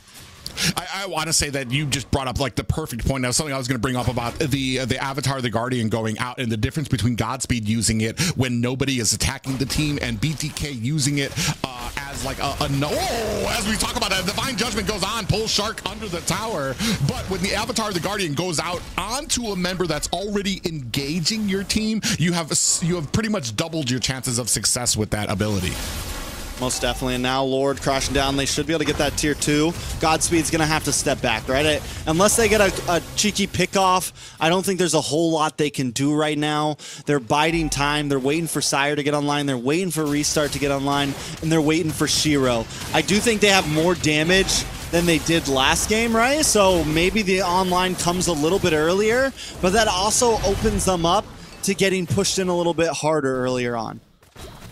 Yeah, I want to say when it comes to right now, Restart, I mean, we're at the 10-minute mark, and I want to say Restart is a lot more behind than he was the last game, because I'm seeing him connect with his damage, but it's really not. Oh, Divine Judgment comes out there, catches MLBBN, all the damage onto him. Joybosh does find the final hit there. That's going to be MLBBN down, but still 91 seconds next to the next Lord, so I want to say not too bad for BTK, as they'll still have MLBBN up for the next Lord. Listen, Baj could know that Zia is the biggest threat right now, but he is still going to target Zayn every time, man. I mean, like, it's like, if I can't get Zayn, I'm not engaging right now. And you know, back in the day, we used to say any team that Zayn was on, you bully Zayn, the rest of the team starts to crumble, right? You get in Zayn's head, and the rest of the team starts to crumble, and that seems to be Baj's strategy right now. Yeah, and actually goes to find himself another Divine Judgment to flicker out by Fly the Chicken. Shiro going to go ahead and put the final touches onto that mid tower, doing a great job trying to macro up for his team. 32k to 34, favor to BTK. All right, Godspeed slowly kind of pushing back. I mean, BTK still has a nice gold lead, but we are starting to see Godspeed output a little more, a little more, a little more. It's looking very reminiscent of game number 1. And I mean, at what point in the clock does that really change? When does it flip for Godspeed? And does BTK still have a chance when they get into late game? I mean, they do have set potential, right, with Shark, and they do have plenty of macro potential with Zia. It just doesn't seem as easy for them as it could be in 5 minutes for Godspeed. Yeah, I mean, right now, 8 seconds on the clock. A good positioning for BTK here, and that's the difference right now for Godspeed and BTK. BTK have a firm position. Godspeed need to force their way in to be able to kind of find an angle, and they already know nobody's near, so they're going to be able to burst this down. It's just Divine there who's going to be taken for a little bit of a ride there with an IMU Divine Judgment. BTK, a very clean take of that Lord. Yeah, and they haven't, that's the second Lord they've done that to, right? The second Lord they've just bursted down. They haven't been wasting any time with it. I think it's the right move. They're finding those moments when Godspeed is maybe a little bit too far enough on the map, and they know how fast they can burst it down. Taking a look at the items, Zia is almost completely decked out. He's 9.5k gold. He's got his Malefic Roar now after his Trinity, and he's going on to the next one. And then he can just kind of start juggling if he wants to at this point. I'm wondering if he's going to go for Wind of Nature here maybe, and then kind of dance around with that, an Immortality, a Winter Crown, kind of just make himself as, I mean, at that point, Zia's almost impossible to kill unless they get the Divine Judgment onto him. Yeah, and he's about a 2k gold lead over a Sairi right now, who is yet to kind of come online, sitting at 0-2 and 3, hasn't been able to find the angles, hasn't been able to get close enough to actually deal out that damage just yet. Lord coming up at the top line. We do have the Deadly Catch out, but this is going to be the wraps for that top tower. Now starting to put the pressure onto mid, the entirety of BTK. Moving as a group, Joybosh comes in with the looking for a Divine Judgment, doesn't land it, unfortunately for him. And now Avatar the Guardian deep into the back line. BTK dived in onto Godspeed, but now look at the tower damage going onto them right now. MLBBBN gonna have to use those enhanced chains to find himself an escape. 0-6 to 0-8 in favor of BTK. And Divine hits a beautiful Raging Sandstorm flicker there to stun down onto MLBBBN, to stun down onto some of that back line, and that opens up for the rest of the door to secure that kill onto Fly Chicken and secure that kill onto Hoon and gets them all stuck under that tower long enough. So, I mean, everyone on Godspeed, man, has just been kind of stepping up to the plate, and what we thought was possibly going to be a 4-0 is a very even game. Yes, BTK, I mean, they're winning this one. They're taking an inhibitor. Godspeed down to nothing but 2 towers, but there's still a lot of play potential. BTK, I think, needs to wrap things up. There's 38 seconds for this next Lord. They need to make it count. Godspeed, on the other hand, I think needs to think about positioning here and finding a good spot around this Lord before the Lord is up. Yeah, and that's the biggest thing, too. You don't want this to start coming down to a 50-50 chance where both teams have max items. You want to finish this while you have the advantage. Right now, BTK, despite some disappointing plays, still have the advantage firmly in their position. Godspeed doing a good job now, starting to set up for this next Lord.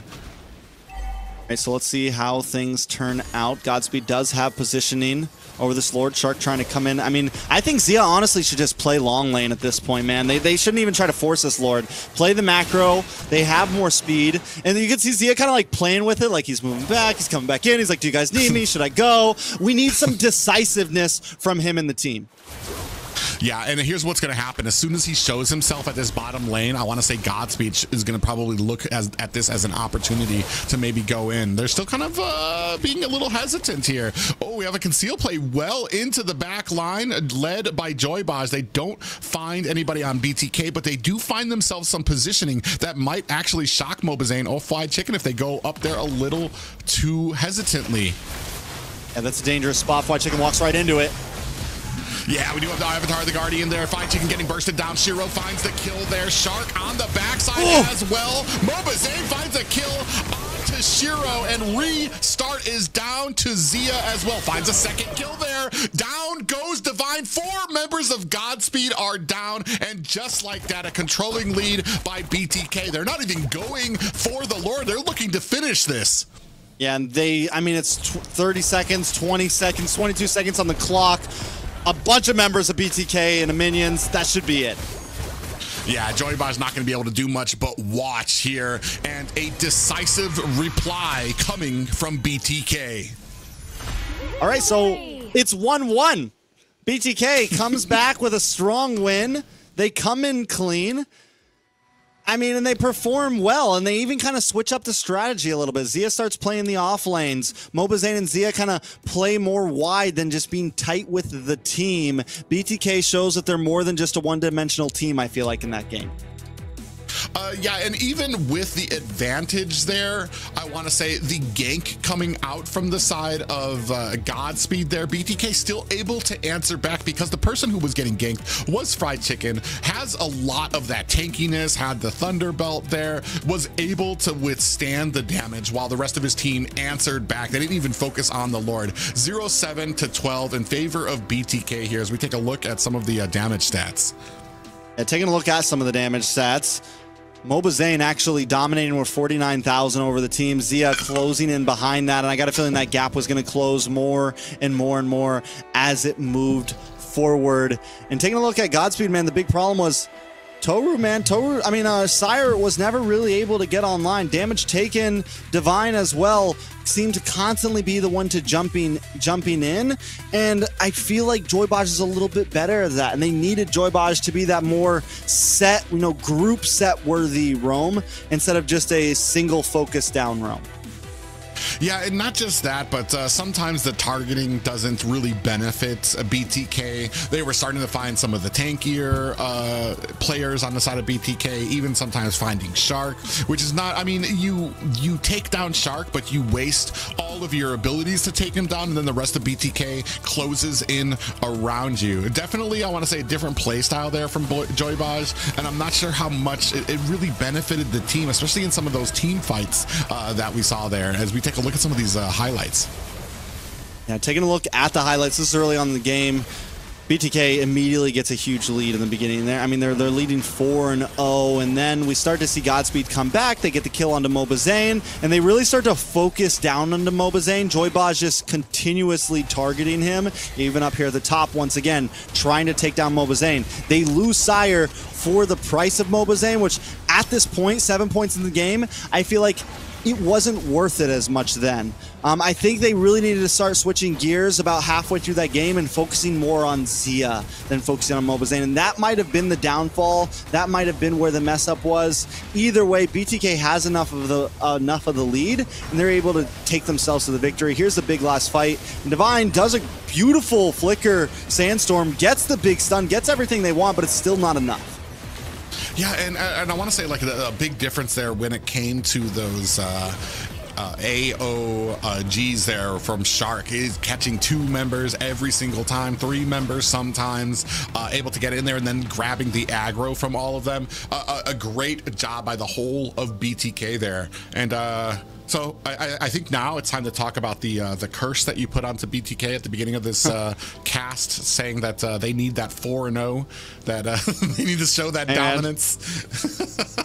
I mean, I'm just saying, man, it's the cracks are showing. I mean, we all know you never count BTK out, right? They've proved so many people wrong so many times, but Godspeed just proved a lot of people wrong, taking game number 1 and making this a tied game. It's 6-6-6. I want to go back to another prediction I made. All Godspeed has to do is get 2 points. All BTK has to do is get 2 points. And that raises the probability of Maple Leaf getting knocked out by a whole lot. And well, I mean, one team here is going to get 3 points. So no matter what, or well, no, you don't get a point for game 5. 3 points. You don't get a point for game 5. That's just the decider. That's the winning. Oh, that's the winner decider. So yeah. You only get 2 points. Game 5 is just to see who wins the draw, pretty much. Well, I right now it's Godspeed need to kind of pull it together. This is the kind of the difference we see, and what we were talking about before, when a team takes a loss, whether they can bounce back from it, whether they can get it out of their head. We saw from the first series here, Maple Leafs had a huge issue as soon as when they took the loss. They were able to find some signs of life, but just not able to get that W in their corner. Here, BTK takes a loss. They've been in this position many times before, so it's not something that's completely different to them. Able to regroup, focus on their strategy, redo their composition, and came back very strong, get themselves another W to tie this from Godspeed.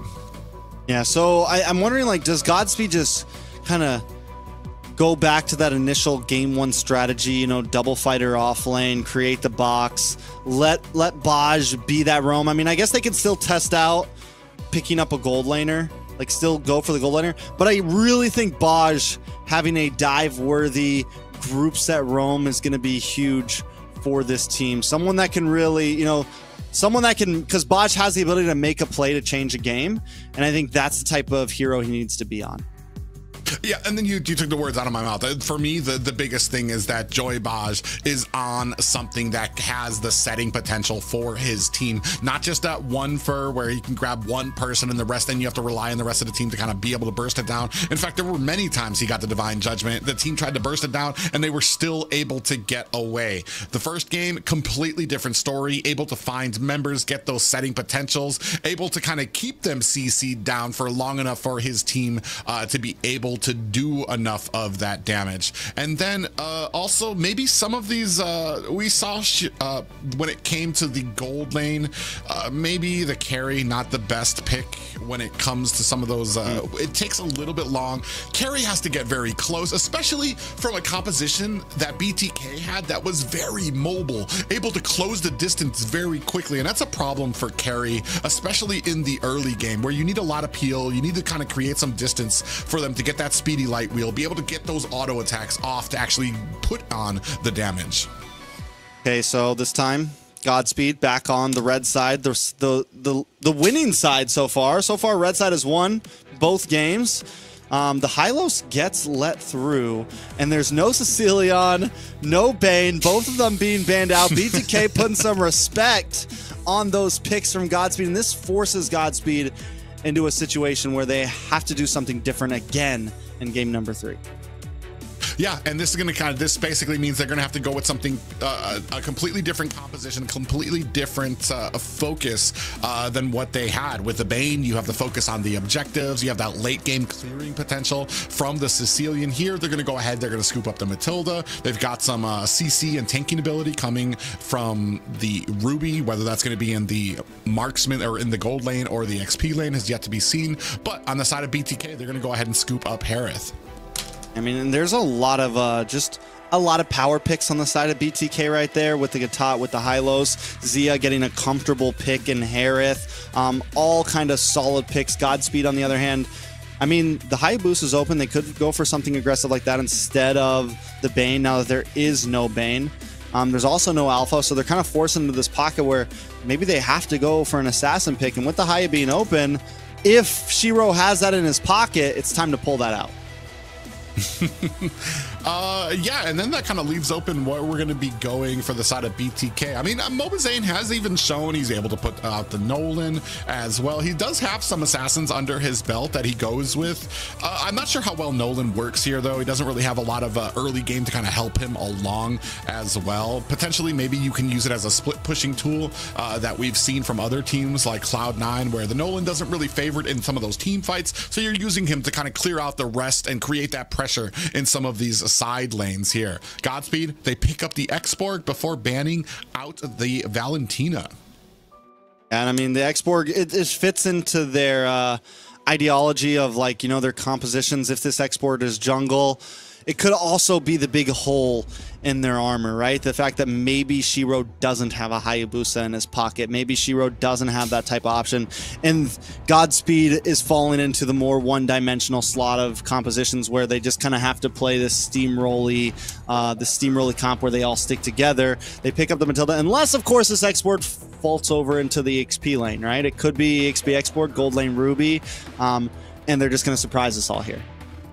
Yeah, and that's what I kind of like about Godspeed's draft right now. We're kind of, they're a little flexible, a little fluid about where some of these could go.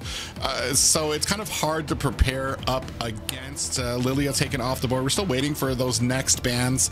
I'm assuming that we're kind of, there's, for me, the really kind of interesting thing here, a Soyu ban. On the side, that's the interesting thing. I was going to say that there are no real jungler bans out there for either of these teams, so they're kind of leaving that kind of wide open for both of these teams. But Soyu taking off for whatever reason on the side of Godspeed.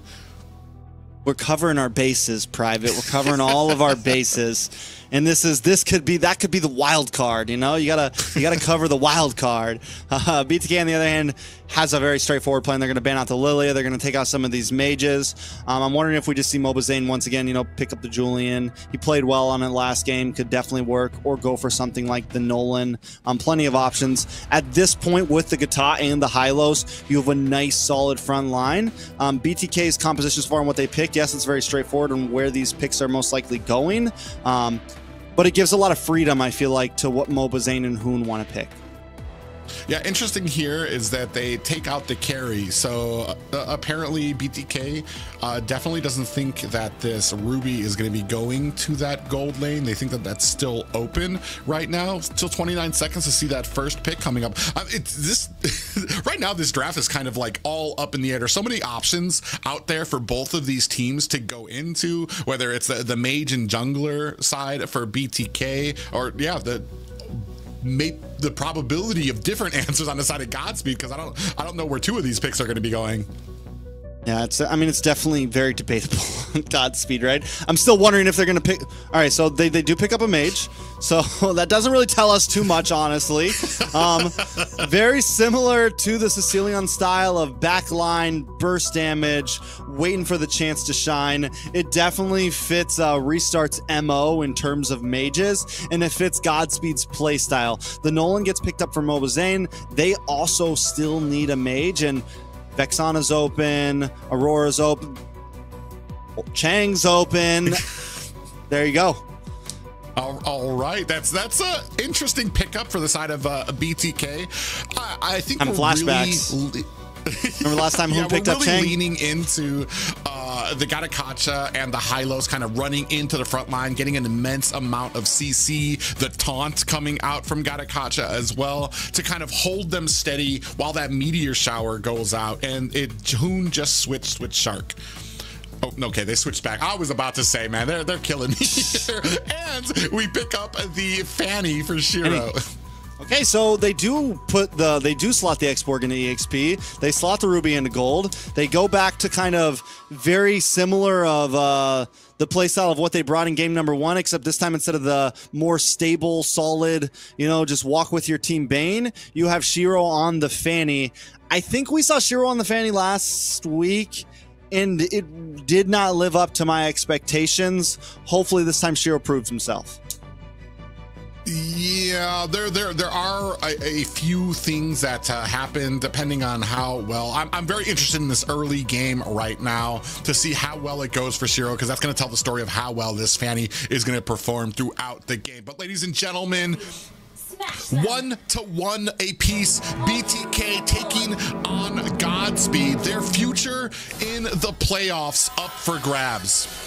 Yeah, a lot on the line for both of these teams, honestly. And we can no longer say just for Godspeed or just for BTK. Both teams need more points. Both teams have an opportunity to steal second place here. So anything can go. Like I said, last week I saw Shiro on the Fanny, and there was a couple weird cables. He just felt a little slow on the Fanny. This time, if he wants to keep up, he needs to step up the pace a little bit. He needs to make sure he's landing all of those cables and be as aggressive as he can. Especially with Hoon being on this Chang. Hoon has no big flicker, right? I mean, he has a flicker, literally, but the hero itself doesn't have a flicker skill. So there's a lot of opportunities to catch Hoon off guard in this game with the Fanny. The only other thing here too is with Hoon on this Chang'e, you have a little bit of pressure to potentially be stealing a lot of those purple buffs from the side of Godspeed. Chang'e can throw out the meteor shower. It can pretty much one-hit those buffs very quickly. So it's something that Godspeed's really going to need to be aware of, especially kind of the threat coming from mid lane for a player or for a character like Fanny that really depends on the purple buff. And finds the kill onto MOBA Zane just like that. There it is. That was what they needed. And the great thing too that I just thought about and just noticed, as long as the cable's going, the taunt does not stop you. So good ways for Shiro to get away. Not as much CC as maybe you would like to lock down the Fanny here. It was very well slotted in, and if Shiro keeps performing like this, maybe leads Godspeed to an early snowball. Yeah, and just a great start for Godspeed. I mean, just keep on going with that. Shark coming in there. It grabs the aggro from the purple buff here, just trying to be a nuisance on this Gatakacha. The rest of the team not really pent on trying to help out Shiro, who needs some help here. He's getting his purple buff kind of stolen here. He's looking to get him to expend that retribution so that this next turtle won't be a problem for BTK. I don't believe he used his retribution, so he's still going to have that up and gets the turtle. Runs over with the cable real quick. Bada bing, bada boom. Take the turtle. Get my purple. Find Zane. It's almost a 1K gold lead for Godspeed at this point. And Godspeed are moving, man. They're moving around the map. Zia in trouble. Yeah, 3 members of BTK coming down to answer the call. Zaman Force is on the ground, so no worse for where our BTK Godspeed going to have to back off. This is a different Godspeed than what we've seen in the past 2 games, right? It's much more quick pace. Yes, restart still kind of hanging out like a tower in the mid lane, but Godspeed's okay with that type of composition. They're okay with him just farming in mid as the rest of the team moves around. And this time the rest of the team has a lot of availability to move around, with Baj jumping down to the bot, Sire getting a nice I'm offended onto Zia here.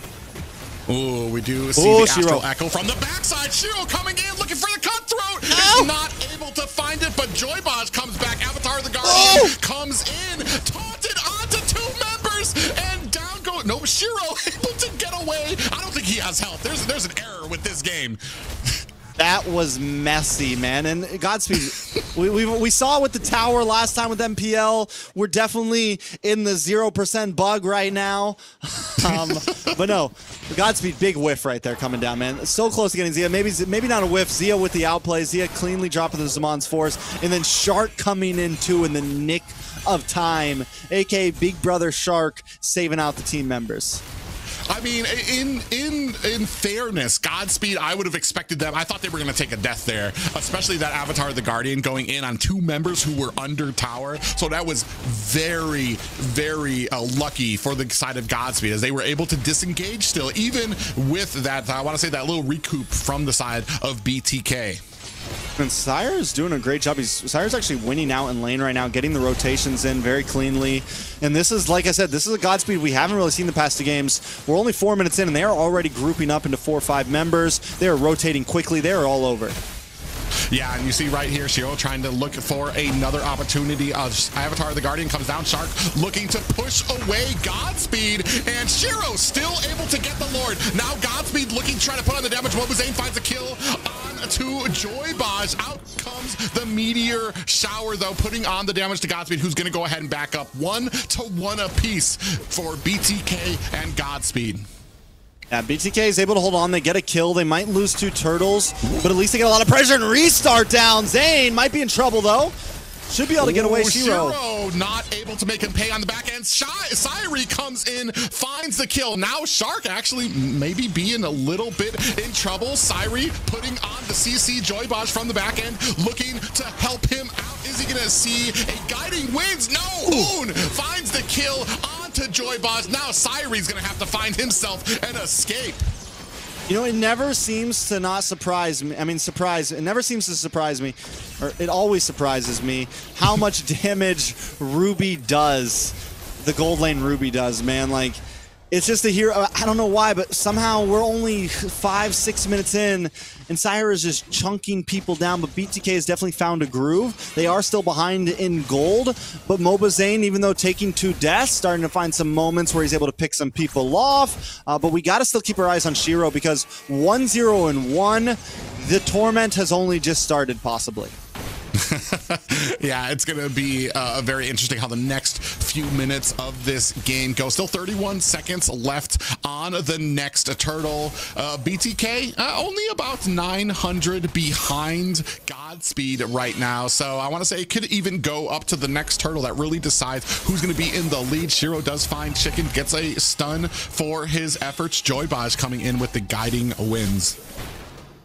I mean, Shiro definitely not the greatest Fanny player in the world, but good enough to really, I mean, and I feel like Shiro's just getting better and better with it. Compared to last week, I feel like there was a few cables missed, a few positions where we could have moved faster.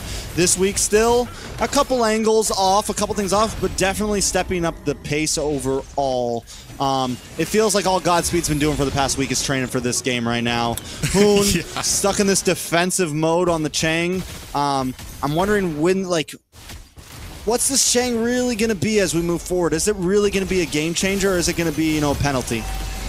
Oh, Zia is going to get caught here, taken down by Shiro. Avatar the Guardian comes in, does not find its mark. Shiro with the cables to get him away from Shark's taunt, and they escape like thieves in the night right now. Mobazane tries to come in. I believe he got the retreat on that gold minion.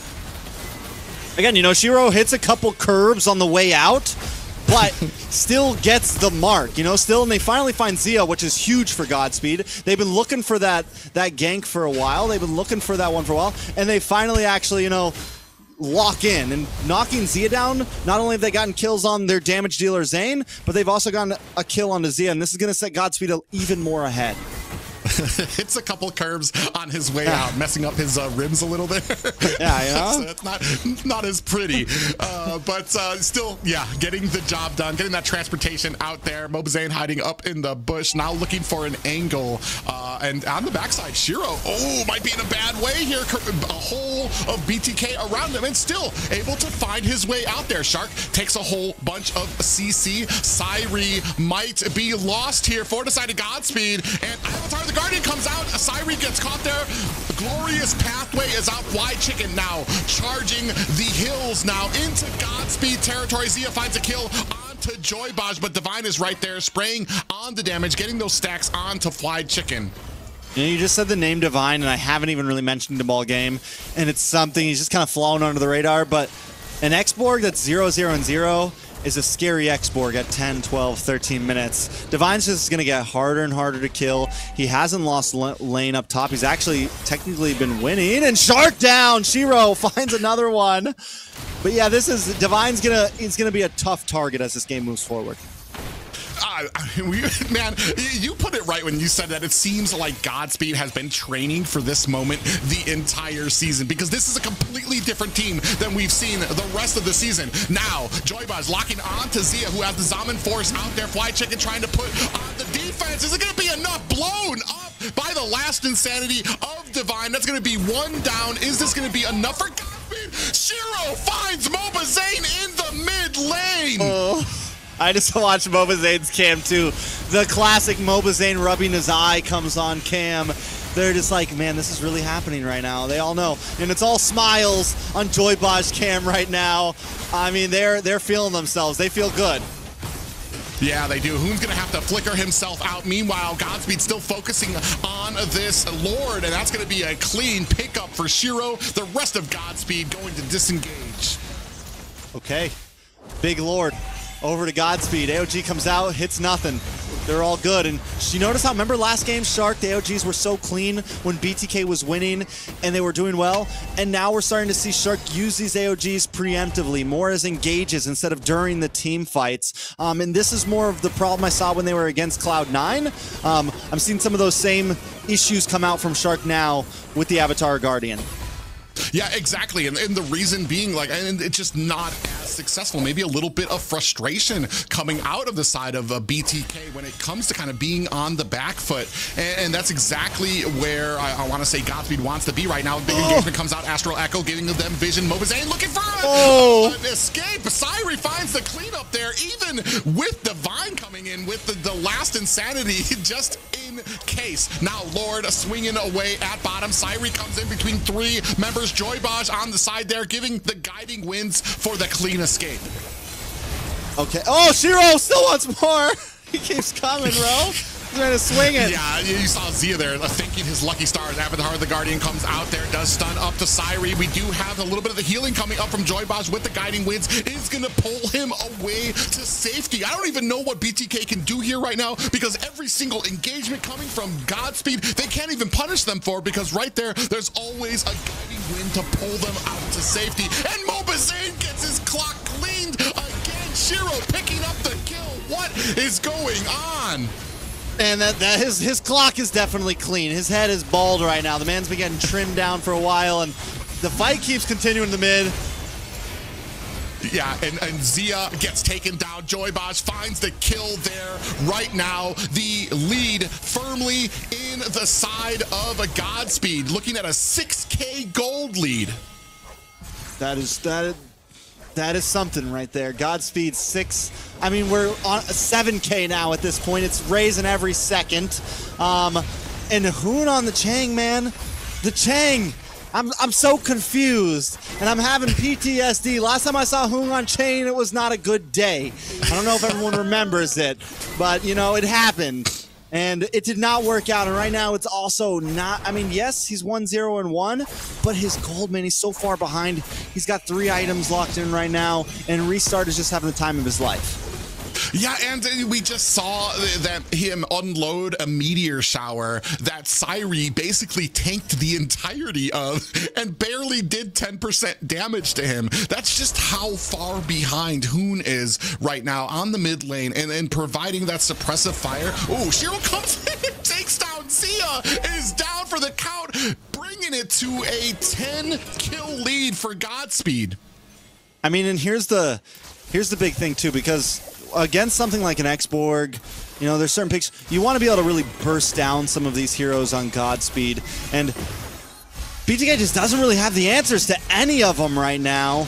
And even if Zia gets a couple big shots off on someone, the Ruby counters Zia. I mean, Shiro can come in and one-shot any of them at pretty much any time. You know, you don't say this very often, but right now it feels like BTK doesn't have any answers.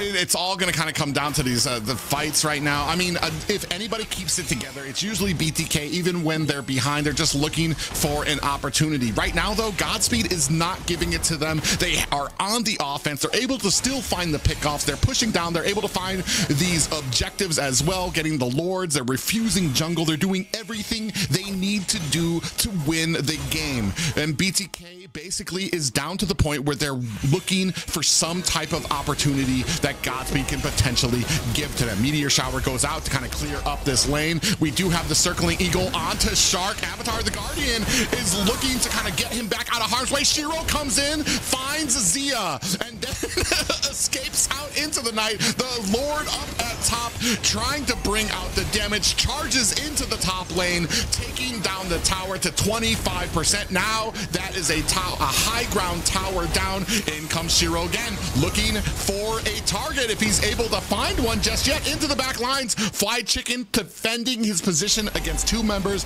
as Godspeed back off. Astral Echo is out. Shiro comes in, looking for a kill, is not able to find it, gets out, restart, finds a kill onto Shark. That is 2 down for BTK right now, and another high ground tower. Joybot comes in, finds a kill onto Hoon. The rest of BTK looking for the opportunity, but Joybot using that guiding winds, still keeping the shields up.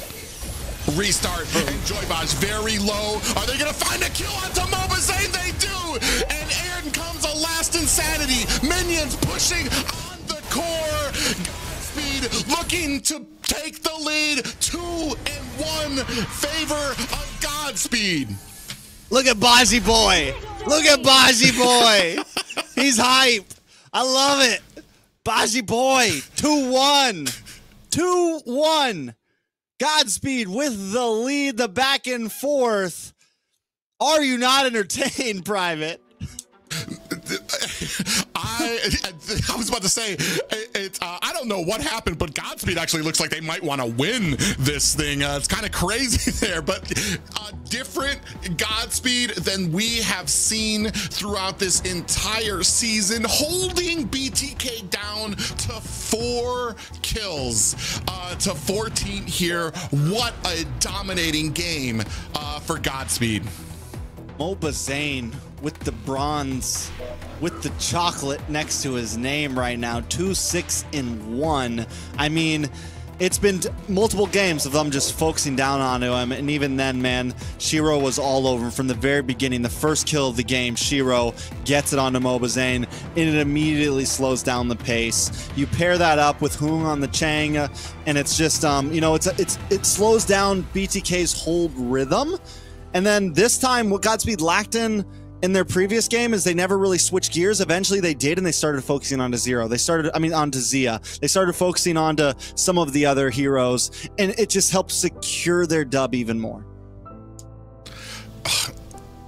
What this means for me right now, I mean, just taking a look at this game, we were a little critical of Shiro on this Fanny. He had a few little mishaps the first time he took out this Fanny last week against Maple Leafs. Here, I want to say he probably played it a little safer, just came in looking for the kills and then got out. Even took a couple of taunts from Gatakacha, using those cables to be able to get away. Did such a great job here as you see him take down Mobazane. I mean, we start off on these highlights about 5 minutes in, right? And overall, Mobazane does get some kills here and there, and even there, he gets to pick on a restart. But Shiro, man, like we said, I think Shiro's just been sitting on the cables all week long, because it's a very different Shiro than what we saw last week, and the whole team just playing a very different game than what we saw over the past 2 weeks. In week 3, Godspeed, as you said, I couldn't have said it better than myself. I think they actually want to win this thing, Private. I know, it's amazing, and this is what I love to see from a team starting to actually improve to such huge lengths to be able to kind of take on BTK here. But I want to say the story isn't all just about their skill level. BTK showing some signs of wear, showing some signs of maybe some frustration. The Chang'e pick, a little questionable for me, and I'm not even sure where it kind of fit into here. It didn't really have the role. As we started moving into the mid and late game, Hoon just started etching farther and farther behind to the point where that meteor shower just was not doing enough to support the team with the suppressive fire. Yeah, and they already had the threat of Shiro, but once Divine went through that game, not taking any deaths. Once Sire started really going through that game, not taking any deaths, they had this front line that BTK just couldn't cut through. And look at that! Godspeed, number 2 in the standings right now. If Godspeed ends this 3-1, they will end this season as the second best team of season. All I want to say. This is amazing right now, and right now it is, I never thought I would say it for this weekend, it is do or die time for BTK. They need a win here right now to take this to a game 5. Yeah, I mean, it's definitely, it is very important to get a win here. I mean, they like, and the reason I'm laughing is because it is very like they seriously need a win here. Because at that point you're going into like they did beat MPL, right? Did they beat MPL earlier this season? Because now we really have to start thinking about tiebreaker stuff. This is no longer just, you know, we're not just hypothetically speaking anymore. We have to really start thinking about this. BTK has not played MPL right now. They're tied with MPL. So if they don't win this, it goes into like, and Gosu Nighthorde, for example, wins all 4 of their games tomorrow or something, it goes into serious, it goes into tiebreaker, you know, it goes into tiebreaker for MPL and BTK. It goes into, you know, deep rules. And right now, because neither of the teams have won, yeah, I can't tell you all the facts on that. I don't know what they all are right now. This is unprecedented. But yeah, it's definitely interesting. The thing is here, if BTK does not win this next match, all Gosu Nighthorde has to do is win their series tomorrow to, I want to say, boot out, well, actually to boot down. They haven't faced MPL. They haven't faced the Maple Leafs at all. So there's no tiebreaker in there for them. That's what I'm saying, yeah. Oh my God. So if Gosu Nighthorde tomorrow goes like 4-0, it's crazy. We're into the draft though, so let's see what happens. Well, BTK very wisely going to go ahead and take that Fanny off the board. Definitely don't want to see that. That's going to leave open the Bane for the side of Godspeed, but they're not going to pick it up. I'm wondering if BTK is going to go ahead and scoop that up very quickly. I mean, hey man, the Ruby pick, I was a little like, okay, first pick Ruby. This time I'm like, yeah, first pick Ruby, bro, let's go. Let's do it. Zia definitely has to think about it. And because the Harith's not going to fly, right? Sire was bullying Harith that whole time.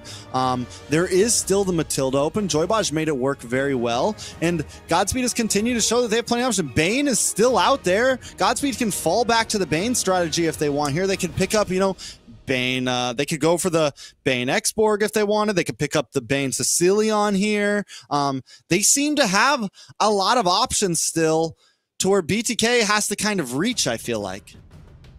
Yeah, really interesting here. They go with the early game. They got the Vexana. They got the Arlot. You were asking for this for Fly Chicken to go ahead and pick this up a while ago. He's going to pick that up now. I like the Arlot pick. It means that Chicken's going to be, I want to say, he's going to be more part of these fights earlier. He's got a great amount of clear. He's going to be able to join these fights, especially some of these objective engagements. And we've seen how well the Arlot can be used to even get across the map for some of these. But in answer to that, Godspeed's going to go ahead, pick up the Khalid. And I want to say Khalid is probably one of the only answers to Arlot where it doesn't actually counter Arlot, but he's going to be able to clear the lane quickly as well, so that now you're keeping pace with Arlot trying to rotate on your team. All right, so I mean, last time Divine played decent, but I still feel like, I don't know, Godspeed seems to do a little better with the really tanky offlaners, and Khalid might not be it. But still, we'll see how they pull it together. As long as I think we keep Joybaj on something that can move and groove. I feel like Godspeed can do something. They gotta move and groove, all right, Private? I was wondering. That's the win con. I know we were kind of critical because we saw him on the Kufra. He had a very wide range of success with it, not so much on the Kaja, and we were wanting to see him on the setting potential type of roams. But he showed us with the Matilda that he doesn't need to be on those. He can even support the team. So he can move and groove. Indeed is what he needs to do on his roam. It's just kind of hit or miss right now. It's really kind of dependent on what kind of success he can find with some of his picks. Mobazane going to go on Old Faithful here, does not go for the main pick, goes and picks up the Julian here and is going to ban out Ling. Listen, I'm going to be honest, Private. I got no idea what's going on right now, okay? I'm not ready. I was not ready for this. My notes do not calculate, okay? So yeah, let's jump into second phase. Alice ban. I actually think the Alice ban is solid because that's something I wanted to see Zia. I think that might have been the option to lean back to, especially with the Ruby Gold lane. There's not a whole lot of answers for that. Now, Zia could still, like the Claude, Purify Claude could do okay against it. He could fall back to something like the Moskov, but I really think, other than that, is there any other real, like, fightery gold laners that he can go for here? He could jump back to the Lunox. He played well on that. I was going to say the Lunox is a good answer for the Ruby. It's going to be able to burst down the tankiness of it. Then you get maybe a glowing wand on it. You're going to be able to take down some of the healing from it. And it's an answer for the potential sets that could come out for Godspeed. If they're going to go with the assassin route as well, you're going to have the brilliance that'll be able to come out to negate some of that damage as well.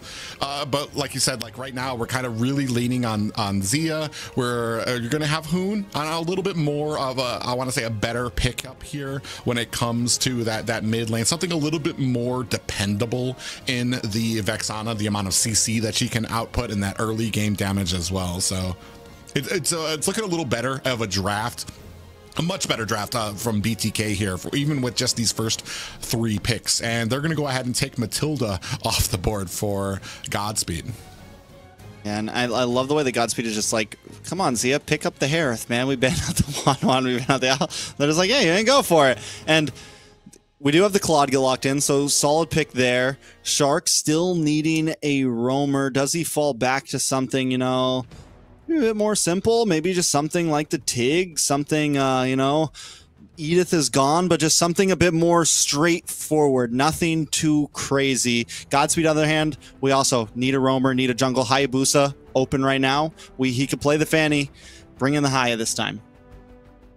Yeah, and that's going to be the interesting pick for the side of Godspeed. The big thing is that when it came to the Fanny, Fanny was able to kind of get in, get out. It didn't really put themselves into harm's way. The Bane, a little bit more closer, but still another one of those that had that utility, had the deadly catch to come out to be able to create that space. And we're gonna go with Old Faithful here. Shiro's gonna go on to that Bane.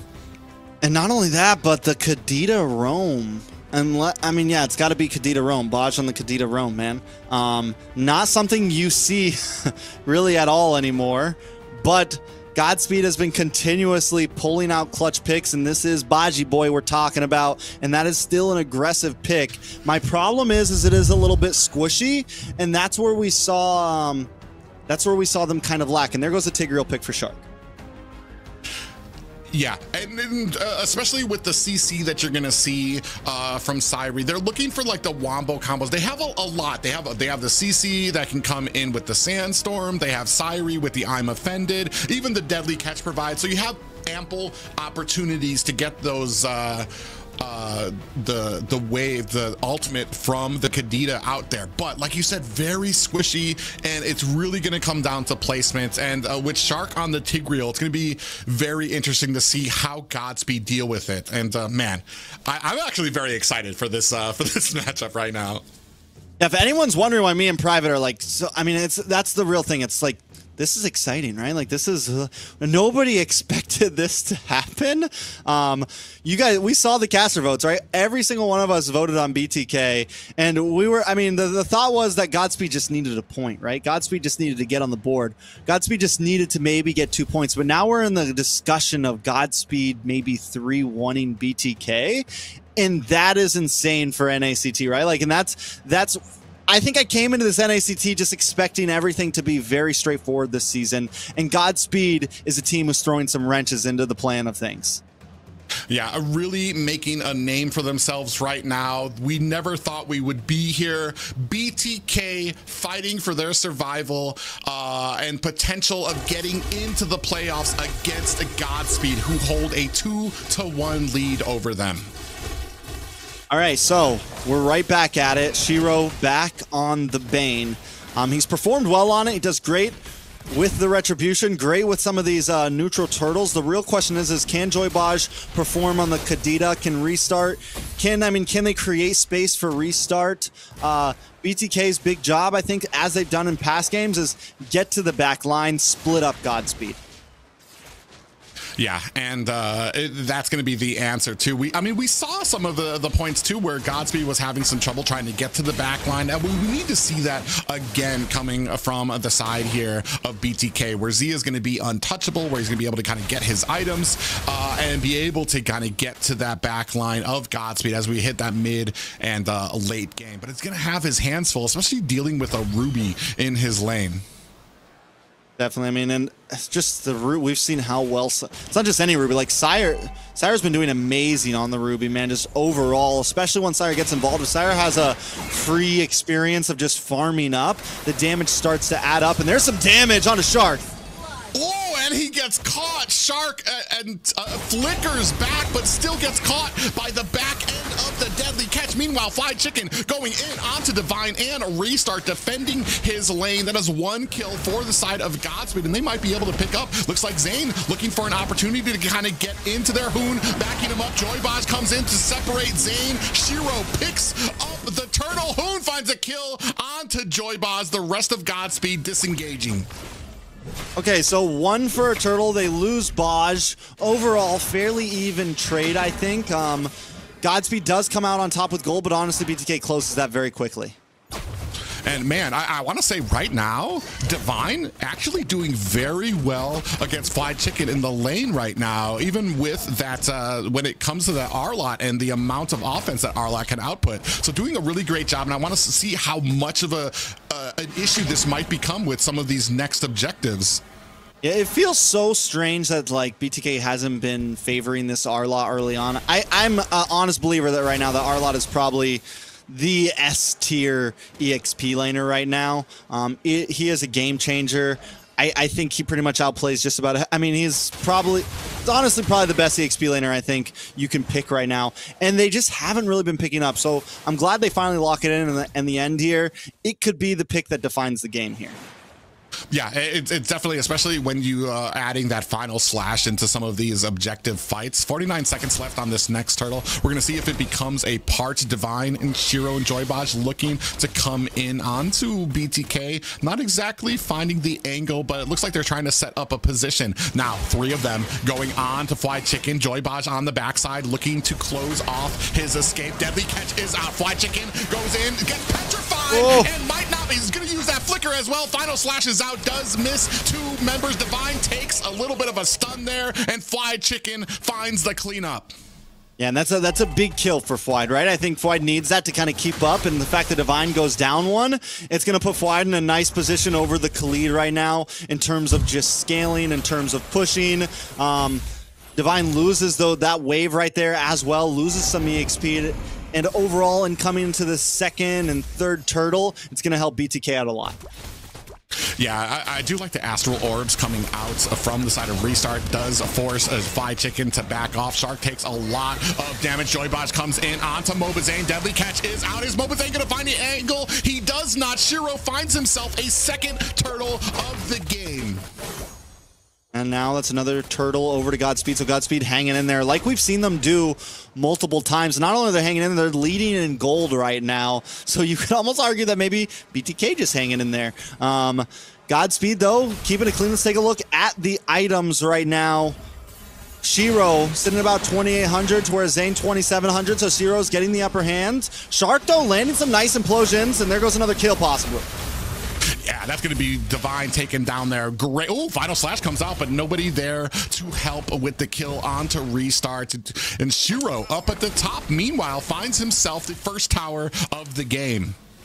And that's another kill on to Divine, putting him, I mean, Khalid is good, but if he falls behind too early, it's going to start to become a problem. He's the big engager, and when he wants to bring these big engages, if he just gets bursted down, it's going to really kind of put a wrench in things. But Godspeed still holding the lead. Oh, Shark might be caught here. It takes a whole frontal assault of damage, and the Astral Sphere is more than enough to take Shark down as he's looking for an escape. Syri dives in after Hoon, almost eats a turret shot. MLBBN from the side looking for an opportunity, is not going to be able to find it. He's in a bad way against two members. Syri not able to close the distance. All right, so tower for tower, roamer for roamer. Both teams going back and forth right now. Restart, I want to take a look at mages right now. Hoon sitting at 3-0-1, which is going to be huge for the Vexana. On the other hand, Restart 1-0-0. He's having a slow start right now. And this is the same thing we've seen some Restart just about every game, right? Wants these end game mages, wants to just hang out, and I don't know if it's going to cut it this time. Ooh, actually Divine jumps into an implosion to try to save his team member, and now he's going to cost them 2 potential deaths here. He's trying to get his health off, is going to use that ultimate to find and escape. Deadly catches Hoon. It does. Shiro finds the kill there. Final Slash is out as well. Fly Chicken finds the kill onto Shiro. MLBBN in a little bit of trouble. Syri gets pushed out from Shark there. Immobilized now, looking for an escape. Fly Chicken dives in after, takes a turret shot. Astral Sphere comes out, but it's going to set up this next turtle fight for MLBBN. Yeah, and Zia also, I mean, in the midst of all that, Zia doing his job, just like we saw in game number 2 on the Claude, hanging on to these off lanes, keeping pressure, playing away from the team. And this is the BTK that I think we want to see, right? This is the BTK that BTK fans want to see. A bit more spread out, a bit more willing to make plays happen, having faith in Zia as a fast-moving gold laner, to where even when they were behind in gold a minute or 2 ago, they still seem to have control over the map. Yeah, and the control, like, it's starting to spread here. Not only about a 1K gold lead, but when it comes to kills, when it comes to the spread and the force onto the towers right now, they're still doing a good job, especially against a Bane right now, who usually favors some of these. MLBBN gets caught, popped up, and taken down by Divine. Zia tries to come in with a blazing duet of his own, trying to punish Joybaj, who gets a lot of that health back with his passive. Hoon finds the killing bro. Syri in trouble, catches an implosion for his efforts, trying to get the healing up, but taken down by Flied Chicken. Divine gonna look for an escape as the rest of BTK come to take down the minions at mid lane. What did I say, man? Even if Baji knows his team will lose out in the fight, if he has a chance to kill MLBBN, he is going for it, man. I don't care if it's going to be a 2-for-1. He's open. We're taking him. Godspeed, though, do find a tower in the boss side. Towers are at a standstill right now. Gold at only a 1K difference. Taking a look at the items this time, let's take a look at these EXP laners. Fried Chicken feeling pretty good right now, going against Khalid, holding about a 400 lead, has a Thunder Belt in, working in on the next item, picks up a little bit of magic defense as well, and then gonna swap into Dominance Ice. Yeah, and he's got a decent amount of items here right now. It's looking really good for Hoon.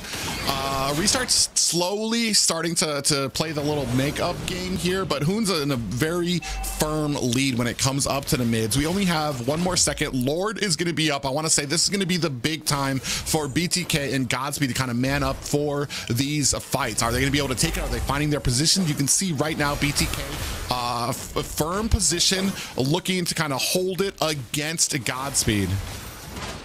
All right, so with Lord up, right, Godspeed's doing what I think they did in some of their previous game, where they find a position over the Lord a little bit early on and let BTK come to them.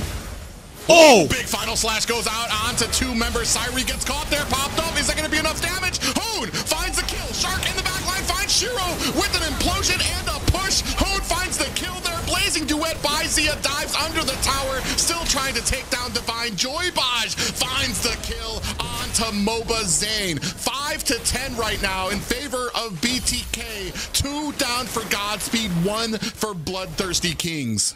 And Zia immediately transitions down to the boss side, keep pressure there, gonna make his way back up to the Lord now.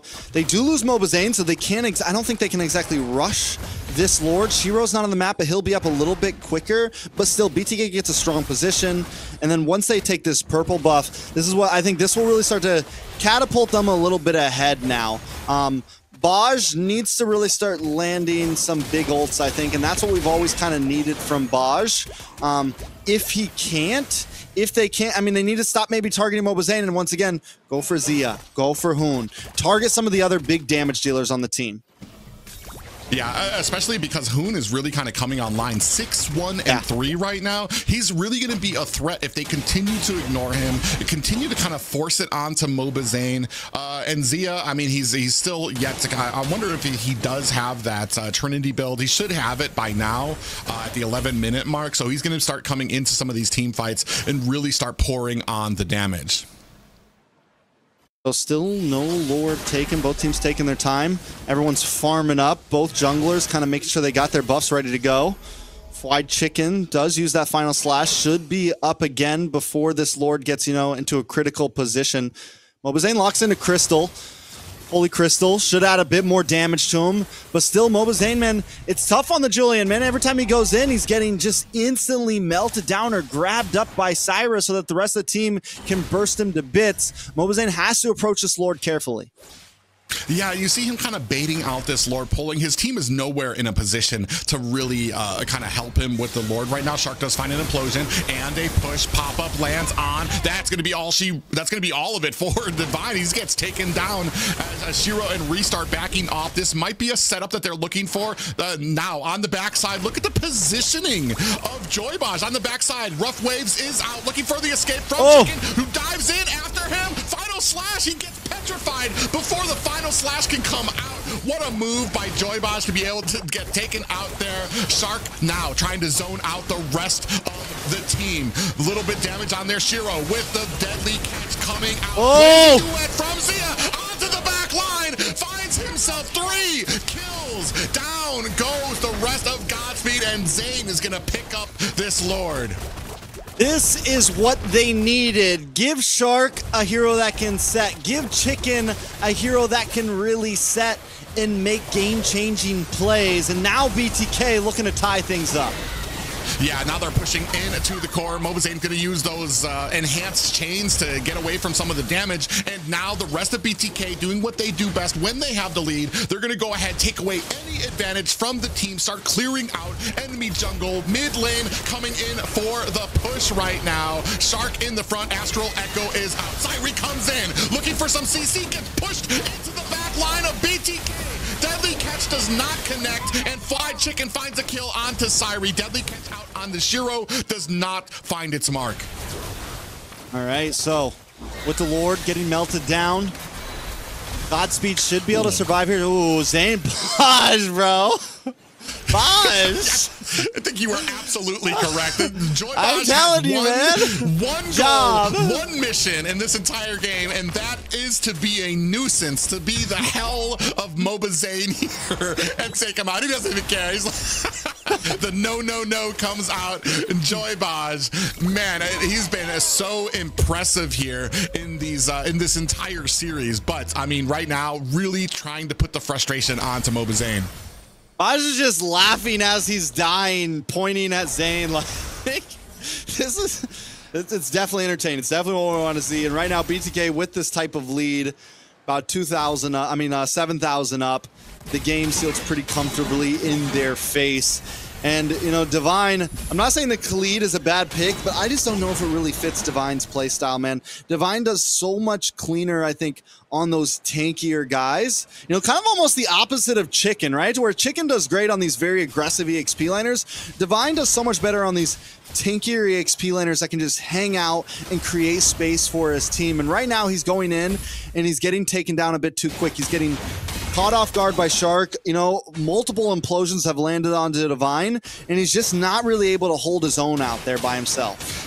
Well, and I think the question kind of came out is what can deal with the R-Lot in lane. And I don't think any of his playstyle, any of those characters that really favor his playstyle would have benefited in a lane against R-Lot. So he kind of just took the hit, picked up the Khalid for it, and right now he's kind of paying for it. Gonna go in, try to get a little bit of damage on him. Mobazane, look at all the damage there, down to 40% health from one move from Mobazane. Yeah, once that Holy Crystal got locked in, Zane's gonna start.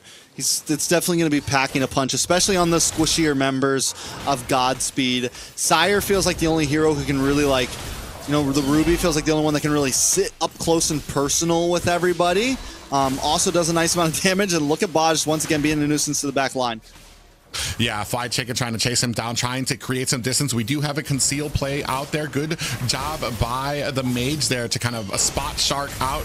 Ooh, and we do have the Ancient Guardian. The Eternal Guardian comes out, and Mobazane going to find himself another Lord. Unfortunate for the side of Godspeed. They're unable. Ooh, a final slash. Fly Chicken out there trying to put some damage on. Joy Baj goes down. Rough Waves is unable to come out. The rest of BTK trying to chase down Godspeed. A pop-up onto Syrie, and Mobazane finds the kill from the backside. Zia coming in, trying to put the damage on to Shiro. Now minion waves at the bottom lane. Shark a little low. Shiro looking for the recoil from that Crab Claw Cannon, not able to find its mark.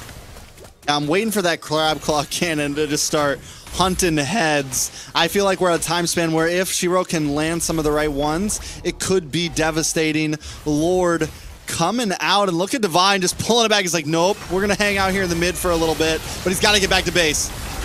Yeah, he has to get back to base. We do see the Winter Crown is out. A push from Shark. Hoon finds a kill onto Shiro. Joy Baj finds one on the Fly Chicken. BTK tie things up with Godspeed. And you know what this means, Trex?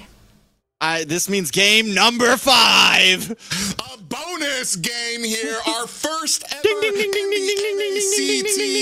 NACT. This is a landmark occasion here for NACT. It's the first time teams have taken it to one another here, and a great job here by BTK to come back in dominating fashion.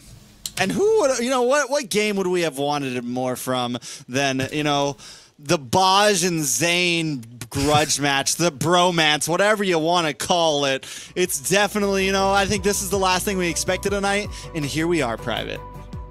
Man, an amazing game right now. And you take a look at this. The one person I wasn't expecting to have such a hard time, Syrie.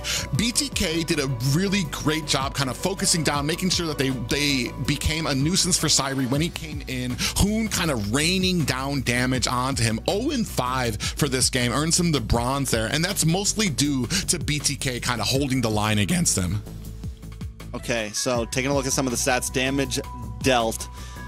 Hoon actually leading the card right now, and we saw him early on. What was it? I think, how did he end that game? Like 7-8-1 and something. I mean, just early on he was 6-0-2 or something like that. Just completely monstrous on the field. And the combo between Shark and Hoon, the implosion and the Eternal Guardian, that's one of the things that just kept on catching Divine off guard. He's unable to heal up on the Khalid. Every time he engages, he gets caught off. And I think it's one of the things that messes up Syrie as well. That Eternal Guardian, every time Syrie wants to hang out in the midst of all of them, knock up. Boom. Enough CC to hold Ruby down for a minute to where they can actually burst down Syrie. Yeah, and that was the biggest thing, is like you kind of, as long as, because you know where Syrie and Divine, they're gonna be center stage, and if you're just raining down damage, especially Hoon, who's just having such an excellent game for that last game, being able to throw down the Eternal Guardian, throw down the CC, and the immense amount of damage on there, really punishing those picks there. All right, so game number, let's take a look at actually, let's wait for that. We'll take a look at the replays real quick. The first big pick off, Shiro with that deadly catch. And we see that they're trying to bring pressure, right? Godspeed comes with a very similar playstyle of what they did last game with Shiro on the Fanny, where they are kind of all over the map. You have Baj and this aggressive Kadita. But one thing Baj was having a lot of trouble with, and it seems a lot of the members of Godspeed were having a lot of trouble with, is they would go in, they would get stunned up, they would get locked up, and they would get taken out. And Zia just had free farm, and by the end of the game he was shredding. I mean, it just didn't really feel like this time Godspeed had an answer. Yeah, and there was just, it was a ton with the way that BTK was able to chain together that CC and damage coming out. These picks really melded well together, and you were absolutely hit the button on the nose, is that Zia was able to have some breathing room. He didn't really have such a challenge in his lane, and he was able to kind of bring it forth onto the team once we hit that mid and late game. All right, so I mean, at this point, sorry, taking a look at it, BTK, I mean, I feel like BTK just kind of dominated that game. Overall, we had the R lot right, and I think that was a huge game changer. I think Shark being on an aggressive roamer, huge game changer, and I think they just need to kind of stick with that composition. But that is also the same kind of composition. Like, I think the same thing we could be said for Godspeed, to a point of they need to stick what really works for them and keep Baj on something that can hang out, keep Baj on something that can move and groove and not die in 2 seconds, you know? Yes, Baj got a lot of great kills on the MLBBN, but there's something that works for both teams, and I think it's going to come down to whoever executes it better. Yeah, and we saw kind of a little bit of a falter. We talked about it a little earlier. Sairi and Divine, there was really, I want to say that the Vexana was a huge answer for both of those picks, especially with them getting CC'd down. If you're CC'd and you're not able to actually actuate some of the moves that bring you that health back, you're going to have a problem. And right from the get-go, BTK did a great job. And I want to say, like, even that first play in the highlights there, where you saw like an entire team try to jump on the chicken, I want to say now BTK kind of coming online, especially Fly Chicken in there, and that defense there, able to come in, gets the final slash before the smoothness of that flicker out of the way, and then still having the life left to protect his tower. An amazing game there played by BTK, but that brings us to this fated bonus game 5. Bonus, I didn't even know we had a bonus round graphic. That's what I like to see. We've had in the clutch this whole time and haven't gotten to use it, but here we go. Bonus round time. I feel like I'm in a game of Mario right now, and we just found the secret level.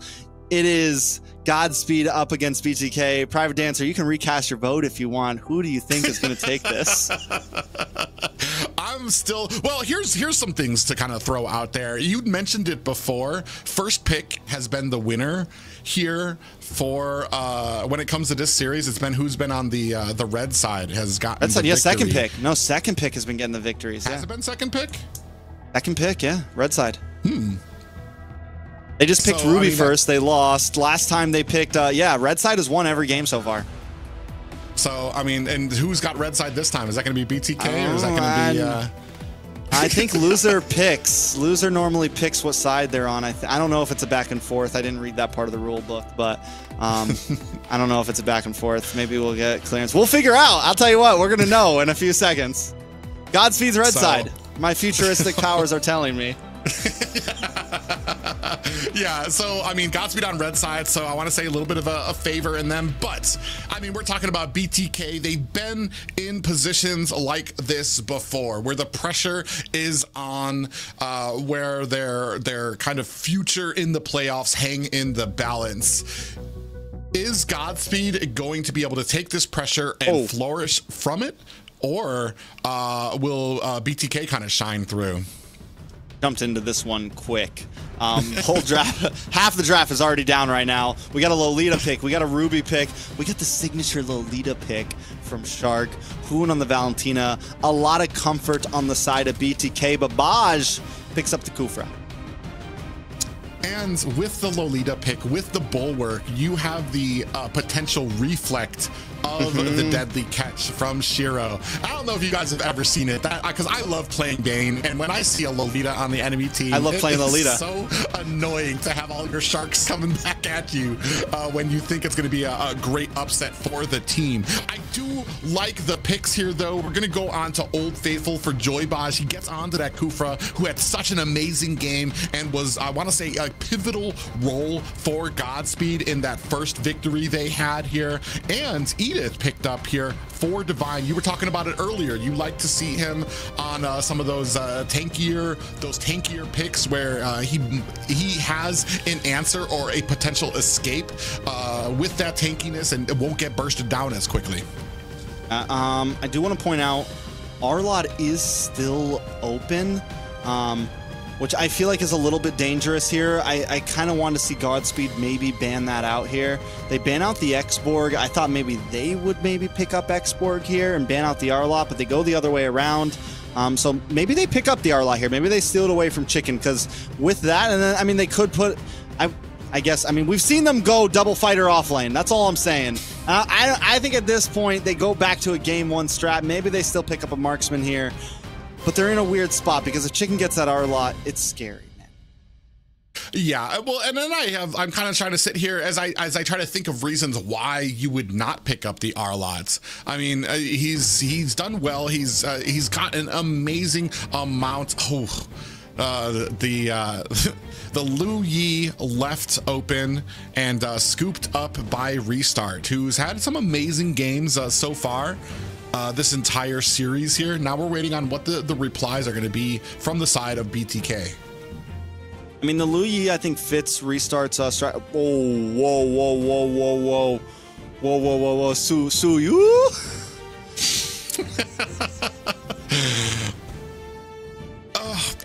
Okay. So, can he do it better than Best Play? I'm trying to think of like where we can go positive with this. Right now, we saw even from Best Player struggled with the Suyu when it came. The rest of his team was more than able to kind of make up for it. He does, but I want to say, on the side of MLBBN, this more fits his play style than it does Best Player's play style. Whereas he's used to those assassins who can get around very fast, who have an escape like that. MLBBN deals more with characters and junglers, and probably feels more comfortable with junglers that have a little bit of defense on them. All right, well, we'll see how it plays out. I do want, first, some clarification. We had a little clarification. This 5th game will give one of the teams a point. I was wrong earlier, I guess. I don't know, but this, maybe it's because it's the last week. But either way, this game will decide on pretty much who's jumping to that number 2 spot. So it's pretty huge, right? And this whole game right here, with what's already happened, it doesn't matter who drops. It gives a lot of opportunity for Gosu Nighthorde to sneak in. But that's enough of all that. I just wanted to clear up. This game does give a point and will pretty much secure a guaranteed on 2nd place of season. Smash them. Yeah, and it's all come down to this. I don't think anybody in North America thought we would see a Game 5 for BTK taking on Godspeed, who have really stepped up this series. But will it be enough to overcome, I want to say, the faces of North America in BTK? All right, now, Baj already. The signature early on clutch play, and they're gonna have nice crowd control as well from Restart on the duality proccing, getting those yin and yang triggers. On the other hand, taking a look at BTK, I feel like they're gonna have probably better maybe wave management in the beginning and mid-side. Will be able to rotate a bit more. We already know Shark is very comfortable on this Lolita, and up against something, I mean, there it is right there. Up against the Moskov, up against the Deadly Catch, the Lolita could really be the game changer. Yeah, and that's the one thing. And then not just the Lolita, but Shark's Lolita. The person who made Lolita part of the meta during M3. They're talking about somebody who pretty much knows the ins and outs of this character and what they can do and use them precisely. Yeah, so I'm definitely excited for it. I think we're gonna have a much slower game than usual here. I think both teams knows what's on the line here. I mean, both teams at this point pretty comfortable that they're gonna sit in playoffs. So now it's just pride and glory, right? Now it's just who can really beat the other team, and that's what makes Game 4 so exciting here. Yeah, and we do see the Deadly Catch come out. Shark and MLBBN gonna back off from it. No worse for wear. 11 seconds left on this first turtle. Okay, so, you know, one thing Shiro's done so great with the Deadly Catch during these turtles, using it at the right time to make sure MLBBN can't get in to hit that retry, but I want to watch Shark's positioning here because he's going to try to get in between the turtle and Shiro and bounce those things back, and look at it. Oh, and MLBBN, that was a great job by Shark to jump up there. He did exactly what you said he'd do. Gets right into Shiro's face, allows MLBBN the room he needs to get that retribution onto the turtle. And I think as long as he keeps doing that, it's going to mess up Shiro. It's going to mess up the whole neutral objective plan for Godspeed. And they're going to, I think the big target during these neutral objectives is going to be Shark. Yeah, and right now, in comes a Shark. Does find Joybaz trying to create that distance and the safe space for Zia, who's actually doing a very good job on a carry against a Moskov. So, I mean, it's not something I want to say carry. I want to say is probably I favor Moskov a little bit more when it comes to the laning here, but still doing a great job of kind of pushing against it in the gold lane. But still 0-0, still slow play. Zia just locked in the Corrosion Scythe, so we'll start doing a little bit more damage. I think Syra maybe slightly behind in lane, but maybe once he clears this wave, if he gets to clear this wave. Oh, they go in, and Zia finds the kill on the Syri. This actually, they do have the diversion with the deadly catch, punishes BTK. MLBBN goes down, and just when they thought they had the advantage, just when they thought they were going to be able to take a tower, just like that, a quick thinking diversion from the side of Godspeed. Find the reply. I think it's hilarious how the only player that dies in that is MLBBN. I'm just going to keep on hyping up this Baj Zane grudge match as long as this keeps going. I hope they play against each other in playoffs. It's going to be hype. This is such a great build-up for all of this. But yeah, beautiful defense. One thing, though, BTK does win out there. Zia gets a lot of gold plating. He gets a kill early onto Syri. He's got a huge advantage in gold lane this early on. We saw him lock in the Corrosion Scythe, and I don't even know if Syro's locked in his first item yet. Ooh, Shark's going to come up there with the bulwark right in front of Syri. They do get the rest of that gold plating off of that tower. This is going to signal the next turtle coming in. Hoon going to go ahead. Deadly catch comes on to two members of Godspeed. Restart is very low. Divine looking. Shiro still finds the retribution. Find a chicken in trouble. Here comes the rest of BTK trying to put on the damage. Zia is not able to chase, and the rest of Godspeed gets away. And there goes that the same kind of in and out movements that Godspeed brought in game number 2, where they poke in, and then as they're backing up, they shoot out a crab claw cannon here and there. They shoot a couple shots to keep BTK wanted to chase them down there. They tried to, but Godspeed's been doing a great job. I feel like most of these games kind of with that kite back. So they get a turtle, they keep themselves in the game. They are behind in gold right now. I think at this point, does BTK, press the gas pedal?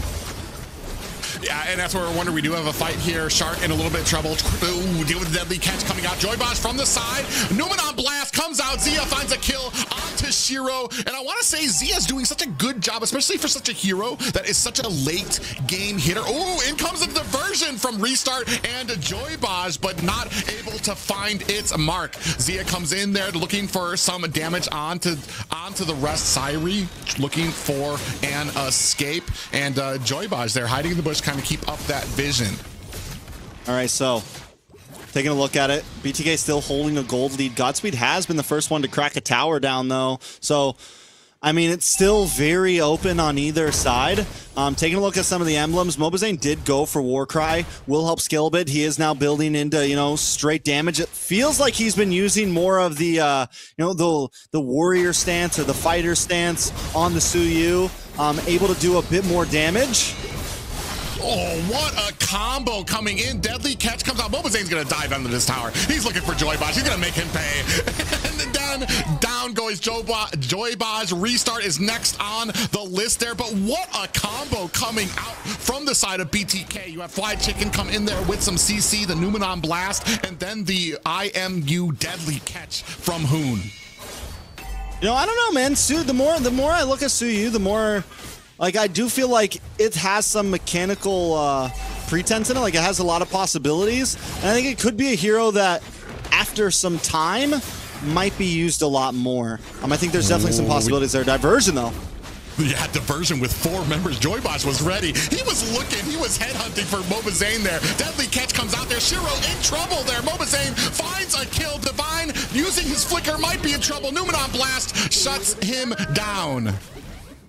BTK playing a different game this time. We talked about Godspeed playing a different game since last week, but BTK these past 2 games has found some momentum, has found the rhythm, has been, I think, picking the heroes they need to pick, and has been playing fundamentally the way you want to see BTK play. Taking a look at the items, Zia almost already has that Trinity build locked in. We're only 7.5 minutes in, and normally the third item gets locked in for a marksman around minute 9. Sometimes even minute 10. 7.5, 8 minutes in on third damage item is insane and just shows how far ahead he really is right now. Yeah, and especially with how he was joining some of these fights right from the get-go, immediately becoming an issue for the side of Godspeed, coming in to try to rain down some of that damage, rotating from his lane very early especially for a carry. Now they're going to still try to put some pressure on to this purple buff. They decide against it, a smart move from BTK. Most definitely. So now, Godspeed kind of more on the defensive, but we've seen them in this place before. BTK, I think, I asked the question earlier, do they just press the gas? And I think that's what they do, right? You have Zia with this huge lead. You have MLBBNA with a good lead. You have Hoon deathless. You have most of the team deathless. And this is a time when they're kind of really feeling themselves, I feel like. And as long as they can keep the momentum down of Godspeed, they will be able to take a look. But look at this. Conceal play once again. Yeah, diversion is out. MLBBNA sees it in the pixel bush, and they have to decide against it. It's just like, oh, this isn't the bathroom. And then they all just disengage and go back to their side. Fair. Very, very fair. But I do like the fact that Restart's not being stingy with the diversions. Use them as much as possible. It's what I would like to really see from a Luyi. Oh, yeah, absolutely. And now we're going to go ahead set up for this next Lord fight. And I want to say Shark's been doing such a good job of blocking these deadly catches. Not just that, you're reversing a deadly catch. Then you have a deadly catch coming from Hoon with the IMU. Oh, we have the spear coming out there, but I don't think that Syri wants any of that. He's going to go ahead and finish up this tower at the bottom, doing mosque off things with the split push. Yeah, and it's a good play for Syri. And we haven't really got to see him flourish on a marksman per se just yet. I think Ruby's been his best pick, so this is a good time for him to maybe really show off, show off his chops a little bit, see what he can actually do. It's gonna be a hard game for him though. That Lolita is gonna punish so hard right now. It's gonna be so, I mean, and right now you can already see the way that Godspeed is taking some of these fights, that they kind of have to wait for the Bulwark Shield to go up and then use their skills. They have to really think about their timing in every single one of these fights. Yeah, and Shark actually going to get caught by 2 members of Godspeed there. Still able to get out. Deadly catch is out. Fried Chicken takes the full front of that as minions starting to force their way through mid. MLBBNA tries to come in, does not catch Shiro. Ooh, did catch him with that. I believe that's the Evil Queller, that arrow that kind of comes out from the Soyu. Ooh, Divine actually gets caught there. Traveling, tried to squeeze by BTK and is able to find an escape, but takes a heap of damage for it. And one last added thing that I think is helping BTK out here is the Valentina getting the deadly catch there. The same strategy that Godspeed has been using against BTK when it comes in terms of ooh, wait a second. Yeah, we do have an I'm Offended that does a lock onto Shiro. Oh, Zia finds a kill onto Divine. Joybaj in trouble. Deadly catches out. MLBBNA finds a kill onto Joybaj, starting to make him pay for a lot of those earlier deaths. Hoon zooms in and out of the base to put some damage onto the minions, and a lot of pressure being exerted here by BTK at the line of Godspeed. And there goes another deadly catch, gets some nice damage, and Shiro in trouble. Yeah, he gets taken down. MLBBNA dives into the back line. He's going to go ahead and find his... Dives in again at the core. Takes a decent amount of damage while the rest of BTK start focusing on these high ground towers. That's going to be 2 side lanes. There's no more high grounds. So quick. And I'm Offended. Locks on. Down goes Divine. Only 3 more members. BTK looking to close things out here. No one on blast. Lands onto 3 members. Joybaj comes in with the Tyrant's Rage. MLBBNA finds the kill there. 50% left onto the core. Zia, and this is going to be game 5 going to BTK. BTK comes in game 5 and shows them who's boss in a quick fashion, almost anticlimactic fashion. I mean, BTK just came in like, yeah, this is over. We're done. We're done having fun with you. I enjoyed the games, Baj. It was nice, but it's over. Yeah, I mean, this was a complete difference. This was and especially with the new hero Soyu, really Zane just had a remarkable time on it. You can see there 8, 2, and 3. Also Zia sitting up there at the top of the mountain, 5, 0, and 2. I mean, yeah, honestly, like I said, MLBBN showed that maybe there is some potential for this hero. Maybe there are some possibilities depending on the composition worked around it, but depending on what you're going up against.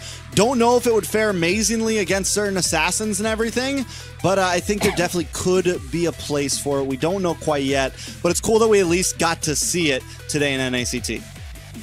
Yeah, and especially, like I said, I felt like maybe the difference in play style definitely benefiting MLBBN more than when we saw best player on this hero, who was having some issues really kind of getting along. MLBBN really was able to kind of find his mark, find the angles he needed to find a lot of those kills. Not just that, but when it came to Hoon and Shark, just had a wonderful game. And this is where BTK really shines when it comes to that mid and roaming position. Here's where BTK thought that they had a tower, but man, that big diversion play coming from Godspeed.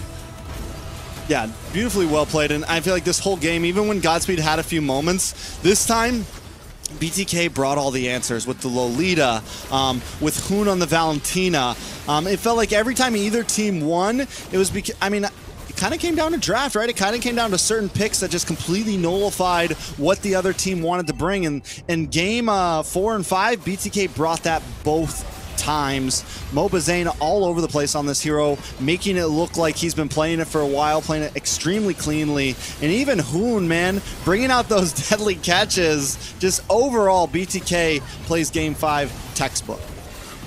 Yeah, and what an outing for Soyu here, for BTK, and especially for a team like BTK to really show what Soyu can do, especially his first outing. This is the first week that he is available in the NACT. Yeah, so excited to see where he goes on from here. Excited to see where, I mean, even with Godspeed losing, they pretty much at this point secure playoffs. It's all going to be a battle for the number 4 spot tomorrow. So yeah, Godspeed going to playoffs. BTK, 2nd place in season. I think it's huge for both of these teams. Yeah, it's amazing games played by both right now. And man, this series, it's definitely more than anybody could have asked for. 5 games here, the bonus game there, and BTK really pulled out all the stops for that last game. Like you said, they were done playing. They're like, all right, guys, we're just gonna hunker down. We're gonna execute the way we need to, and that's exactly what they did. I kind of wish game 5 would have gone a little bit longer. It felt a little too fast. Oh, Liz, how you feeling over there? Well, I want to know, Trez, what do you got on the players? You said you wanted a tie, and a tie you got, so I want to know. I don't know, man. I don't know. I'm on point today. I'm delirious, man. That's all. Visions of the future. But definitely. Yeah. Victory to BTK. They got the viewers clinching to their seats. But at the end of the day, they show that they can take the series swiftly. Even though in the beginning it was a struggle. And we almost thought something that never happened before in the previous NACTs has happened this season. But at the end of the day, they are still in the top 2 spot for this season. Yeah, I mean, a great game played for them, and you can see here securing themselves 2nd place and guaranteeing themselves a spot in the playoffs here from what was one of the games that was closer than I think any caster or anybody here even predicted, especially any of the viewers. You know what's really cool about this? We're looking at the standings right now. Tomorrow, Overskilled plays against Nighthorde, and these are the 2 teams that either one of them just needs 3 points to get into playoffs, man. They just need 3 points to get into playoffs and knock Maple Leaf out, and they get to go against each other, so tomorrow's definitely going to be interesting. Yeah, it is very interesting, especially knowing that MLC Maple Leaf actually won against Godspeed last week, so it's kind of surprising to a lot of viewers how Godspeed was able to put BTK in such a struggle. Yeah, it's absolutely amazing. Godspeed, we mentioned it during the cast. This was a completely different Godspeed who had been eating their Wheaties, who had their best haircut on, their best shirt. They were ready for this matchup. This is a completely different team than we have seen coming up, and I'm really kind of looking forward. I'm kind of hoping that they kind of continue this same type of momentum as we move forward.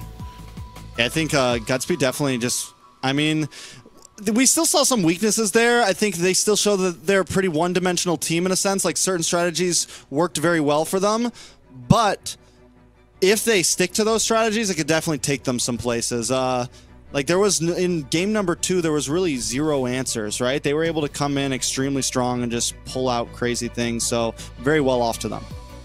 And it even looks like they got a mini boot camp with Restart and Joybotch in the same room, on the same bed, playing together. So that is very interesting, but unfortunately we don't get to chat with the players.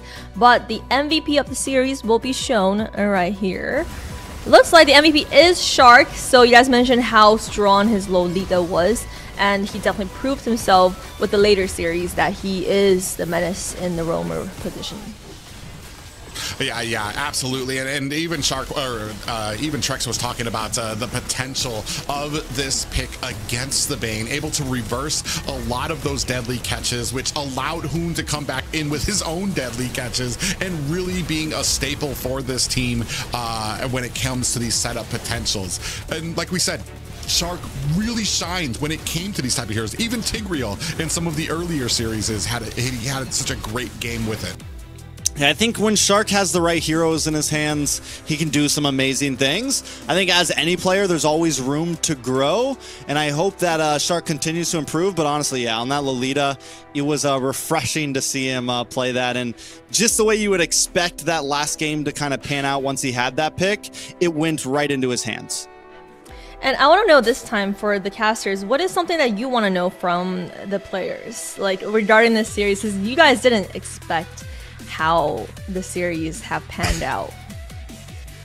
Honestly, I'd kind of like to know where they thought the mishaps happened, especially for those 2 victories for Godspeed. I don't think anybody really expected, especially like you were talking about Godspeed's performance against Maple Leaf. So we were kind of expecting, a lot of people were kind of expecting this to be a walk in the park for BTK. For this to have to go to a game 5, there must have been some interesting choices. Maybe monsters in the park. Finding out maybe even finding out where that Chang'e was fitting into the composition would be one thing for me. And the interview is ready, so let's hear it from the players. What went wrong? Wow. Hello. I was not expecting that angle, but welcome, Hoon. It looks like you're moving, right? So that's why you're in this phone angle. I'm in prison right now. Okay. Can you show us around the prison? Room tour.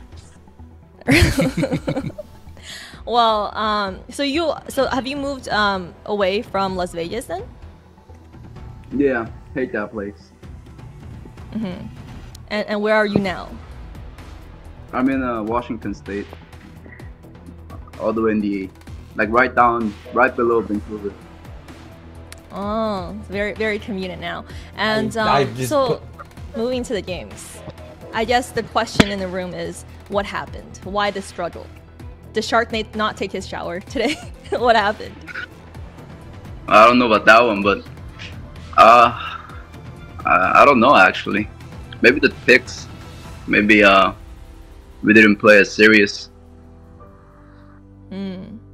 And well, regarding the picks then, why the Chang'e in game 3? Cause they had a Matilda Nova, so we try to bully the mid lane with the strong Chang'e, and then what tank we had? Edith. You don't remember? Well, anyways, we try to just prioritize the mid lane, but then yeah, accident happened. Nova got the blue. Yeah, I mean, I guess continue practicing the Chang'e. And have you guys been? Zane said you guys have been working with a coach. So how has that been? Are you still sticking with the same coach? Oh, yeah. Yep. Sorry, I can't hear well on this phone. Can you? Okay, all right. Can you talk louder? Yeah. Okay, Please. so last few questions. So the viewers are saying, like acting like coaches, like saying you guys are got out macroed last weekend. What do you think you need to change in order to perform better in the playoffs? Yeah, I mean that's true. We threw the late game as well, so I think it really comes down to the discipline. All right. Well, we won't keep you too long. Last question: is there any potential for a boot camp of your own for BTK in the playoffs?